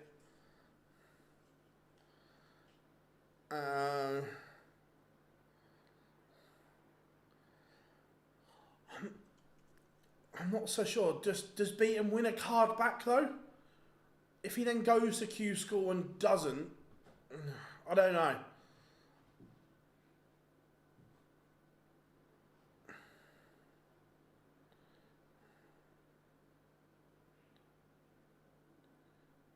You think of Luke Littler's new shirt? It's okay.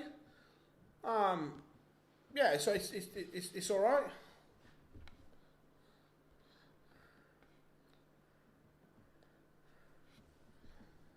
Mad that Gawlas was in a... Yeah.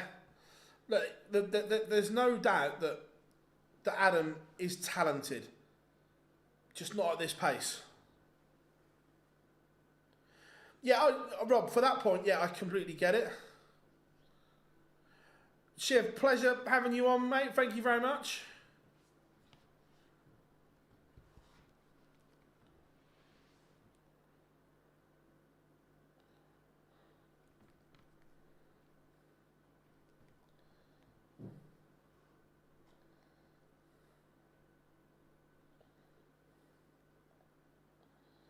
I don't know. My average is poor now.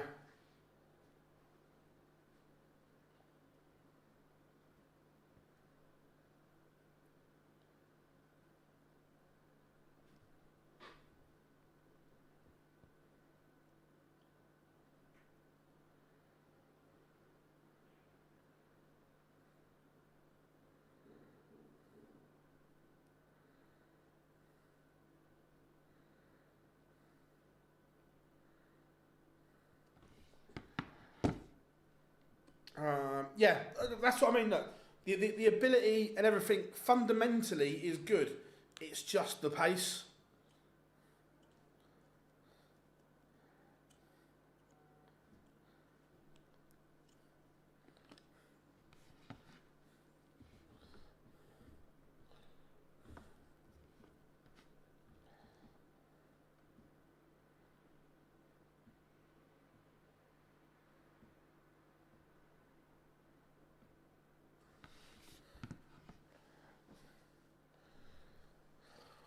The way scorers now, I'd like to see the 1,000. I'd like to see one leg 1,001 shootout.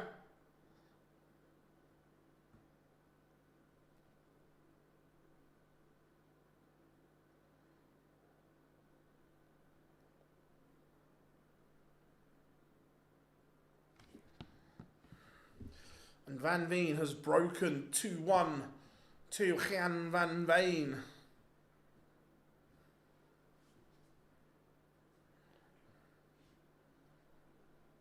Yeah, look, playing at that against that pace is so hard.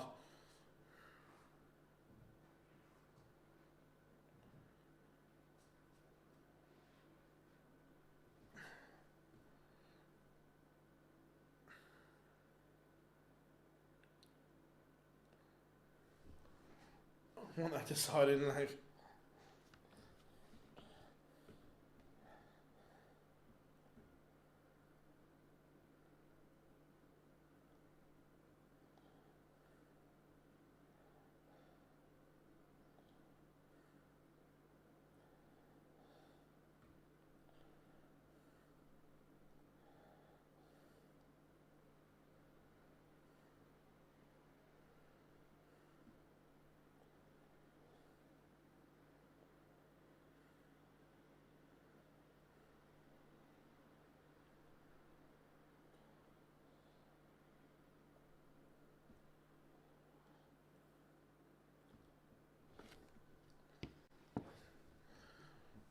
Everything will see a return to the quadro board. No. Mainly because no one else can make the quadro board.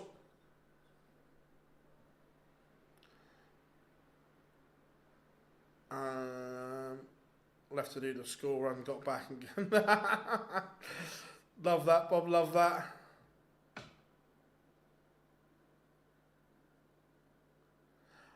As the commentary team said in the last game, a shot clock. Look, I can't remember if it was last year or the year before, they did have a shot clock in the Premier League. Not that it was used, but they had the shot clock there to determine what the average times and that were.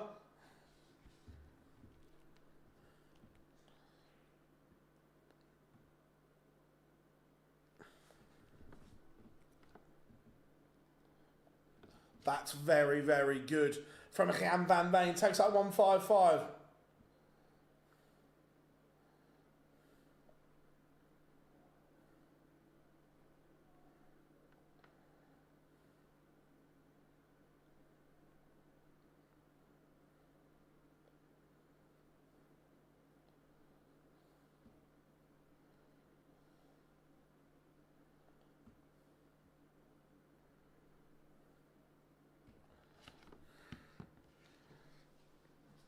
Oh, I don't. That's a real close one, Adam. That on their day, either of them could easily win one. So yeah, that's a tough one.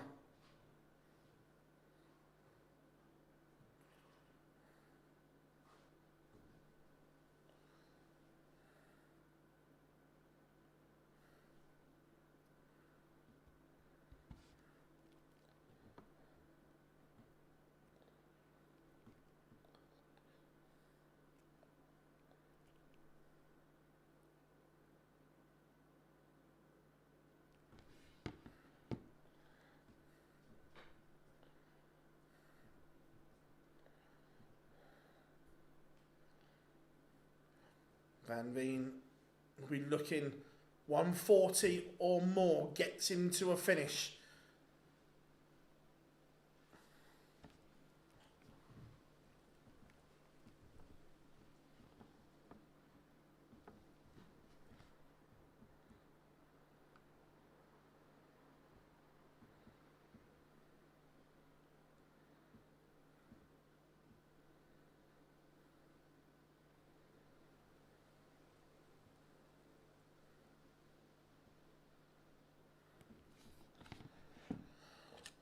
Yeah, I'd like to see the Ryder Cup as well, Machos, but don't get, for how much we love these ideas, and I genuinely do, it's trying to fit them all into a calendar, because it's just manic, isn't it? But I do love it 100%.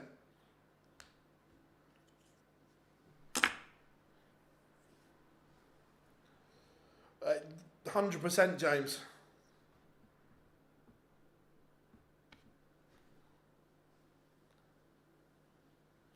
Needs a treble Van Veen. Can't find one, so Gawlas is going to get another look to hold here.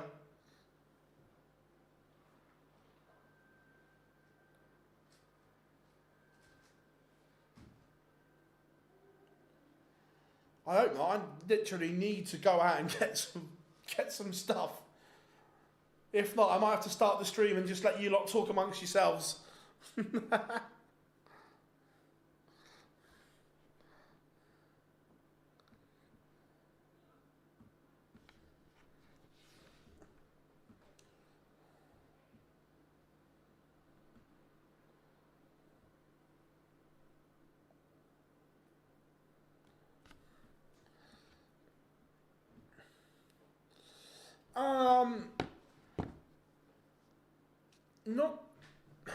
Not a million miles, Del, but long enough.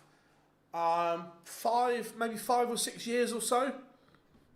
In terms of ranking events, I actually think that there will be some crossover. That could they put a Pro Tour on when the World Series is on? Yep. I could see that. Not sure at this rate. Something quick.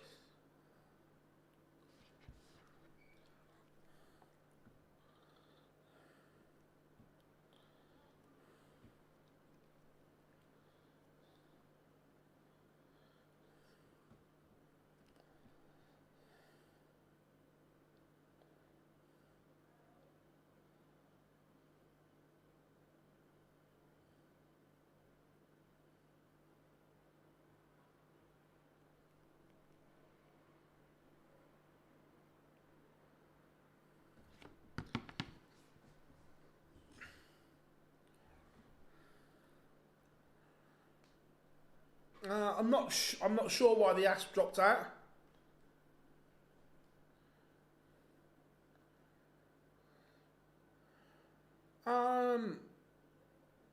Yeah, I don't see why not.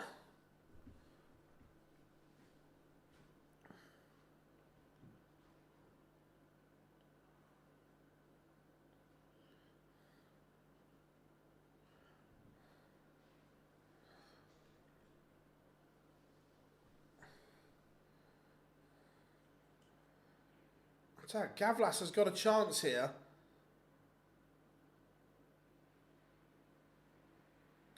To break back. I feel you throw much anymore. I have a chuck here in the office, and when we've got people in and so on, I'll have a throw, but that's about it. I'm still trying to repair my throw and find something that works. Does that? That's a big last start from Van Veen. He re-establishes that two-leg cushion.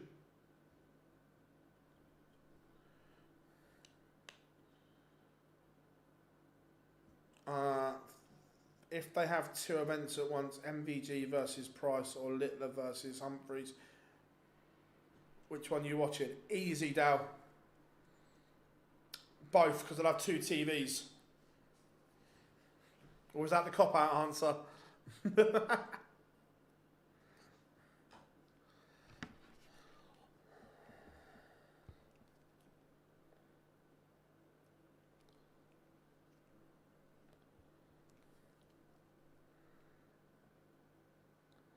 Like, to be fair, you know me, I would have them both on.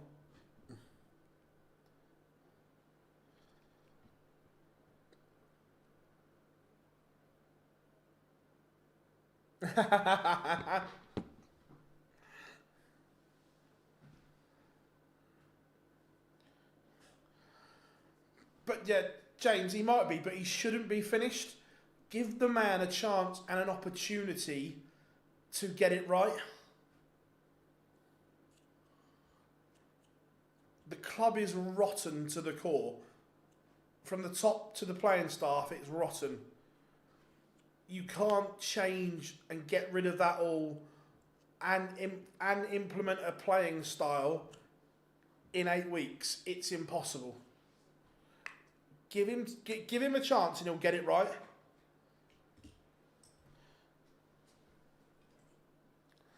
And the other thing is, who do you bring in? If you sack him, who do you bring in? Do you think Spurs are overpaying? I don't. Right, if I'm being honest, I didn't watch a lot of German football last year, so I don't know. But have they actually said what the price is yet? Because I've seen about 4 different ones. Yeah, but I think Amorim still needs time. You can't overhaul that squad, get everyone in and out in one window.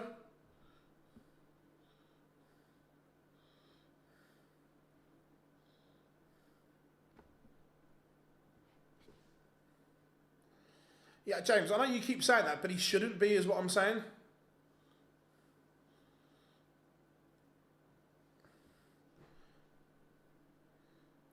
Right. It's just a simple fact. World-class managers are not going to go to Scotland. They're just not. So, you're not shopping at the top table. Have a good one, unknown. MVG v Anderson or Humphrey. MVG Anderson. I think 51 millions in this day and age, it's all right.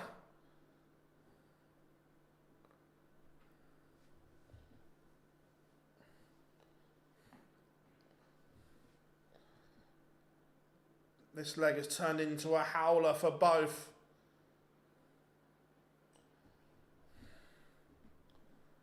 And Van Veen gets it done. Last starting hand is 1 away. Cool, mate. Cool. We'll be back at 6 o'clock tonight as well. Yeah, James, look, I'm a part-time Ranger. I'm not a full Rangers fan, but I'll always think. But it's naive from the fact that the fan base is half the issue.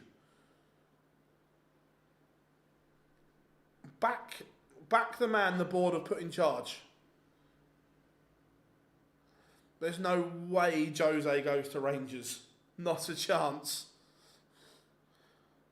I know a lot of the fans want Gerrard, but nothing's changed. Gerrard turned the job down in the summer, saying it wasn't the right time.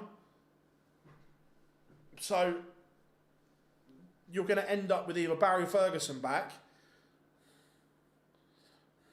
who did an okay job, to be fair. But the playing staff is rotten. When you've got players that won't come on and don't run, it's just like... Van Veen, 95 points away from victory.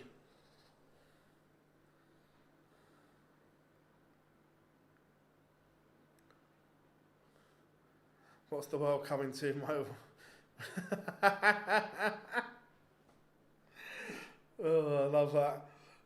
So, 95 for Van Veen.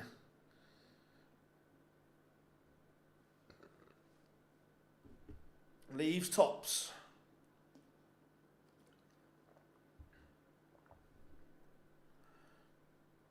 The big fish is not going to go. So, Van Veen comes back to complete a 6-2 victory. And it goes. Jan Van Veen is through to the last 32. Everyone, you guys have absolutely smashed it. As always, thank you very, very much indeed. We will be back in an hour and 44 minutes. So set your stopwatch. Do what you need to do. And we'll be back. Michael Smith kicks off this afternoon's action. Thank you very much as always. We've been on 9 Darts. I've been Phil Bars. See you soon.